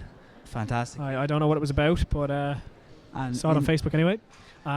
We have Louise Holmes from Athlones IT in lane 5. And we have Stephanie Creener from DCU in lane 6. Excellent. So we'll be really looking at this field here. Stephanie Creener could be the one to watch out for here. Creener probably be the she's currently working under a new coaching pair of John Shields and Ken Robinson from DCU. Yeah, and she's got the good lane as well, lane 6. Absolutely, and she looked very, very strong and comfortable in her heat earlier on. I missed the heat now, but I'll take your word for it. Yeah, she looked very, very strong. She's been doing some very, very good strength work with Ken Robinson from DCU Sport, and has the added element of training with a group with John Shields of top absolutely quality. Yeah, absolutely. Yeah. I think she even put some of the fellas to shame up there, so doesn't surprise me. Yeah. But again, in view there now with Killian Kerwin, who looks pretty tired after that race. Yeah, the DCU trio there, Niamh Markham, Killian Kerwin and Darragh Lynch, 3 absolutely. medalists. Yeah. Again, looks like a pretty dominant day for DCU. It does. There's five medals out of, 4 medals out of 6 in the 800s men's and women's. They seem to have a very big stronghold due to numbers, I think. They do, yeah. I mean, when you look at the likes of people that aren't actually running for DCU today, Harry Purcell, Pádraig Moran, Michael Carey. Just from first year, Michael Carey. There's plenty of athletes that are waiting in the wings for... Dave McCarthy, Paul Robinson. Of course, yeah. Of course. Top class athletes. So I think, even of the year downs, we're missing the likes of Brian Kelly. We're missing Joe Warren. Yeah, of course. There's such a big squad. We are very biased, though. We've done a lot of talking about DCU, but sure, absolutely. Well, look, no harm. I mean, UCD also missing a few of their top athletes like Carl Griffin, Mark English. Yeah, very true. That is very true. Again, it'd be very exciting now if we got a race with Mark English, Carl Griffin, Paul Robinson. Absolutely. But, I'd say we might have to wait for national seniors for that. We'll be looking at some of those guys, likes of Dave McCarthy and Paul Robinson in the cross country, which will be very good to watch. Yeah, absolutely. So hopefully that'll be and it means I'll probably get lapped if I'm running that. Who knows? So we're looking ahead now to the 200 meter finals. We still have nobody on track as yet. The blocks are set up, but we don't have any athletes yet. No, but it shouldn't be too long now before we get going. Too long. It's due to start. I think we'll have to look ahead to the 1500 meters later on. Yeah, we have the women's start list here now, so we'll go through that. Yeah. Won't bother doing lanes, but we have Breed Harrington, Deirdre Doyle also having done the 800 and gotten the silver medal there. She's coming back for the 1500. Claire Brennan, Amy O'Donoghue, who broke her PB I think a couple of weeks ago at the National Under 23s, I think it was. Another DCU athlete. UL athlete. Oh, UL athlete, I think she had a good run there a couple of weeks back. Okay. Anna Hymanson, Ellen Moran, Laura O'Dowd, Ellie Hartnett from UCD, who had a very good run in the road relays and is in good form. Fantastic athlete. Elizabeth Carr from DCU, Niamh Moore, Orna Murray and Ruth Bowe. So definitely an exciting race I'd be here. looking at that field, Adam, and the girls I'd be picking out from that obviously will be Ellie Hartnett, of course. And I think a younger girl in it is Orna Murray from UCC. Yeah. A Ferrybank athlete. And I think she's definitely someone to watch out for in the future. Of course, as we've seen already today, we can't really discount anyone. No, absolutely. Looking through the rest of the field, there's some top-class athletes like Deirdre Doyle. How will she be after the 800 metres? It's interesting because that was a tough last couple of laps. So it'll be interesting. The fact it was a heat as well. Of course, that's definitely going to take it out of. Just seeing here on our screen that Thomas Barr, 47.22 for the 400 metres with Dara Kervick 47.28, both underneath the previous IUAA record. That's fantastic. Which is very good running. Mark Lawler also getting himself a PB 6.83 in the 60 metres. He's got his 200 metre coming up soon. We had him for an interview a few minutes ago. That was a great performance by Mark Lawler there. A really powerful run. Bodes well for national seniors and possibly European juniors or European indoors, I should say. If we can get down a little bit further. But I have no idea what the standard is for that. This is a completely wild guess, but I'm sure he's. But again, couldn't be too far off. I mean, the 400 metre men's final was just such an exciting race. It was great. They all nearly top three athletes nearly came down at the bell. That's right. They were all so close. The quality of the field was just so high. It was one of the best fields we've had in a few years, I think. Yeah, absolutely. And I mean, just even thinking about it, like with the 200 metres coming up, Marcus Lawler, Paul Murphy, Brandon Array, all these guys. Yeah, it's going to be a good final. It'll be very interesting. I think we'd be definitely looking at maybe something in around low 22 seconds, high 21 seconds for most of those guys. Absolutely. I think Mark Lawler would be disappointed not to get on 22 seconds. I think. Another wild guess on sprinting. Look, we'll take it. We'll take it. No, but I think it's going to be very interesting to see how Paul Murphy runs. It is. Because he has ran so fast in his first 200 metres of his 400 metre races. Yeah, the national juniors when he won, he ran 48 low, but he went through the 200 metre mark in about 22 secons, which is just very, very fast. Yeah. And he dropped everyone. And there was no one near him. He had a huge gap on Brandon Arry by the time 300 metres came. And no one was going to catch him at that stage. So absolutely. No, so we have the women lining up here now on track for the 200 metres. Just setting their blocks. Just going through the timesheet. In lane 1, we have Denise Byrne from Cork IT. In lane 2, it's Callie McKenna from Galway Mayo IT. In lane 3 is Sarah Murray from DCU. In lane 4 is Vicky Harris from Athlone IT. In lane 5 is Louise Holmes from Athlone IT. And in lane 6, it's Stephanie Kriener from DCU. So again, as we were saying earlier, Stephanie Kriener, definitely the girl to watch out for in this race. She looked so strong in her heat earlier on. Definitely looking for a big PB here today. Her time of 24.14 in the heats was an indoor PB for Steph. So I'd definitely be watching out for her in this heat.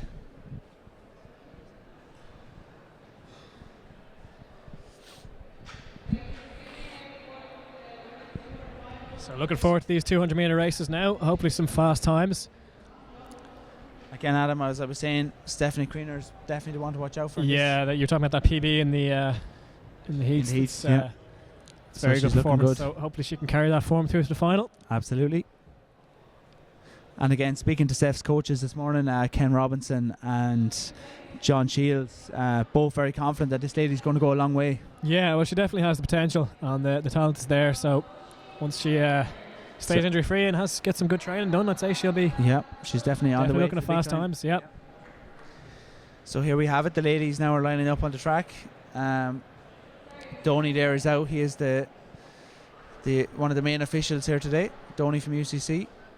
He's talking to President O'Cahan of Athlone IT here. He's going to give the orders. With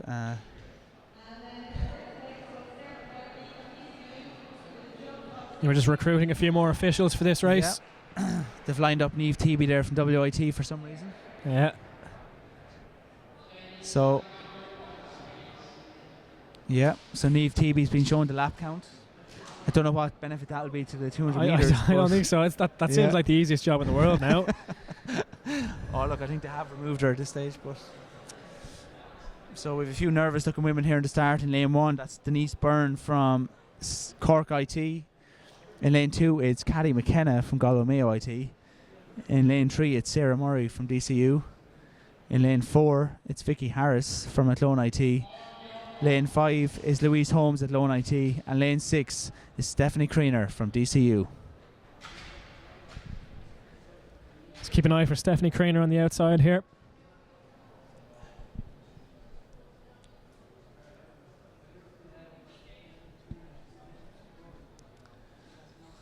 The women are on their marks. Donny gives the all clear, hand up. Cyril is ready now to give the all clear to go. And they're ready. And they're off. Great start here already by Steph Creener in lane 6. She's way out in front. She's already opened up a little bit of a gap. She's a very powerful looking lady here. She is absolutely flying.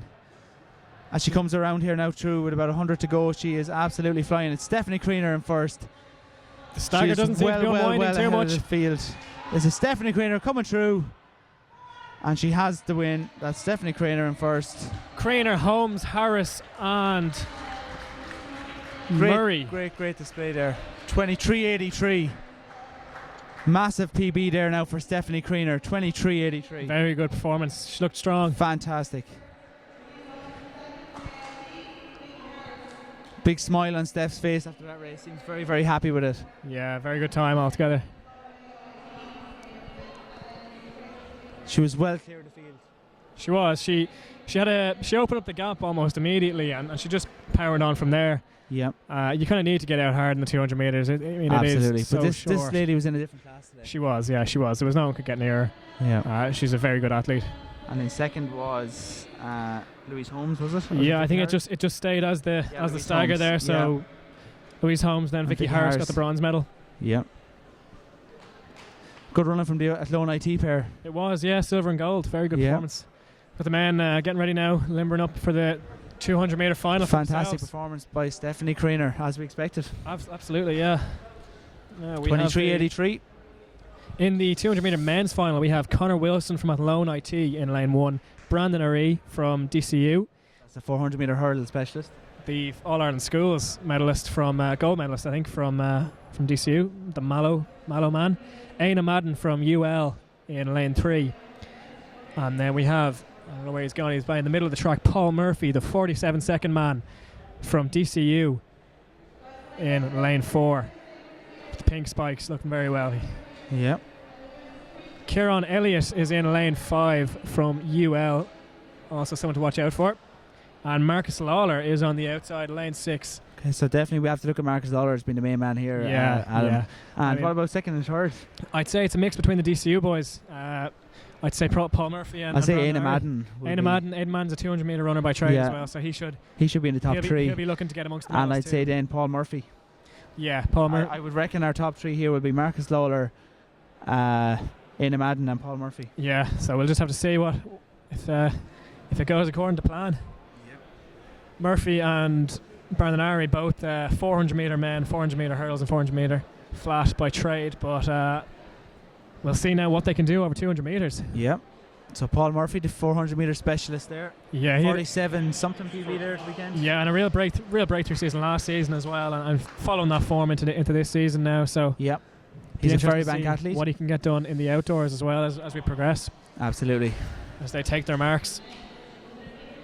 So all athletes have been told to take their marks. So we have Marcus Lawler as the main man here in lane 6. He is outside on the outside. So keep an eye out on that.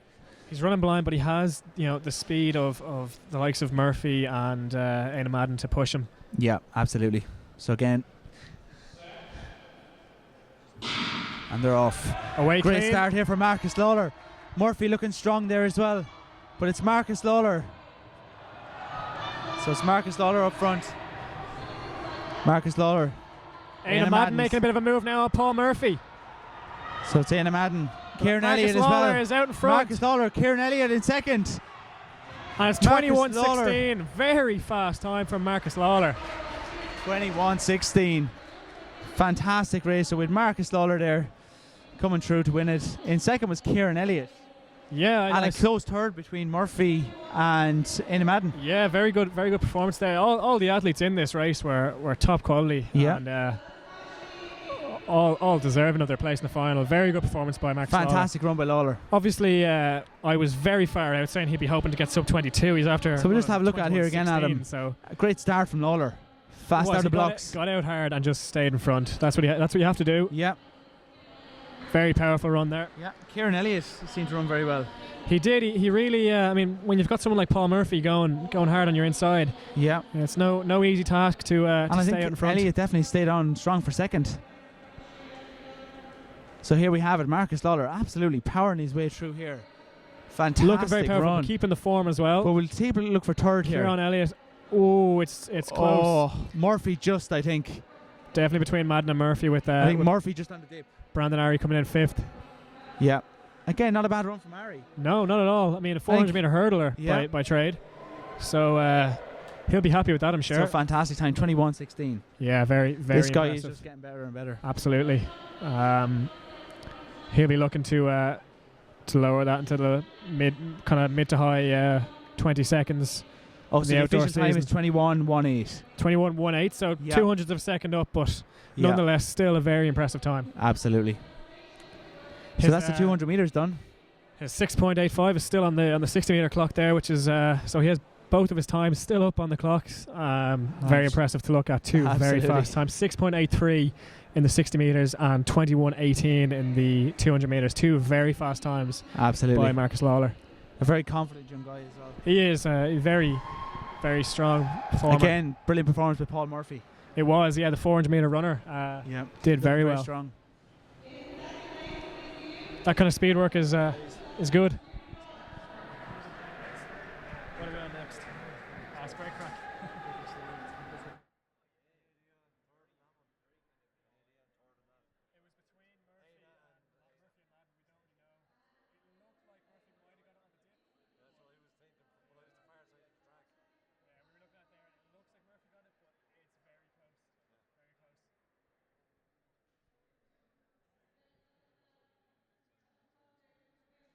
Now with the 200-meter finals wrapped up, we'll be now moving on to the 1,500 meters, women's and men's.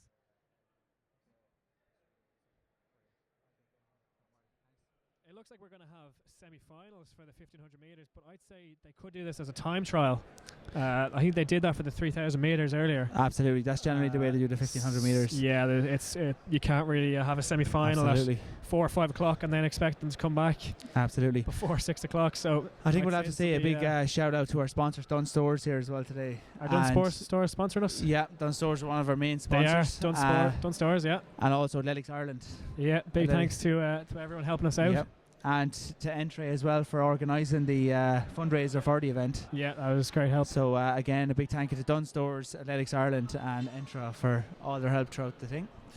So we see Niamh Markham there coming through the centre with her bronze medal after a very fast finish in the 800 metre ladies. She'll be happy with that, I'm sure. Yeah. I see Deirdre Doyle is there as well. She was second. We'll just go through the 1,500 metre semis. I think, well, they're both finals, time trial finals we're going to have. This is for the men.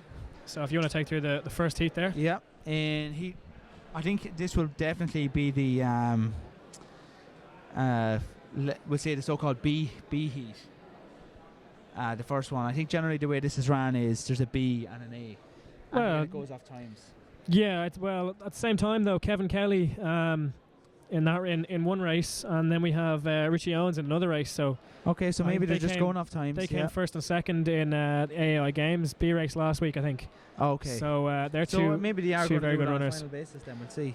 It'll be interesting. It'll be interesting. So maybe they're just spreading the races out to try and get. We'll go through semi-final one here. It's in lane 1, James McAssie from UL, Mark McGrady from Queen University Belfast. Lane 3 we've Mark McGuinness from Dublin IT. Lane 4 is Simon Devaney from IT Tala. Lane 5 is Craig Harrington from Cork IT. Lane 6 is Sam Kinnaruns from TCD. In lane 7 we have Adrian Gerard from Athlone IT. 8 is Kevin Kelly from DCU. 9 is Richie Lucas from Waterford IT. 10 is Rickard Nally from UCD.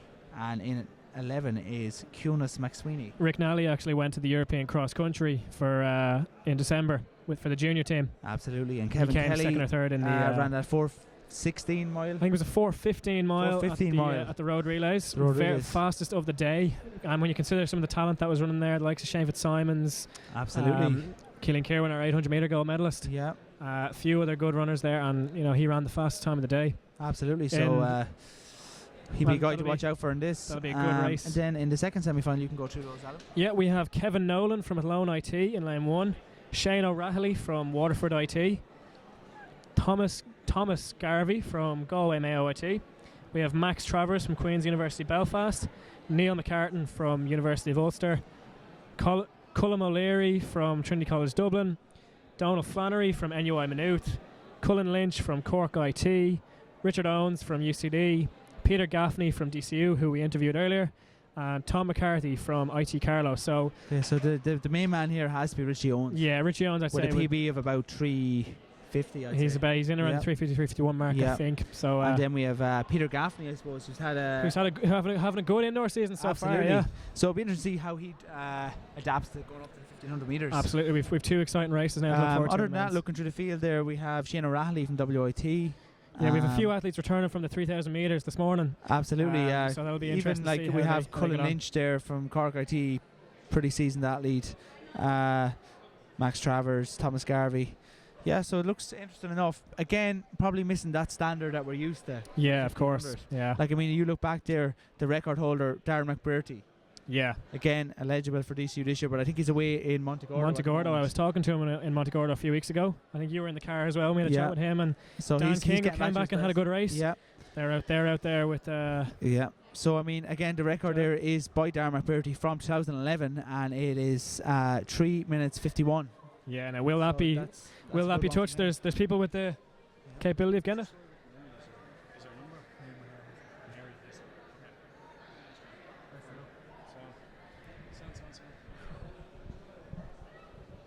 So there we have Paul Murphy in the infield there after his 200 metre run.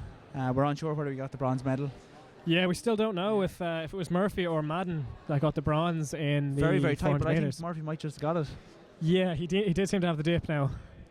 But in fairness to Murphy, he's made massive strides this year. He has. In fairness, he's had some great work done with him in Ferrybank, but likes of Brie Golden and Alan Golden. Of course, yeah. And now that he's working with John Shields. John Shields training with the likes of Dark Curve, Carrie Purcell, Timmy Crow. Absolutely. Really good quality. Yep. Improving all the time. That group is kind of a 400 metre haven, I suppose. I was talking to Harry Purcell yesterday, and he told me he couldn't even get into a 4x4 relay team if his group was to have one. And he's around 47 seconds for 400 metres. That's a pretty high standard. And he's only the 5th fastest in his group, which is incredible. I just see some of the throwers warming up there. I see Davy Lawler from Dublin City University. Davy just back from injury. He was involved in an incident in Santry Stadium where one of the hammers came out through the cage and broke his leg. So it's great to see Davy back in action. Yeah, good to see him back. Yeah. And seems to be competing well. Don't know about the results from the shot put, but or the weight throw which we had earlier, but seems to be a good competition going. We've had a pretty good turnout from all colleges. We have. Everyone's been really. Just looking like even in terms of universities, you have DCU, UCD, UCC, but even in the ITs, you've got some of the top ITs like Waterford and. Absolutely, yeah. It'll be interesting teams. to see now by the end of the day who win out. We had a good jump in the high jump there from DCU. Do you know who that is? The women's high jump there. Looks like a pretty good jump. Cleared whatever height that is. Looks about 165-ish. Could have been Emily Rogers. 165 at a complete guess.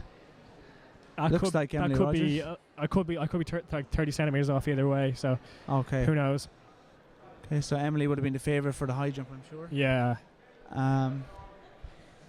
Yeah. So we're just looking on screen here now. We see that the high jump is going on right now. Yeah, seems to be a bit of action down there. Yeah, waiting for the 1500 meters to get underway. Yeah. We again, the women's is up first.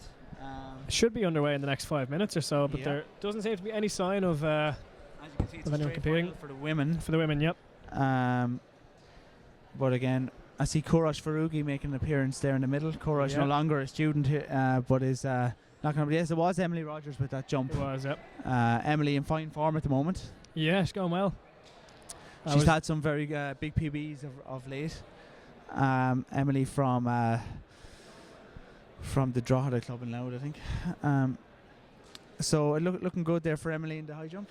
Yeah, that looks pretty high. Just judging off the two lads there, it's about 150, 160, I'd say. Anyway. Okay, 173, I think. 173. Then obviously the two lads on the side of there are very tall. Yeah. But 173 is a very good jump anyway. Yeah. Emily will be very happy with that.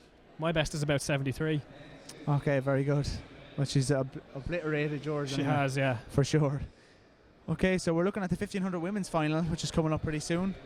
Again, just a mention to our sponsors, Dunn Stores, for their fantastic support. Also Lelix Ireland and their continued support to University of Lelix. Absolutely. And Glow Health as well have probably deserve a mention too. And Entra for arranging the live screening at the event. Big shout out to them. So just looking ahead to the 1500 metres final, again we spoke about the strong field. There's some very good names in the field. There are, absolutely. There's some international athletes, like international class Ellie athletes there. So definitely the standout. Yeah, of course, yeah. And looking down to the field, Orna Murray from Ferrybank there, UCC. Deirdre Doyle, again, we just have to see how the 800 has had an effect on her. Third race of the day. How will she? How will she? Will fare? she compete? Will she compete? That's the thing. She already has a medal. So other than that, we've Amy O'Donoghue. Amy O'Donoghue will be confident after her PB 2 weeks ago. Now. Anna Hymanson from Trinity, Ellen Moran from UL, Laura O'Dowd from Athlone, and Elizabeth Carr from DCU. Elizabeth kind of making her return to athletics over the last year or two. Yeah. She was a very promising youth. Involved many of the Irish cross-country teams. So it's great to see Elizabeth Carr back in action again for DCU. Absolutely. You can see the athletes kind of starting to group together over the 1500 metre start line. Absolutely. So this is going to be a very interesting race with Ellie Harton in the field. Yeah, it'll be interesting to see how she takes it. Yeah. Will they sit in? It's going to be very interesting. They're slowly starting to make their way towards the line anyway. Excellent. So we have Cyril down there now organising things, looking pretty confident that things are going okay. Paul Murphy still on the inside of the track, probably still trying to find out if he came third or fourth. Yeah. I presume by the fact that he's there with Marcus Lawler. Absolutely. What Aina Madden is too, though, or is that Kieran Elliott? So Marcus Lawler, Kieran Elliott, and Paul Murphy are all still kind of hovering around. I still don't see Deirdre Doyle at the start. No, neither do I. So perhaps maybe she might not be taking part. She probably isn't competing. So we'll just keep an eye on that. Deirdre, who was involved in the 800 metre final earlier on, was due to run this race, but it doesn't look like she's made the start line. But there does seem to be 3 DCU athletes there. But anyway, Ellie Harton is definitely the star competitor in this race. Yeah, of course. And as I said earlier, perhaps keep an eye out for Orna Murray of UCC. Yeah, definitely. But Ellie Harton, was a member of that very strong UCD team that broke the InterVarsity record at the road relays. I think it was herself, Ciara McGee, Ciara Everard. Yeah. And of course, Amy O'Donoghue runs here as well. She does, yeah. So we're watching out for Amy.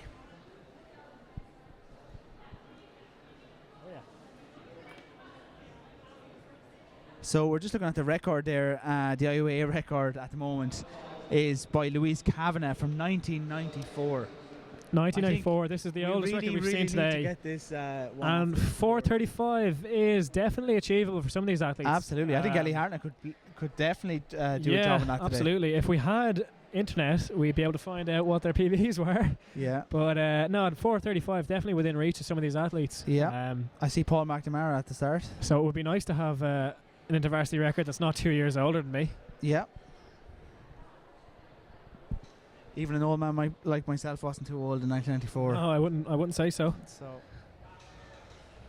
it looks good here for the record to be broken. I think we have to remember that these are championship races, and sometimes so people don't really run too fast. In terms of times, it can be very irrelevant. It's a lot more about the win than the time.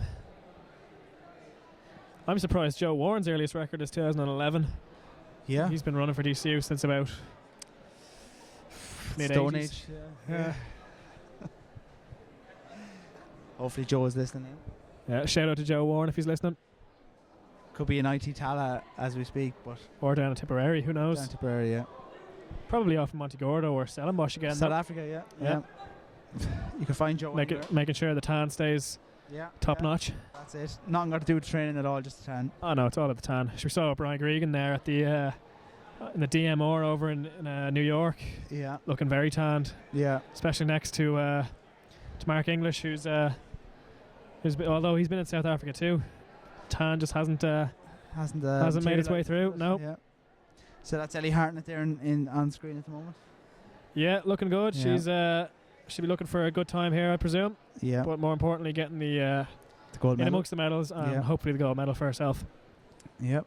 So it's a bit of a delay down here. We're not really sure what's going on, but the athletes are lining up for the 1500 metres. Emily Rogers just missing out on a 175 high jump there. I think that's Elizabeth Carr just finalising her stickers and numbers. Yeah. I think Emily Rogers has a couple more goes left at that height. Yeah. She looks like she's from Emily. She looks like she's the only one left in the competition, so okay. As long as she wasn't the only one in it, that's nah. Would she get gold, silver and bronze or just gold? Just the gold. It's a shame. Yeah, yeah. I don't think the resale value would be very high for those medals. No, probably wouldn't. Yeah. So again, these ladies look ready now to go. They do at the start line. We're ready to go. We've looks like a full field bar Deirdre Doyle, who came second in the 800 metres just moments ago.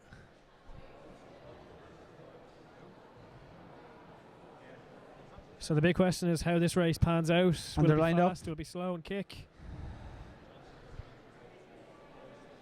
We'll try not to get as excited for this as we did for the 800, or we'll have no voices left. Absolutely. So Emily, and they're off. So the pace starts off pretty slow. It does. It's strange. It looks a lot slower on TV than it is in real life. So it's now. Amy O'Donoghue has taken the early lead. Amy O'Donoghue leading out. This is how she ran 2 weeks ago at the National Under 23s. Ellie Hartnett slots into second. In third is Claire Brennan. Yeah, O'Donoghue and Hartnett look very comfortable, and they've already got a few metres on everybody else. So we have a Queen's athlete there. So it's Amy O'Donoghue takes the early lead here. Ellie Hartnett looking very, very comfortable in second. At 34 seconds, 35 it's seconds. It's almost like a jog pace here. It is, but not too bad. When you think about I think it was the 3K was in around 42 seconds or absolutely so for the first 200. So Amy O'Donoghue takes the lead from Ellie Hartnett in second. O'Donoghue, of course, 800 metre All-Ireland Schools champion. Breed so Harrington she'll have the. You'd expect she'd have the speed over Ellie Hartnett if it comes down to a kick. So Breed Harrington here in third, a bit of an unknown to us. She's from Galway Mayo IT. Yeah, but we seems to be holding her own but there. She's doing well. They open up a bit of a gap, but it's been closed up now, and they're strung out quite evenly. Still plenty of time left. There's but again, 7.5 laps. The first in two look very indoors. comfortable here, Adam. They do. They've actually just as I said that they've pulled ahead. I think GMIT. Breed Harrington has just really dropped off there. She has, yeah. She I think she may have held up the field there slightly. But now in third, I think it is Claire Brennan for DCU, and then we have our two UCC athletes in fifth and fourth. Amy and fifth. O'Donoghue and Ellie Hartnett, of course, out in front, looking good, looking smooth. Yeah. Just looks like Ellie Hartnett's biding her time here. She does, yeah. She looks like she's just sitting in. Go DCU. But some as Dara Lynch just commentating there, a good bronze medal was it for yourself?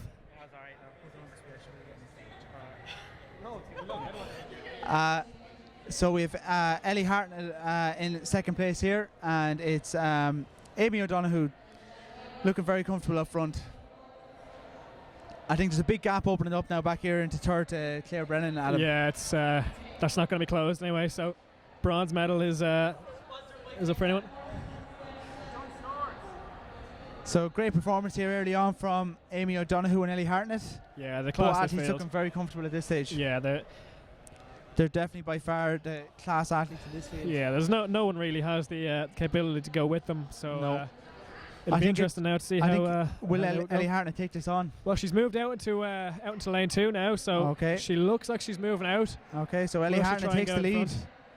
I think she might have to. I don't know if she has quite the same kick as O'Donoghue has, but she's moved out now. Well, these two athletes have absolutely obliterated the rest of the field with Claire Brennan at distant third, and our two UCC athletes, Niamh Moore and Orna Murray, in fourth and fifth. Yeah, if we thought Maria O'Sullivan was dominant in the 3K, these two girls now are really pushing ahead. They're absolutely flying. So it's Ellie Hartnett in first place. In second is Amy O'Donoghue. And Amy O'Donoghue has held with the pace. She has never go. Although she let Hartnett go ahead of her, she hasn't dropped off, and she looks like she's out in lane 2 now. So Amy O'Donoghue is going to retake it. She's trying to take back the lead now. Ellie Hartnett doesn't want to give it up too easy. Hartnett is not giving up the lead too easy, so O'Donoghue's left in lane 2. So Amy O'Donoghue pushed very wide, got around that athlete there. Yeah. I think Amy O'Donoghue needs to sit back in here or either take the lead. She does. She's out very wide here. She needs to do one or the other anyway. Yeah. So it's Ellie Hartnett looking very, very comfortable here, with Amy O'Donoghue from UL in second. Claire Brennan from DCU in third, but that's a very distant third at this stage.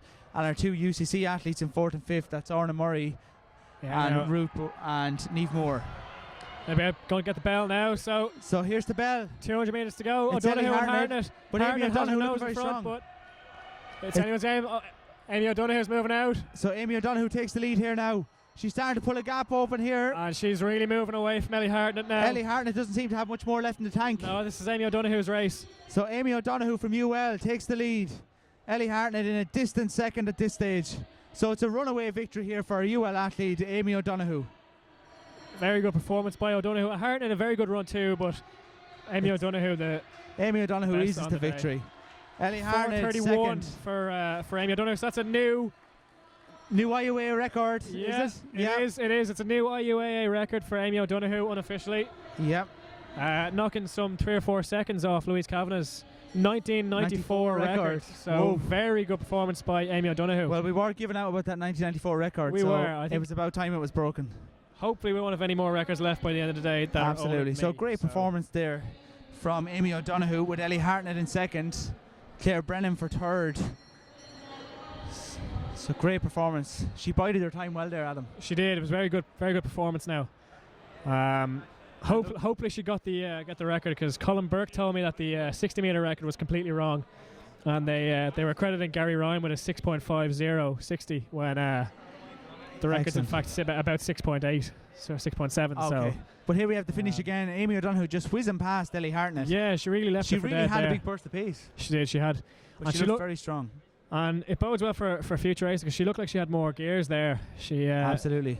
But you had said earlier on, Adam, that her kick was by far stronger than Ellie Hartnett's. Well, I mean, she's the 800 metre schools medalist. You know, she's an 800 runner, 1500 So I think runner. the fact that when Ellie Hartnett made her move and she sat in, she knew what she was doing. Ellie Hartnett knew she needed to go from quite far out to have any chance of winning the race. Have any chance, yeah. Okay. So we'll just hold on here, see if we can get third place. I'm fairly sure it was Claire Brennan for third. But great performance there. It's a new IUAA record unofficially for Amy O'Donoghue in a time of 4:31. She beats Louise Kavanagh's record dating back to 1994. Very impressive. We wouldn't be able to do a bit of 3-way on this 15. Of course. Yeah. Of course. Your man Rich that was commentating with me earlier.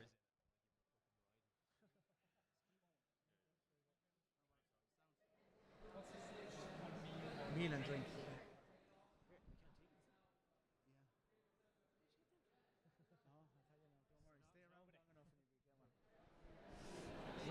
Going to be joined by Gareth here now for the 1500 metres. Yeah. He's going to give Richie Owens a bit of a slagging. Okay. Yeah, back in to give a shout out to my co-commentator for earlier. Myself and Richard will be joining you for the conclusion of the day, the 4x200 metre finals. But I think we got a bit of a wide angle now, but we can kind of see the 1500 metre finalists over in the corner there behind the shot put circle. Being split into 2 heats, unseeded, so it's randomised, and then the fastest 3 out of the 2 heats will be the medalists. See Richard there in the UCD top having a word with James Nolan, his coach, no doubt passing on some words of advice. Definitely think Richie Owens is the main man here, Gareth. Yeah, I think it'll be between Richie Owens and Peter Matthews, I'd say. Richie's been around a long time. He's done a lot of varsity finals. They call him Captain Cowboy in UCD. You know, he's a bit of a cowboy. He's snaked into a few of these finals, but he'll get himself in the zone now, and I'd say he'll kind of ride the field through and have a good go at the end of it. All right. Okay, so it's Peter Gaffney, you reckon, is the biggest threat to him? Yeah, Peter Gaffney's a good athlete, Metro St. Bridget's. He's had a good few runs recently. He's down in the low 150s for the 8, so I'd say if it's in any way slow, Peter Gaffney might be around for a shake-up at the end, all right, but Richard's a good 1500 metre runner. So your prediction for 1, 2 and 3? Well, depending on the heats, but I think on form you'd be going Richie Owens, you'd be going Peter Gaffney 2 and Kevin Kelly 3, but it kind of depends on the heats. You know, if you get a slow solid heat, prediction, Gareth. if you get a slow heat, you might be out of a chance of a medal. But absolutely. If the race is fast, do you think Darren McBrearty's 3:51 record from 2011 is under threat, or do you think it's safe till next year? I'd be surprised. McBrearty was in the shape of his life when he ran that record. He went to the European Indoors that winter. He came out and ran 3:51 down in the freezing in Nina, but I don't see it falling today. No. Okay. Thanks, Wayne Garrett. We'll have you back here pretty soon to finish off this broadcast. So as Garrett said, completely unseeded now in the 1500. So we're going off time. So this is going to be very interesting. I think we could have some reasonably fast times. As Garrett said, probably not the record. Well, the thing is, everyone realises you have to run fast because, I mean, you could win your heat, but you could come 11th or 12th. Absolutely. So that's what we're looking at here. And the fact that it's unseeded is just huge. Exactly, so if you want to win this, you have to go out hard. You do. Yeah. So the main guys we're looking at here is Richie Owens of UCD, Peter Gaffney at DCU, and Kevin Kelly. The thing for Richie Owens and Peter Gaffney is they're in the same heat, whereas Kevin Kelly's on his own in the first heat. So will there be anyone to push him? Ooh, who knows? We don't know. Well, they're off. They're off first heat anyway. And Kevin Kelly straight away with the headband, the Darrell Lynch style headband out in front, and he knows he's going to need to push this hard. His PB of in and around, it's between 3:55 and 3:59 anyway. Absolutely. And Rick Nally sitting in second place there as well. 3:34 Rick Nally. They know they need to go out hard today. Rick Nally. These are the two boys we expected up here to the front. In third, we have the UL athlete. That's James McCassie. And in fourth is Richard Lucas from WIT. But again, Kevin Kelly looking pretty comfortable here, Adam. He is, yeah. They're quick enough, about 32, 33. So maybe need to pick it up slightly. If you're going to be guaranteed a medal, you probably want to be as close to 4 minutes, if not below it. Absolutely. But Kevin Kelly looks to have a very smooth stride on him. He does. He always looks good when he's running. So we're going through here in 50 seconds. So we're looking pretty fast. We'll see now the 400 mark how it is. We have Kevin Kelly here leading the race. In second is Rickard Nally from UCD. In third is our UL athlete James McCassie. So about and 64 in fourth, seconds. It's Richard Lucas from WIT. But Kevin Kelly and Rick Nally pulling away now. So we'll have a look at the clock here now when they come through. Yeah, Adam. It's all about the clock for these two races now. Time trials. So I mean, you could come first, but you could in your heat, but you could still come. Because there doesn't seem to be much going on in this heat. So 1:21. It's going to be interesting. Again, as you said earlier on, Kevin Kelly here, probably the lone seed in this with Rick Nally. Yeah, Rick Nally is pushing him well though. Yeah. Rick Nally's come on a lot in the last couple of years. He qualified for the European cross country, as I said earlier, and really good performance. 1:38 there, I think, at the. That's good running. So we have Kevin Kelly from Dublin City University leading this race. In second place is Rick Nally from UCD. In a distant third, it's UL's James McCassie. And holding on in there for fourth is Richard Lucas from Walford IT. But Rick Nally still won't let go of Kevin Kelly. No. So it's Kevin a good battle here. Still working. They both look very smooth now. Both these guys need to push each other at this stage, Adam. Exactly. Yeah, it's quite hard to pick. Yeah. So at the 600, it's about 2:08. So we'll be looking at. Oh, this is about 4 minute pace now for 1500 meters. Okay. I think they need to push on though. They do, yeah. But Kevin Kelly looks like he has half a yard now on. I'd be very surprised if Kevin Kelly can keep this pace going, because Rick Nally looks pretty comfortable there. He does, but he has a bit of a gap now. Yeah, Kelly has pushed on. Definitely opened up. Yeah.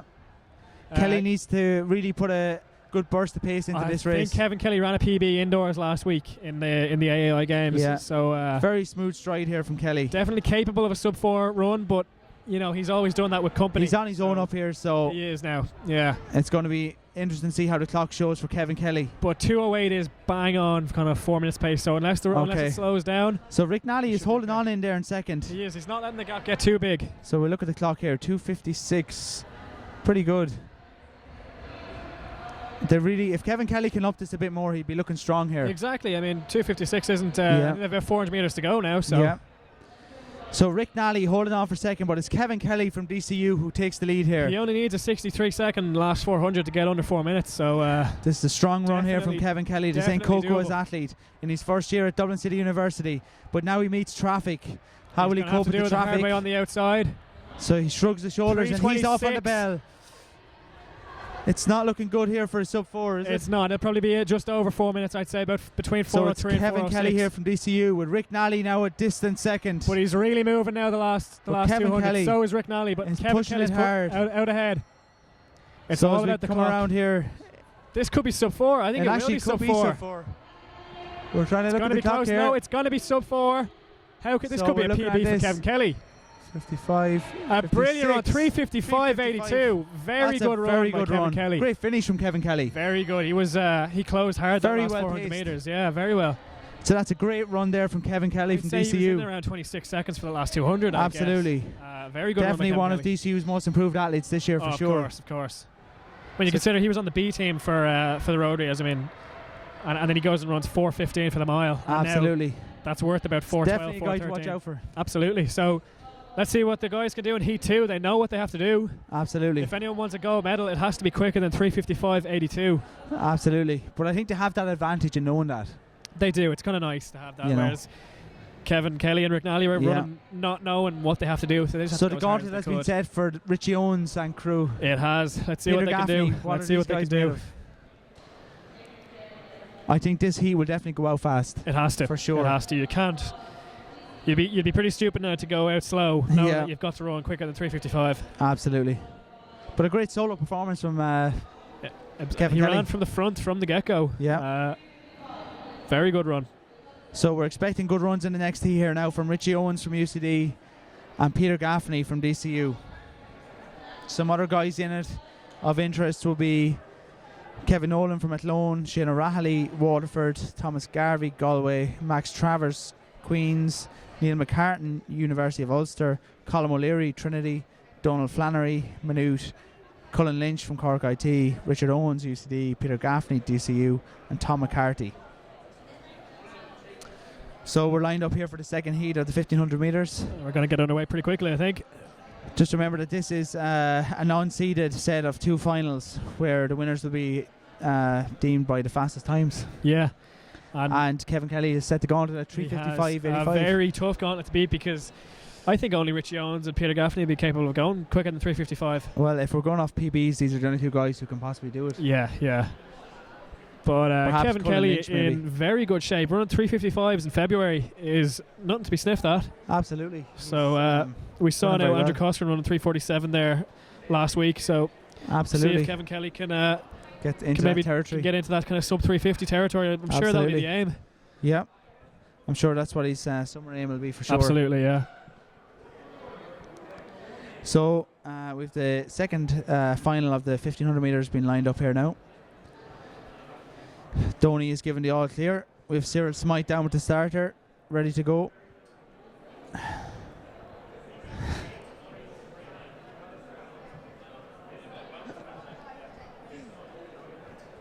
So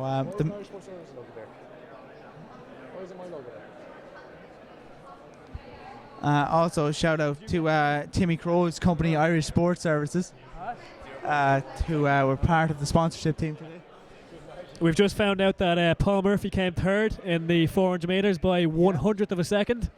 Well done, Paul. Have you anything to say? Well done, Paul. No, I'm good. He's good. He's happy though.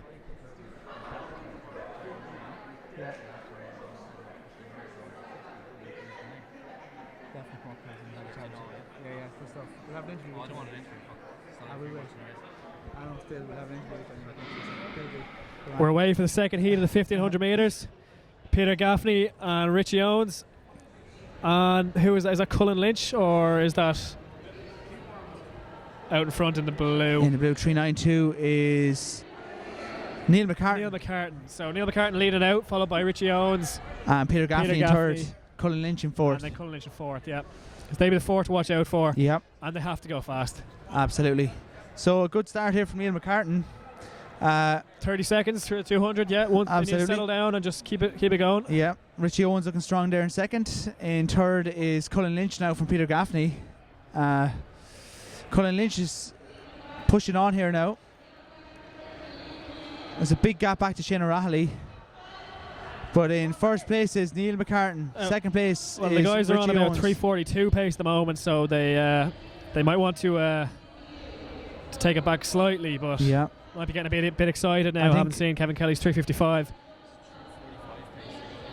Yeah. It's a very fast start to the second final of the 1500 metres. The With pace Neil hasn't been let McCartan. up much at all. Neil McCartan is really pushing this on here from University of Ulster. In second is Richard Owens from University College Dublin. In third is Cullen Lynch from CIT. And we really didn't say much about Neil McCartan, but he's looking good. Peter Gaffney looks very comfortable here in fourth. He does, yeah. The four of those guys all look like they could win this. Yeah. It's a very open 1500 metres here. Again, we have to keep an eye on the clock due to the 3:55. They've slowed up very slightly, but they're still on for a very fast time. This is some great racing here. They're it's on Neil for McCartan from about University of 3:52 Ulster in front. In second is Richie Owens. In third is Cullen Lynch. And in fourth place is Peter Gaffney. Neil McCartan still leading them out.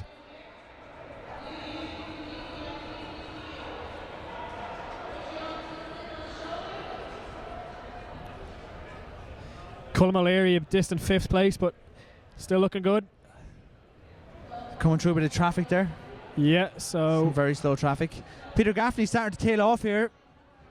Peter Gaffney would really want to be latching on to the back of that group. He does, yeah. You can't afford to give them too much of a lead. Richie Owens moving into first place now. So we have Richie Owens now taking it up. Things are starting to heat up now. And Cullen Lynch having a great race here.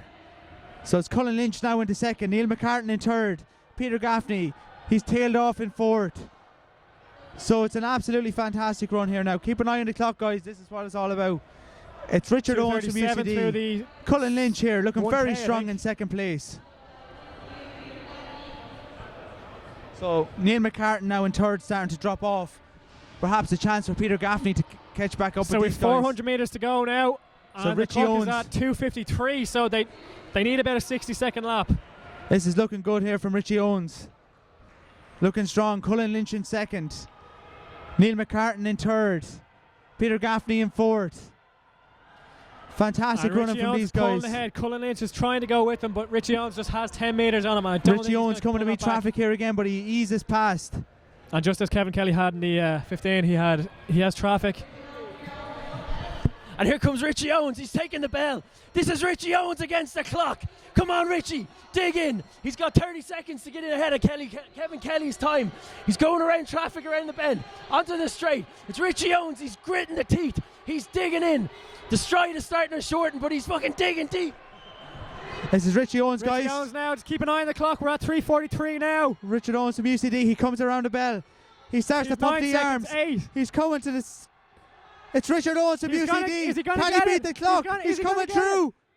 He gets it. 3:54. Richie Owens. A great win there from Richie Owens from UCD. Richie Owens Cullen Lynch comes in second. Meters. Neil McCartan in third. And Peter Gaffney in fourth. Good runs from Cullen Lynch, Neil McCartan and Peter Gaffney. But it's Richie Owens with the gold medal. Kevin Kelly second place. So we'll find out who came third. He was really against the clock there, Adam. He was, yeah. He did what he had to do. I think he gritted the teeth there coming down the home straight. I think he needed a 60-second lap or 61. He ran about that as well, so he got it done. 4x2. Hand over to you now. Yeah. Yeah, I have to wait until the age gets up. Oh, okay. Doing it solo is fucking hard.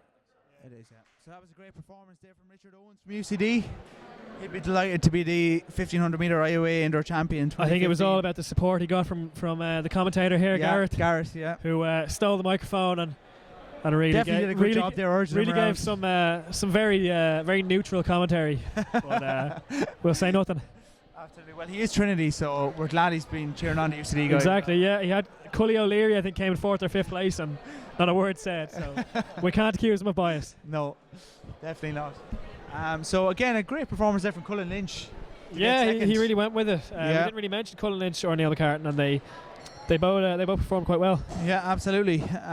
Peter Gaffney might be slightly disappointed with his fourth place. I'd say he will, especially that he's been on good form lately. He has been racing a lot lately, so he perhaps has, yeah. Maybe needs to just look at get a bit of training done. Absolutely. And I'm sure he's in a high volume of training at this period for the outdoors. So yeah. So who's your shout for third place? Cullen Lynch or Rick Nally? I think it could possibly be. Oh, that's a tough one. I'd go Cullen Lynch, I think. Do you reckon? It's going to be close. It's going to be very close. Yeah. So in terms of the program, we're now moving on to the pentathlon. Okay, so the 800 meters pentathlon. So we have 800 meters in the pentathlon for the women and the unusual 1K for the men coming up soon.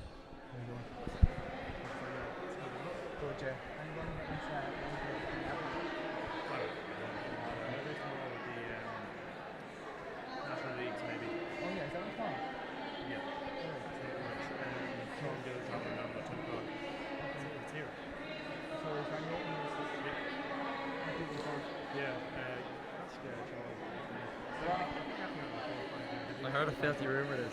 Goosebumps.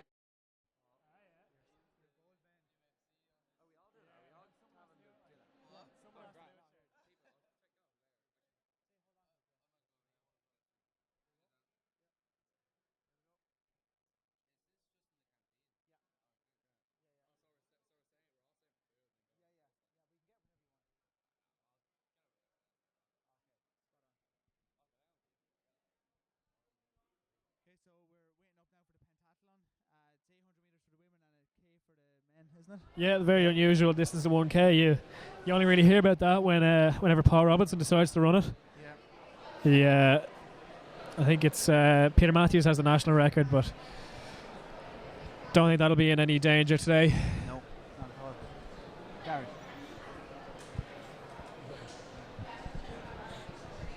So again, some great racing here today so far, Adam. Yeah, I mean, what's your highlight so far? Well, Marcus Lawler was very impressive as always. Yeah, I don't know. I just gave him my one if that's okay. Yeah, Marcus Lawler as always very impressive.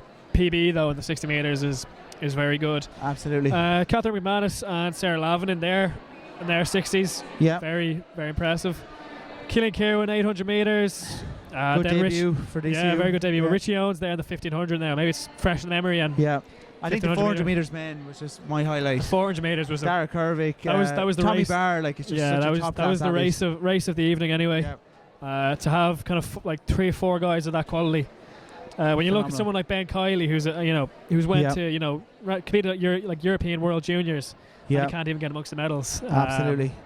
And even like in the women's 800 meters, it was a good win. In that race for Ashton Crossy. But if you look down the field, Niamh Markham coming through for third. Absolutely, yeah. That was a huge performance from her. Maria O'Sullivan was very dominant in the 3K. Yeah, absolutely. As always, really. Yeah. I think we expected Maria to be that dominant. Yeah. She is a top class athlete. But overall, I think we've had some top quality races. Yeah. And I think we have some very, very good relays coming up. Yeah, no, it'd be interesting to see what kind of way things are going. Who's running? Just in terms of the 4x2 relay, the semi-finals for the women. In semi-final 1, we have DCU, Cork IT, UCC, DLIADT. That's Dunleary Institute of Art, Design and Technology. And it's Athlone IT. And in semi-final number 2, we have Waterford IT, UL, Trinity, and University College Dublin. That'll be 2 good races there anyway. And we haven't been made available the men's semi-final as of not yet. But again, I think looking back at the 1500, Kevin Kelly probably set a high standard early on in his heat. He did. He'll be disappointed now after such a good run to miss out on the gold medal. But I'm sure he'll be happy enough to run 3:55 solo. That is very impressive. So absolutely, and I think. Looking at Richie Owens, it looks like he could have a big summer ahead. Absolutely. We were talking earlier maybe about that 3:51. Is that in trouble? Not today, but possibly down the line. That was a championship race, and all it was about was getting under 3:55. So absolutely. But I think at the end of the day, looking at the strength and depth in 8 and 1500 meters, it's definitely athletics is definitely on the rise in Ireland. Oh, absolutely. And I even look at guys like Cormac Kelly, Brian Kelly, these guys, Joe Warren, Owen Everard, top class runners, all kind of eligible to run this year. But Cormac Kelly was in the 3K, I think. Absolutely, but again, I think in a big block of training at the moment, not looking at indoors at all, probably just running to represent his college, being the captain. Absolutely, yeah, very good club captain he is. Yeah, himself and Mary Mulhare.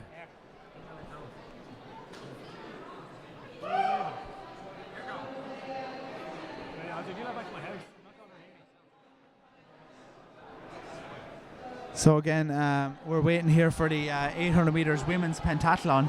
I actually have the start list here. So we have, I think it's 8, as far as we know, it's 800 for women and 1K for men. So In the 800, we have Karen Dunn, Sinead McDonough, Katrina Toomey, Roisin Howard, Katie Hyland, Emma McKay, and Sarah Shovlin. Many of these athletes were competing in the other events, as you might expect from pentathlon. We had them in the hurdles, the throws, the jumps, things like that. So a few familiar names anyway. Yeah, that's excellent. Looking at that, I'd say we'd be looking at Sinead McDonough and even Karen Dunn on her year down there, looking very strong for DCU. But then, if you look at Roisin Howard, she's definitely a top-class athlete also. And Sarah Shovlin on year down there from Waterford again. Yeah. Has been doing pretty well of late. In the men's 1K, we have Shane Aston, Michael Bowler, Eric Hines, Dan Gillen, and Conor O'Rourke. I'd say it could be the same story. DCU kind of. Yeah, well, he's have to be looking at Michael Bowler there. Michael Bowler, under 23 Shane champion. Aston has made huge progress. Shane Aston, very good athlete, but Michael Bowler, the national under 23 champion from only 2-3 weeks ago. So. Yeah. So look, it's some good competition coming up in these races. Absolutely, looking forward to it. You know, these are great races to watch because the athletes are so fatigued from their earlier events. Yeah, it's they the really final do put event a lot of of the day. pressure. And like, if you think about it, guys like Michael Bowler and Shane Aston probably wouldn't be known for their speed over 1,000 meters. They're better equipped at the kind of the other events out there, the throws, the hurdles, the jumps. At the same time, I think it'll be a good battle, a fun battle. Absolutely. So it'll be interesting how that goes. But we're kind of wrapping up events here today. Yeah, really. everything seems to be quieting down a little bit. It's definitely been a well-organised event. Again, we'd like to thank our sponsors, Dunn Stores, Athletics Ireland, and also to Entree for organising the fundraising for the event. Yep. And really and truly, it's been a fantastically organised event by the IUAA Executive Committee also. And a big thanks to Michael Deedy as well for organising all the stuff. And I think a big well done has to go out to Claire McLean. Yeah, looking after things very well down there. And bringing around Optimum Nutrition as well to give us free samples. Very good. Okay. But shout out to Timmy Crow as well for getting us up on the commentary. Absolutely, and to his company Irish Sports Services, who are make regular donations to all these events. Of course, yeah. And I suppose when we were talking about some of the best athletes here earlier on, one that we probably failed to mention in great depth was Stephanie Kriener in the 200. Yeah, she had a very good run. I just really think, looking at her, she looks like the real deal, you know. She did. She looked powerful, and I mean, it's early days as well. It's only February. Absolutely. So to be running that fast this early is good.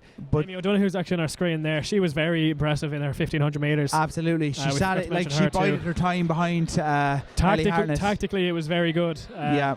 The woman she beat in the schools race that I was talking about is actually standing right behind us now. And I mean, to be able to outkick a 55-second 400-metre runner in an 800-metre race, it's really phenomenal. It says a lot. So big things kind of expected from Amy O'Donoghue in the next while. Absolutely. And then, I mean, looking back on some of the other races, even in the 3,000 metres, like Mary Mulhare had a good run. She did, yeah. Very dominant. Yeah.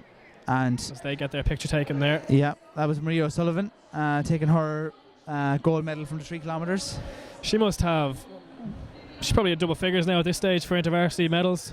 Absolutely. She's definitely someone who's been at the front of things for a long time. Yeah, definitely. The reigning Shamrocks athlete. Since second year, I think, of when she was in Trinity, she's really been up there. Yeah, she's now coached by Anne Keenan Buckley. She is, up in DCU. Yeah. So that seems to be going well so far. Yeah.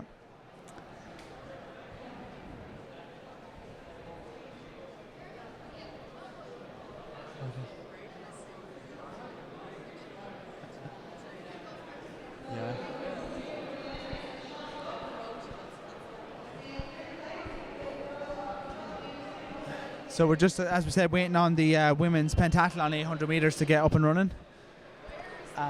Shouldn't be too far away from it now. Yeah, I don't really see. I presume. We're just going to talk to Barry Pender, the men's high jump winner, who was here but has seemed to disappear. Oh, he's disappeared out of shot there now. He's run away. But Barry had a great win in the high jump earlier on. So actually, Richie Owens is making his way over towards us, so we might try and grab him for an interview. Yeah, well, and as far as we're aware, Richie's going to be taking over some commentary here to finish off this event. Absolutely. So we'll try and get him an interview with him before we get him back. Yeah, we're going to try and we'll interview Richie and then go get some food and go home. Absolutely.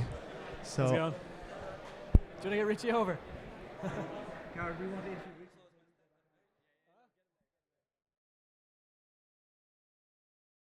We have Richie Owens going to come over here now for an interview. Winner of the 1500 metres in a good battle.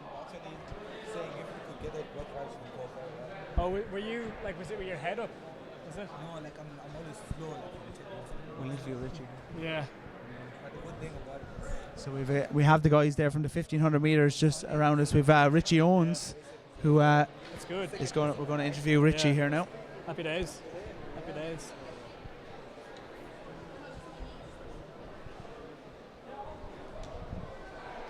Okay, so we have Richie coming over to us here now. Congratulations, Richie. Great running there in the 1500 metres. Yeah, felt great, yeah. I think the marker was set down by Kevin Kelly in the first heat. Yeah. Were you aware of that when you were running around there? Yeah, absolutely. You know, in previous years, Endo would have been very good at seeing the races. So normally he'd see kind of, you know, the second race would definitely have, you know, the 6-7 fastest guys. You know. Absolutely. But I think this year they were saying they couldn't divide up the field, so they literally just split it down, one from each college in both races. So yeah, it was a bit unlucky that Kevin, you know, was a young guy, had a good race last weekend, so it was a bit unlucky he was in the first race. I would have liked to have raced in the race with him and Rick Nally, the other UCD guy, would have liked to have brought them through. But yeah, sure, I was lucky in my race. You know, the boy from UU took it out, and that's right. Just sitting in, and then we weren't expecting him to take it out, to be honest, Neil McCartan, but he did. And who were you kind of looking at as your main rivals in that race when you seen the heats? Yeah, well, I knew Stephen Gaffney was in it, and Stephen Gaffney had run. Peter Gaffney, was Peter it? Gaffney, yeah. I knew he had run, you know, 153 the last few weeks, and I knew he had some speed, so I was kind of conscious he was in it, and then the fact that whatever Neil McCartan took it out, you know, great, and sitting in, and Cullen Lynch made a go of it as well. I was giving out to him there. He kept clipping my heels, you know, and I almost nearly turned about to him with a 600 left, and it's like, just sit in, Cullen, just wait, man. I'll bring you to a PB. So whatever. Good stuff. We went well, and yeah, it was nice. And I think when you were coming down the home straight there, we were looking at that clock because there wasn't much in it in the end. It was just about a second. Yeah, I was kind of conscious. 400 left, I could see. Okay, I have to close in 62 here, and 200 left. I was like, okay, closing is 32. So coming down the thing, I was running, and I was also conscious that UCD record was 3:55.3. Okay. So it was held by Guy Nigel Good. Bruton. So it's been hanging over me for the last few years around 96. So we were thinking if the quality of the field had been a bit better, you might have been looking at that Darren McBurty 3:51 record from 2012, I think it was. Absolutely, yeah. I was in the record with McBurty and like whatever. I'm just down from altitude and stuff in South Africa. I was up there with Keir Ever, so. You know, today's my 19th day, so it's meant to be 21 days, so it's good to go. And yeah, it was excellent. Great race. Well, it was a brilliant run. And what's up next? Either British Nationals next weekend or Nationals, definitely. You know, definitely want to get in and rough up a few boys in the final. So brilliant. Well, you're making steady improvement, so we look forward to seeing you over the next couple of weeks. Appreciate it. Right, thanks, and we look forward to taking over here again in a few minutes. Get thanks, ready Richie. 4x2s. Cheers. Thanks.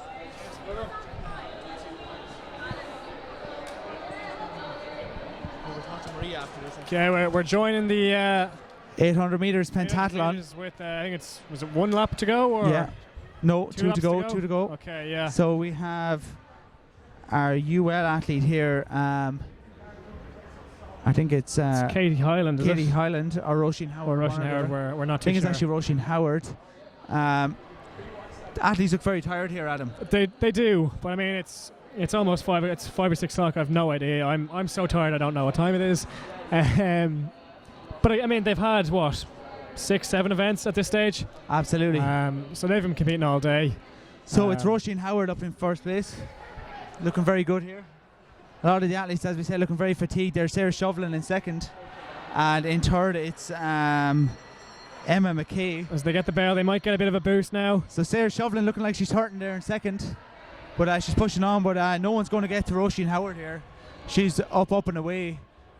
But Sarah Shovlin digging in deep there in second. She is cutting the gap slightly. But at this stage, it looks like Roisin Howard's lead is unassailable, and she's going to ease through. It does now. The gap has closed slightly. She is starting to drop, all right. It is. We've lost the clock now, so we don't know. Good performance here from Sarah Shovlin in second. It is now. She's pulling ahead now. However, she is starting to tire up, so she may in fact lose third. But coming down the home straight, it's Roisin Howard. A couple of glances over the shoulder, but absolutely flying here from UL. But Sarah Shovlin is coming back fast. But Sarah Shovlin for second, and in third we have Emma McKay from University of Ulster. So not all the athletes that were entered actually competed in the end. So maybe a few fallen due to fatigue. We're going to try and get an interview here with Maria Sullivan if we can. Maria was the winner of the 3,000 meters. So get an interview. Yeah. So we have Maria Sullivan here. Maria, now a DCU athlete. How did you find today's 3,000 metres? Great, yeah. Before the race, I was talking to my coach Anne, and we just said I'd go out, try get 9:45, which is 39 seconds flat. So what I did was I set an alarm on my watch, which was 39 seconds. So just so it vibrated every time I went past the line. So we went out first lap, and it was 38 seconds, and I was like, perfect. So I just kind of took the lead there, and it was 39 seconds every single lap, bang on. And then on the third last lap, oh geez, it was 42 seconds, and I realised, and I was like, oh wow, I need to pick up the pace. Picked it up, and delighted because I got 9:45, which was exactly 39 seconds each lap. So that was excellent, yeah, and it looked like you were keeping that constant pace throughout, and then you did inject that burst towards the end. Yeah, I'm delighted that I was able to pick it up because it shows that the strength is there, and it's DCU record as well. So absolutely, yeah, first year in DCU and you're already breaking the records. But what's next? Is the cross country coming? Yeah, varsity cross country, of course, that's always going to have a place in my heart. That'd be the main goal that's coming up next, and then outdoors as well. 5k outdoors is really what I'm aiming for now. Absolutely. It's great to have the current IUAA Female Athlete of the Year here as well. You might be going to try and get it for a second year, maybe. I would love to. Hopefully, we'll see how it goes. Hopefully. I personally say you look a lot better in the DCU colours out in the Trinity, Maria. So hopefully we look forward to seeing you in some of the races coming up, and best of luck for the rest of the season. Thank you. Thanks, Maria. Cheers. Might as well free food, like. How are you? I'm good. I'm tired. What's that? We got TV screen all day. Oh yeah, we did. Yeah, just kidding. You're the 800 metre champion. We might have to talk to you actually. Where'd you talk again? Come on, leave it off. We have a break here now, so we'll get you. But yeah, I think we're just waiting for the men's 1K to go ahead. We actually thought they were going ahead, but they were just doing a warm-up lap, and I was kind of wondering why they were running around with their arms raised and kind of flapping their wings like birds. Okay. It was a bit strange. This will be a very interesting 1K coming up, Adam. It will. For sure. Do we have Michael Bowler and Shane We Austin? do. I see Michael Bowler in the infield there. That's good news anyway, because it was a bit disappointing not to have all the athletes in the women's race, but absolutely. And I think looking at the field here, we're looking at you have the field there, have you? I have the field, do I? Yeah, so we've got Shane Aston from DCU, Michael Bowler from DCU as well, Eric Hines from Galway Mayo IT, Dan Gillen from IT Carlow, and Conor O'Rourke from I think UCD. Dan Gillen has won a medal in this championships 15 years ago. 15 years ago, so it'd be very impressive if he could sneak a medal now today. If he can sneak a medal here, we might even get a sneaky interview with him as well. We might. But yeah, he has previously won a medal 15 years ago. And we've Killian Kiernan hovering around behind us, so we'll try and get an interview once he's finished. Yeah, he's our 800 metre champion. Organising his night out tonight. Absolutely. No, he's not really. He's a dedicated athlete. So this is the 1,000 metres for the men's pentathlon underway here. Michael Bowler, as expected, takes to the front. In second, Shane we have Aston our UCD athlete, Conor O'Rourke, and Shane Aston. And then it's our IT Carlow athlete, Eric Hines. Is it? Dan Gillen. Dan Gillen in fourth. Eric Hines from GMIT at the back there. So it's a very composed Michael Bowler at the front here, with Conor O'Rourke in second, and Shane Aston bided his time there in third, looking very relaxed. He is. But I have to say, Conor O'Rourke looks quite smooth now today. He does. Michael Bowler is always to the front, though. Michael Bowler is always to the front, yeah. He is, yeah. But looking very comfortable. Both those guys Shane pulling ahead Aston now. is kind of sitting back in there in third. Yeah, Shane Aston does look like content enough just to ease this one out. He is, yeah. Now the thing is, we don't know what the point situation is like, as you know. The race at the end sometimes has no bearing on final results, and sometimes it all hinges on that. So yeah, we don't know how important it is today. But I'm sure the lads will all be looking to try and do as well as they can. Conor O'Rourke looks pretty comfortable there in second. He does. Michael Bowler will still be a strong guy to pass. Absolutely, it's no easy task. Once he's out up front, it's hard to get by him. But Shane Aston there in third place, looking very relaxed and composed, knows he's well ahead of the guys. And looks content enough to come in there pretty handy. We're coming up to the halfway point of this race now in about 1:30. So yeah, that'd be about right. It's Michael Bowler up front. Get under 3 minutes now, the lads will be happy, I'd say. Yeah. We have a nice relaxed Michael Bowler here taking things out. Seems happy enough to take the lead here. He's obviously pretty confident in his kick that he'll be able to take out Conor O'Rourke there again, looking comfortable in second, but I'd be surprised to see Bowler lose this one. Well, he is the under-23 national champion, so absolutely. Shane Aston is further off the pace now in third, and then a big gap back to Dan Gillen. from IT Carlo. So it's looking good here now for Michael Bowler. Nice and relaxed up front here. Then we have Conor O'Rourke. So they're coming for the bell now. So be interesting. Does Conor O'Rourke make a move here? Yeah. Michael Bowler looks like he has half a yard, but is gone. It's not. Might not be enough. I think Bowler looks strong here. I would be surprised to see Bowler. Yeah, Bowler kicking on now. Yeah. O'Rourke doesn't look like he can go with him, but he's going to give it everything. Yeah, I know. Looks like Bowler has it here. You'd be that expecting. gap hasn't gotten any bigger though. And Bowler now goes for home. He's just making it. Just as I say, it's Michael Bowler. He stretches the lead, and really coming hard down the combined home event straight. Specialist Michael Bowler coming through here to take the win in the men's 1,000 meters. 2:55.21 for Michael Bowler. 2:55. Conor O'Rourke in second, and a very distant third place, whoever it's going to be.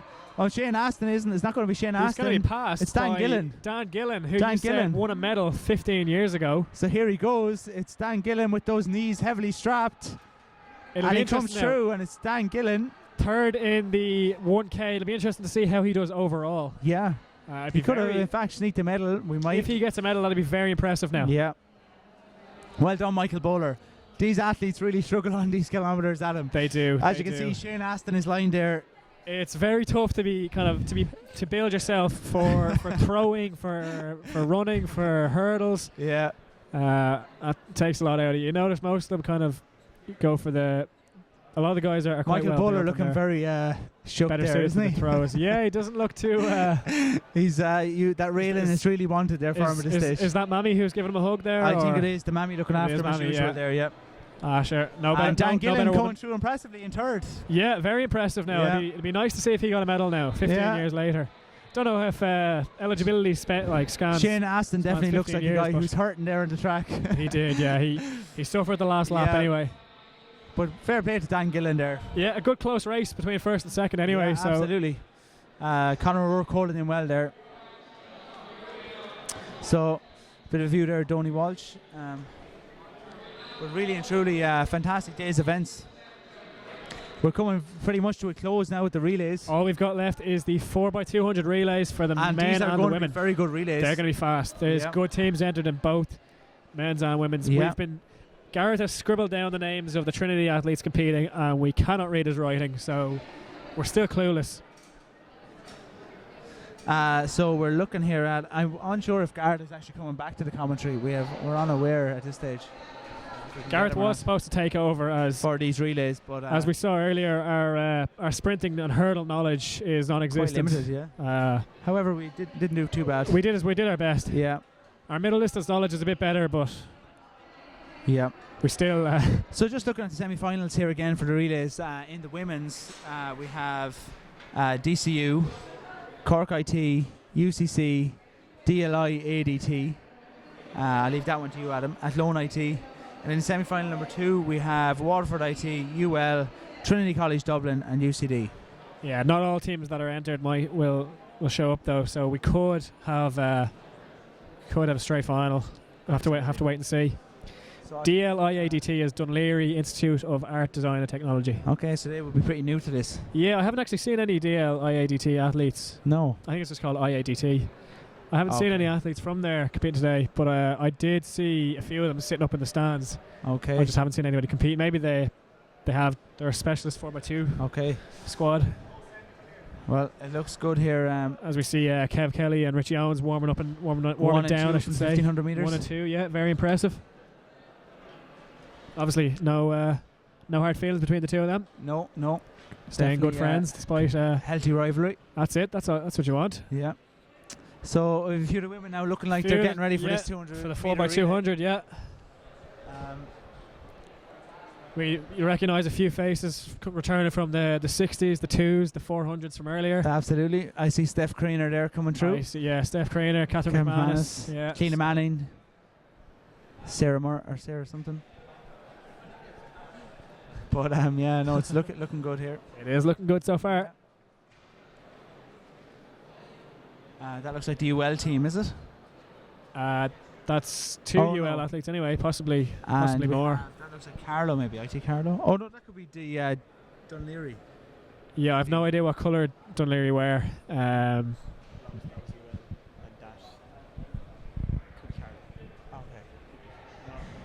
Okay. This could be UCC or Cork, I think. Oh, okay. Yeah. So we have a few red and white singlets in that race anyway, for sure. We do, yeah. Still trying to work out who's who at the moment, but but this should be a very we'll strong know first soon enough. semi-final. Absolutely. Looking at the teams here, we presume that UCC will be quite strong. DCU, Athlones seem to be coming up a bit in the sprinters. They did. They've got a couple of good. I think Vicky Harris is running there. She got a bronze medal, did she, in the 200 earlier? Yeah. So they're definitely up and coming in terms of sprints. when you're bringing back medalists from the individual events to the relays, you know you're in a good position. Yeah. So these are the semi-finals of the 4x200 meters. We're just looking at the record here. The IUAA record is held by DCU, a team of Anglin, Brady, Furlong and Kilduff from 2009. 1:41:31. So David Rudisha is actually faster than the IUAA than the IUAA 4x200 team over 800 meters. However, it's still quite a strong 200 meter record. It is quite I do strong. think it could be on the line. Yeah, you never know. Right, Tim. When you look at the form that Catherine McManus and Steffi Crean were on there earlier, I think we surely should be looking at a record. Yeah, it'd be nice to round off the day with a couple more I think records. definitely in the men's, depending on how strong the teams are entered, yeah, we could definitely have the record. We could, yeah. Because looking at the record, Aisling Drumgool there as well, the 400 meter champion from earlier. Yeah, she's looking like she's lined up for UCD. And just looking at the ahead to the 4x200 meter relay men's. The record here comes from UL from 97. From 1997. When I was a bright 1 year old. Ryan Commons, Burke and Murphy. Again, depending on the teams entered, that's a record that could be on the line. That could be on the line, exactly. And if the DCU team that was entered, if there haven't been too many substitutions to that, it could be well on the way. Definitely could be. But I have heard rumours that DCU are entering an experimental team. Oh, right. So we'll see how that goes. That will be interesting. However, that mightn't have went down as well as people would have expected. So 130.06 the record. Yeah. David Rudisha could not beat that. No. Well, not yet. No. So we look here now at these ladies starting to get ready. We know DCU are in lane 2, Cork IT in lane 3, UCC in lane 4, DLI ADT in 5, and Athlone IT in lane 6. Yeah, 4x200 a strange event. The athletes, you don't get too many chances to run this event, so it'll be interesting. Changeovers. So we see a bit of negotiations going on there with Donny Walsh and David Danaher, and also Peter Gaffney in the mix there. Yeah, Peter Gaffney. So there's definitely something going on here. Have a chat, yeah. Peter Gaffney shaking up the performance juice there. All fully legal, I would imagine. I'd hope so. It looked like salt. It didn't have any label, but it looked pretty okay. It looked pretty good. I'd say recommended by the DCU nutritionist anyway. Absolutely. That's Alan Kelly. Alan Kelly, yeah. So that's Steph there looking... shout out to Alan Kelly. Looking nice and bright with those pink spikes. Absolutely. We've seen a lot of nice spikes there. A lot of the pink spikes on the men, actually. Yeah, Paul Murphy and Brandon Derek Ari wearing and Derek well. Kervick all wearing pink spikes. Or the purple, I think Kervick's were. Yeah. That's your look. That's it. Sure, I wear different coloured spikes, the old Nike spikes. Yeah. Yellow and blue. I really, looking here, Steph Creener looks brimming with confidence at the moment. And she should, Yeah. after that run earlier. Yeah. See Paul Murphy warming up here. So we definitely have Paul Murphy in the 4x200 for DCU. So we have Paul Murphy back out, the Ferrybank athlete who is now representing DCU. It also looks like we have Derek Kervick. And is that Fernandez? Are we going to finally see Fernandez run? The Spanish ace has so we're already going to put his name on the results sheet for once. Yeah, for once. We're already Antonio looking ahead to the men's Fernandez. here. I apologise, but well, we have Kervick, and as far as I'm aware, Mark Kavanagh will be the fourth member. Okay, so strong enough team. On year down, Mark It'll Kavanagh. be interesting to see how close they get to the record. I think I see Timmy Crow warming up. If Timmy Crow is warming up, we could be on for a fast tail time. See Catherine McManus there heading up. Oh, yeah, we have Catherine McManus. Catherine looking very strong today. I have to say. Is that Cork IT or UCC? That's UCC there. Yeah, so I'd say UCC could be strong in this as well. Yeah. 156. Two twins there, both went well in the both in the 4x4 or the 400 final, I should say. Yeah, stepping down out to 200. In fact, DLI ADT in the white and red. It is okay. Yeah. So that's their colour of choice. Yeah. I don't know how long the college has been around, but fair play to them for entering. My cousin goes there. Shout out to Coleman. Excellent.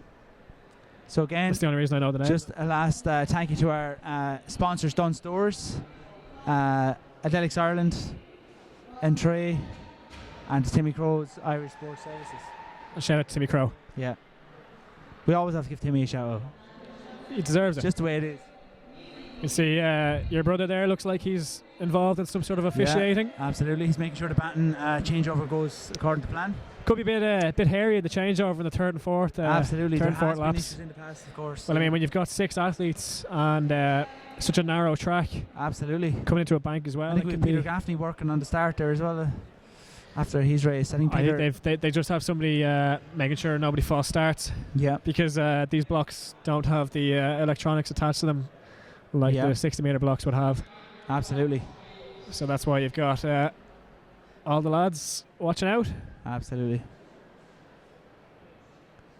Still a good crowd hanging around for the relay, which is good to see. Mike gives the on your marks call, and we're ready to go here. So really, this could go anyway. So we're expecting DCU to be the winners of this semi-final. Our biased opinion, of course, puts DCU as favourites, but we'll see. We're hoping for a good race as well. Absolutely.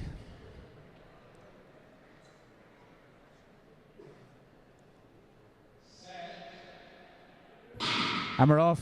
Way clean again. So Athlones IT out very quickly, as our UCC. Yeah. And Catherine McManus is really eating up on the Cork IT athlete there. Yeah. So it's Athlone and DCU. Yeah. Athlone IT have made a fantastic start to this race. And we've Catherine McManus here now, and a change over to Steph. This will be very interesting. So it's Athlone IT pretty much leading, neck and neck now. And Steph now who takes it on for DCU. And Steffi Craner has the inside lane, so she's going to really get a bit of a gap there. She has there. it, absolutely. She's after eating up ground. Storming first 100 metres and from UCC have passed Athlone IT as well. So it's UCC here taking control of this first heat. Steffi Craner really running well now. This girl is on fire. She needs to make sure the handover is good. So here we go. She's coming at speed now. And it's on. And it's Keelan Manning up next here now, and it's UCC who are in second. But DCU are absolutely obliterating the field here. 50 metres already after only 400 metres run. So Athlone IT, after the promising start, are now in 4th place. They're coming back now into 3rd. So here we go. Final changeover for DCU. It's Keelan Manning coming through here now. And she's passing it on. And we're off. One more leg, 200 metres to go. This is the first semi-final here, and it looks like it's going DCU in first. It's UCC in second, and CIT in third, but Athlone are coming back. Are we on for a record? So it's going to be very close. She might get it. She's going to get it. She's going to get the record. 138.50. It's a new IUAA record. And here we go. For DCU. It's Athlone IT coming through here now for second. IT, great finish for second place. Fantastic performance. And UCC and DCU have the new record. It's a new time of 1:38.5 unofficial. Great race, great race. Great to have such good atmosphere and such a good quality race so late in the day. Fantastic record there set by DCU. But we've had another 4x200 women's race to come. Absolutely. So a very tough time to beat. Yeah. But let's see what Waterford IT, UL, Trinity College and UCD can do. Yep. Fantastic run from DCU. So I think Steffi Craner had the... she opened up a huge lead. Yeah, she did, because it was actually...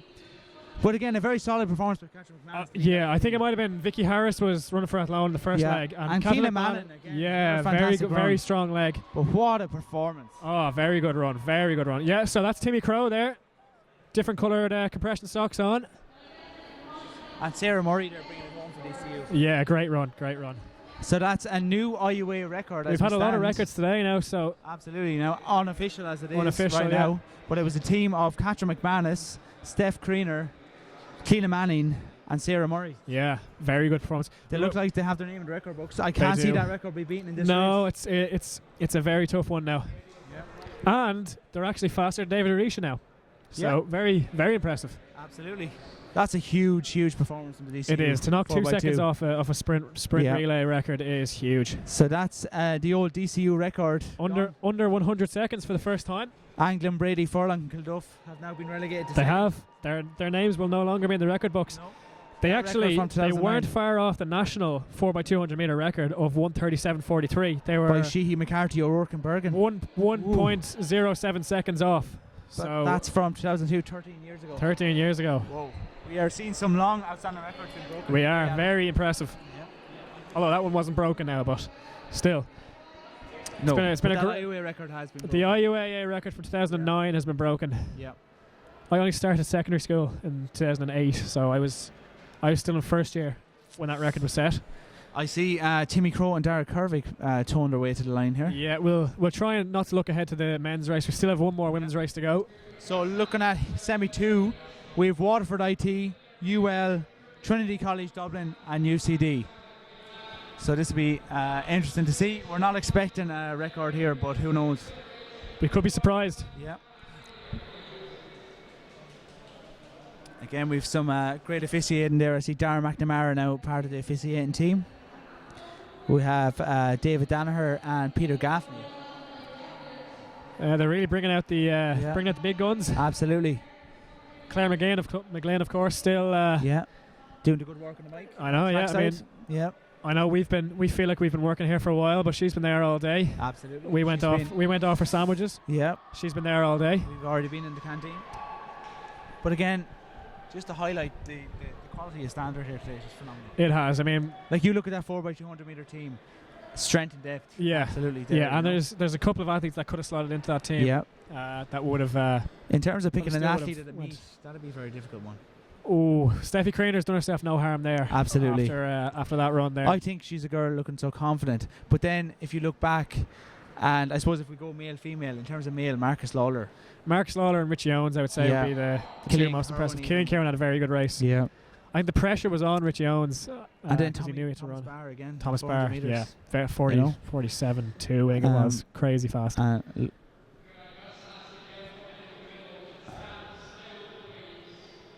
Who? We're being asked to stand still. Okay, so slight issues there with the starters. Yeah, I think it's because it's not electronic. So Okay. we have to be careful. So we're ready to go here now. And they're off. Good So start there from UCD. Trinity looking strong, however. It's, UL. It is a time trial, and 1:38 is the time to beat if you want to. If you want to be breaking a record, you have to. Well, if you want to go a medal, you have to break a record that's just been broken by 2 seconds. So Yeah. that's a big ask. Yeah. The UCD out front. Looking strong here. UL in second. WIT in third. Oh, bit of a mess of a changeover there from WIT. Very slow changeover. UCD still out in front. After Yeah. just come to the break now. Looking strong here, UCD. UL in second. They stay in WIT in third, and WIT look like they're they're at the break gaining now. on second here. It's a decent performance from WIT. So in first place it's UCD, in second it's UL, and in third it's WIT. So here we go. UCD. It's a good changeover from UCD. Now WIT go into second place. However, UL now pushing on strong. Oh, very good leg by UL. Niamh Whelan from UL. Niamh Whelan really coming down and here hard. she Look goes, at this. it's Niamh Whelan. Niamh Whelan Flying takes the ahead. bend and she is flying. That is a very impressive leg from Niamh Whelan. And Niamh Whelan gives UL a massive And lead coming in UL here. out of nowhere have a 10-meter So here we lead go. on UCD. Final leg for UL. Can they do it? Can UL hold on? Can we get a look at 400 that meter clock? champion Ashton 120. Drumgoole has a long way to get back. So here we go. Ashton Drumgoole looking strong in second, but it looks like UL It's have too stolen much. the show. It's too big. Is it too it's big? Niamh Whelan who has pulled this out of the bag for UL. Very It's UL impressive now, by Niamh strong Whelan. and going across here. And Does it look UCD like aren't going to pull it back. the record will not be broken, so it's not looking good in terms of positions for these two. But it's UL coming through here. UL are the winners. Very impressive by UCD Niamh for Whelan second. and UL. And WIT coming in a strong third. Good leg from Ashton Drumgoole there. She closed slightly, but Fantastic. But I she have had to too much say, to do after run that at that leg. heat was definitely Niamh Whelan. Oh, fantastic run. Can we drive in from the lens? Yeah.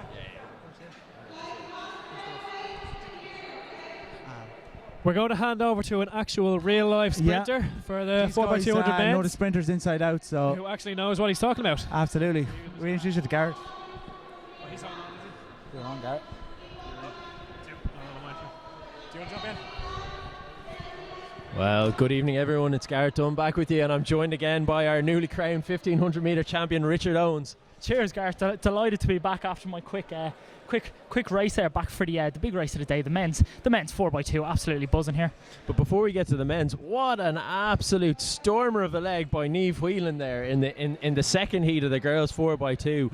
Now Niamh is the third quickest woman in Ireland ever over the distance, so it's no surprise to see her do well. But Christ Almighty, that was some leg.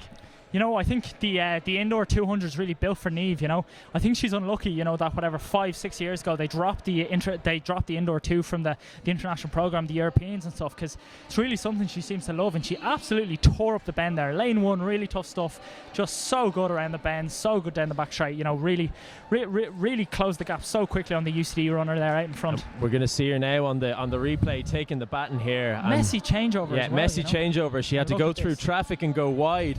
But you can just see she gains a lot of ground on Karen Blaney early on, and she really just kicks on down the back straight and gives a massive lead, handing over to the final leg. Made it look easy as well, you know. Great turnover, great techers on the arms, looks so solid, so strong, and just absolutely turn around to give a big lead. Big lead. And now the men are in their blocks here in the first of the two semis. Just a reminder that there'll be no finals. The two semi-finals are aggregated, and the fastest 3 times will be awarded the medals. So in semi-final 1 we've Waterford IT in 2, Blanchardstown in 3, UCD in 4, Dunleary IADT in 5, and Athlone IT in 6. So Rich, tell us about the UCD team. The men's UCD team, who I'm trying to look up because I'm not quite. Are they decimated by injury and attendance? Is it? Doesn't even look like that. To be actually, there's a UCD team. And to be honest, I didn't even think, because I've personally run 4x2s in the past and gotten medals, and doesn't look to be anybody around. There doesn't seem to be any. The women want, I don't know, Ciara Everett's from 25 in the past, so maybe the UCD want to put her on a leg or something, but doesn't seem to be any men lining up, so lane 3 will be empty. Yeah, lane 3 will be empty. Disappointing from UCD. Richard, a 1500 metre specialist, has of course won a medal in the 4x2 in the past. He came third in Nina in 2012. Strong run. Owen Mulhall also on that team, former captain. Owen was entered in the 200 individual today, but we think that was more horseplay from DCU rather than anything else. Owen moving to rugby full time this year, playing for Nace RFC. He was always a great guy to shape around and throw all sorts of shapes in relays and all sorts of individuals as well. So Professor Kieran O'Cahon has called us to our marks here. We've got Tony Stafford from Waterford IT in 2 is really the man to watch on this leg.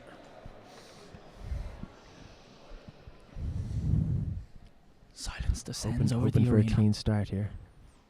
Donald Walsh waves the white flag. And Tony's away well. Also away well is Lawrence O'Reilly out in lane 6 for Athlone IT, is absolutely flying it. Great start by the Athlone, you know, the home team advantage, you know, they're really used to running on the bends, changeovers and flying off here, so it's definitely making up the most of the stagger. Yeah, it's going to be Lawrence O'Reilly handing over first to Colin McElgoon. And a poor changeover from AIT will probably give Waterford the advantage here coming off the turn. Yeah, that's right, Waterford just accelerating into the lead. Colin McElgoon going well down the back straight for AIT. In third we have Dunleary IADT with Matthew Opperman waiting to take the baton here as they come around the bend for IADT, but it's going to be Waterford handing over in first. So this is a great ding-dong battle here. Michael Delaney, the IUAA PRO, has done so much great work over the last year, attacking now off the bend and really looking to make a bit of a gap here on Athlone, so very strong as Matthew Opperman storms into third place for IADT. Yeah, and that's right, Matthew Opperman, brother of the famous Paul Opperman. Does Matthew have a genetic advantage in this race? But we've Sydney Michael Deedy tying up here big time, coming in for Waterford, but he's handing over in the lead. It's AIT in second. Very impressive. Oh, he nearly let go of it, but he got grabbed, and AIT looks to storm up. This got to be close. And it's Nick Ennis for IADT coming through. They're going to lock up third place. We've AIT gaining on Waterford in first. Whoa, this is great. This is a great finish here as they come round. AIT out in lane 2, Waterford IT in lane 1, pushing hard. The crowd's up. And it's AIT. It's Waterford. Waterford are going to hang on for the win. Great time. 1:35.04. So we'll see in the faster heat with DCU and UL who's to come. Very sharp haircut on Nick Ennis there in third. Very exciting race there. Nick Ennis had a good run on the last leg for IADT there. You have to think that overall 1:35 might not be good enough to do it. Marcus Lawler there putting down blocks. Yeah, we can see Marcus Lawler here putting down blocks in lane 3 for Carlow IT. Look, the draw for this race is going to be Cork IT in lane 1, Trinity in 2, IT Carlow in 3, University College Cork in 4, UL in 5, and DCU in 6. And Rich, this is absolutely loaded. This is loaded. Getting very excited. I can see, Tommy Barr in the infield there was throwing shapes, and Dara Kervick was there. I always personally love the sprints because there's so much kind of physical activity. In the 10-15 minutes before, I was getting the medal on the podium there, and you could see the guys prowling up and down. They're almost wearing sunglasses even though we're inside. Yeah, that's it. It's all about confidence. It's all about projecting out that you're, that you're confident, that you're up for it, that you're strong. Yeah, and you're right, and you can even feel that energy here in the arena. Can see Derek Kervick's there, got the hands up. He wasn't happy with the blocks. He put it down, felt them, and he just said they weren't right. They were slipping or something. So he's holding up the race. He's not going to take a chance here. He's going to wait until he gets a good set of blocks before he's going to settle down and get ready to go. Yeah, Kervick looking for a decent set of blocks. Looking around the field here, we have UL out in lane 5. Their first runner made the final of the 60 metres individual. I believe it's his first year in college, but I stand to be corrected. But this is going to be an interesting race between Marcus Lawler for Carlow IT in 3 and Dara Kervick for DCU out in lane 6. You'd have to imagine that DCU will, with Tim Crow running second, will kind of continue to hold their good position throughout the race. But maybe for IT Carlow, Marcus might be their best runner here. So. Something that a lot of people don't realise in the 4x2 indoor especially, the changeover is huge because, traditionally they'd probably go for that 4x4, kind of with your body open, facing hand out. But DCU, definitely for years, in my experiences, DCU always went for the 4x1, kind of, facing the wrong way, baton change. But in a race like this, you can see, especially on the first leg when they're all facing, it's a risky because, one push, you can easily drop it. I think it was Waterford IT, the third runner in the last race, he was he didn't really have a great hold of the baton change. So, especially here, the most important thing is probably to get the baton around as much as anything. Yeah, that's right. And like you said, it can be like Beirut on the start line there when you're in the changeover zones. It can be absolute chaos. So the easiest thing to do is just to make sure you get the baton in. And yeah, I'd always be fond of teams doing the 4x4 style changeover as opposed to the 4x1. Yeah. I think the 4x4 is key as well because you can push the guy either side. You can really be a bit of an ignorant an ignorant so-and-so, an ignorant so-and-so. Ignorant cowboy, yeah. So yeah, Kervick striding out there. I think just before we start, I think we have to give a big shout out to Claire McGlynn there. Just filled up my shaker there with some Optimum peanut butter and chocolate. Absolutely unbelievable. Yeah, I saw it advertised a few times on Facebook and really absolutely blown away by the taste. So big shout out to Claire McGlynn, who's done so much over the years, and I have to thank this man beside me, Gareth Dunn. Took the day off work to come down and commentate and help out today. So big respect to Claire McGlynn, big respect to Gareth Dunn. Thanks for the shout out, Richie. I would have liked to have competed and won my own individual goal, but sometimes the sidelines are the best we can hope for. Not everybody can fail their final year in college and have to repeat. Ox. So we're nearly underway here. Donal Walsh is raising the white flag, signifying that the runners are all ready. And we're on our marks. Professor Kieran O'Cahan, president of AIT, is going to start us off in this last race here. So it's CIT in 1, Trinity in 2, Carlow IT in 3, University College Cork in 4, Limerick in 5, and DCU in 6.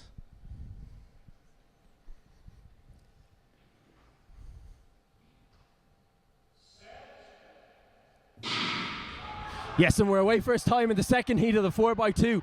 Marcus Lawler's gone like a bat out of hell. He's up on University College Cork, taking the 3-bend stagger out already. Derek Kervick going well in lane 6 for DCU, but it's Marcus Lawler who's going to be the pick of the runners in this leg. Absolutely, really strong run here by Kervick and Marcus Lawler. Timmy Crow, Aina Madden looking to take over. So Timmy Crow gets the baton first. Ping pong between DCU and Athlones IT. Yeah, it's going to be Timmy Crow first to the break here, with Carlo coming through in second. Aina Madden 4th place in the individual 200, coming up in 3rd place here for University of Limerick. But it's Tim Crow coming around the bend. Timmy looking strong. He had a good run on the 400 metres individual. He's having a good run here as well. He's handing over in 1st place. Really strong stuff by Carlo IT, in fairness, holding it up here. This is going to be tight. Really That's good. Right, it's Carlo IT in second, but coming up behind them is Kieran Elliott. Kieran Elliott ran 21.95 in his 200-metre heat this afternoon. He's been absolutely flying recently. He's closing the gap on Carlo, but it's still DCU in front. It's Paul Murphy waiting to take the baton. Paul Murphy, third place in the individual too. A stumble from DCU. Is this going to let Carlo and UL back into it? Tommy Barr, oh my God, let Tommy Barr straight into second. This is going to be a tight finish. It's Paul Murphy. It's Paul Murphy running away from Tommy Barr. Paul Murphy, the young 400-metre runner from Ferrybank. Thomas Barr, the 400 hurdler from Ferrybank. It's Paul Murphy. Can he hold up Thomas Barr? Can Thomas Barr do it again? Swings wide. Huge kick here by Tommy Barr. And for the second time today, Thomas Barr has taken a medal from DCU on the home straight. It's Thomas Barr. Unbelievable. Carlo IT in third. Really, really fast time. Great racing. You know, same thing again. Down the back straight. Tommy Barr looks out of it and he finds that extra gear every single time off the last bend. He's so good at kicking off that last bend. Absolutely decimate the field. Absolutely fantastic stuff from Thomas Barr. Myself and Rich have truly lost a run of ourselves watching these races. Unbelievable. There was a little stumble there from DCU. You had to have thought maybe let UL and Carlo back in, but what a run from Thomas Barr. What a run from Thomas Barr. Yeah. You have to hand it up to the other UL guys. You know, they kept Thomas Barr in it. You know, when I saw them stand on the line and I saw, you know, Derek Kervick to Timmy Crowe, I said, you know, DCU are going to be out here so far ahead. You know, nobody else is going to have a sniff in this. But you know, Paul Murphy's a great guy. He's probably going to be the fourth man on that 4x4 team. You know, he's already won 47, and you know, Timmy Crowe, or Tommy Barr, for, you know, his first day out in indoors this year, looks so good. Yeah. You can see the definitions there. He's definitely been putting time in the gym. Looks absolutely great there. He's a tone machine, as Tom Barr. But it was some team from UL, and it'll be interesting to see now how this shapes up against the university record. Yeah, so we know that the team from DCU last year ran a mark that was sub 130. But 126.50 is a serious mark, so it'll be likely to see if this gets confirmed as the IUAA record. But some run from the UL team. We had Christopher Sibanda on the first leg really held his own against what really was kind of Marcus Lawler and Derek Kervick in that field. Aina Madden, obviously second place in the 100 and 200 at Nationals Outdoor, had a boyfriend of Amy O'Donoghue. Boyfriend of Amy O'Donoghue, always a plus. But yeah, and then himself and Kieran Elliott, they really just, you know, kept UL in it and gave Thomas Barr a good enough position to work his magic on the last leg. But what a race and what a conclusion to these, you know, these great championships. End to the day, you know, like I came down late and I've really been impressed by the buzz as people filter out of the arena here. You know, huge amounts of people here. You know, RTGV have really done a super job today. You know, big shout out to Dunn Stores, the sponsor today. Yeah, Dunn Stores again has to be said. Really, really big, huge, massive thanks to Dunn Stores, our sponsor. Always better value. Michael Delaney, you know, huge push on Twitter to, you know, to get people to donate, and you know, thank you so much to everybody that donated. To everyone else who donated really, as well. Really yeah, impressive. You know, I saw so many retweets and favourites and everything. You know, really great when people come together, all the universities work together, and you know, it's definitely an exciting time. You know, hopefully we can get a better standard of distance boys out next year. You know, I'm finally done. I won't be here next year. I won't be racing, so it's time for all the other boys to step up and keep pushing on. That's what you said, Rich. You know, it's great to have events like this, but where you really want is to look at the success of an event like this and kind of build on that and replicate it at Irish University Athletics Association events going forward. So, parting question, Rich. Apart from your own gold in the individual 15, what was your highlight of the day? It's going to be hard because I didn't see many races. You know, really impressed with Ashton Crossy as a UCD man. You know, Ashton Crossy looked very good, gun to tape run in the 800. You know, Ashton jumped cool as well in the 400. Yeah, actually, probably athlete of the day. I have to hand it out. You know, he kind of struggled his first few races out, but I thought Marcus Lawler looked great today. You know, he ran 6:85 in the 60, ran a really fast time in the 200. You know, 21:16 in the 2. Yeah, a guy who started the season a bit quiet, and you know, one or two people might have had questions. I definitely had questions, and he came out today and he really stood up and he was like, "Hey, look, you know, I'm one of the most talented young guys around, and coming into Euro under 23 season, you know, he's definitely got to be the man to beat." Yeah, that's right. Marcus had a cracking championship. For anyone who wasn't watching earlier, he did the double in the 60 and the 200, 6:85 in the 60 and 21:16 in the 2. Ran a solid leg there in the relay as well. But I don't think Carlo will have had enough to hold on for a medal. But yeah, great performance by Marcus. I think my highlight has to be the men's 400 meter final though, between Derek Kervick, who was hot off a massive win against an international field in the AAI Games last week, and Thomas Barr, who's running his only indoor competition of the season season. But Kervik went out and took a good lead from the start and really looked like he was pulling away from Thomas down on the back straight of the second lap. But Thomas kind of shown, as he so often does, that he just has such strength over the final stages of a race. He came in and took Dara just at the line. But absolutely fantastic championships. It's been great down to watch. Looking forward to Varsity Cross in March. Will you be doing that? Absolutely, yeah. So 2 weeks after Nationals, so it's always a tight turnaround, but it's in Clongowes College down in Kildare this year. The rugby strongholds, they were always famous in schools rugby days for fertilising their fields with manure, so it's going to be quite an interesting day out and always a great night out. A must for all the sprinters to make the appearance and come down and support the mud sloggers of all the universities. Yeah, that was always my big focus of the year for cross country as a sprinter, was to get out and do varsity cross with a crack, see if you could get inside the top 100 and then go bananas on the night out. But hopefully we see some of the young sprinters coming in and kind of taking the torch up on that one. It's always a big thing, it's the same weekend as European Indoors this year, so personally as a UCD man, I'm going to be bullying Carl Griffin to be out. Hopefully he makes it to Euros, but hopefully he'll fly back and come out for UCD and the cross country. Yeah, Kyle Griffin, of course, running very well in the 800 at the moment, is a hopeful to run in European Indoors, but he'd be a huge asset to the to the UC team in cross country. But look, we're going to wrap it up here now. The guys from RTV have to get home and get their dinner, but a big thanks to them for coming out and streaming us for the day. Again, a massive thanks to our sponsor Dunn Stores, and thanks to all the athletes that competed and everyone at home watching. It's been a great day. Absolutely, big shout out, thank you very much.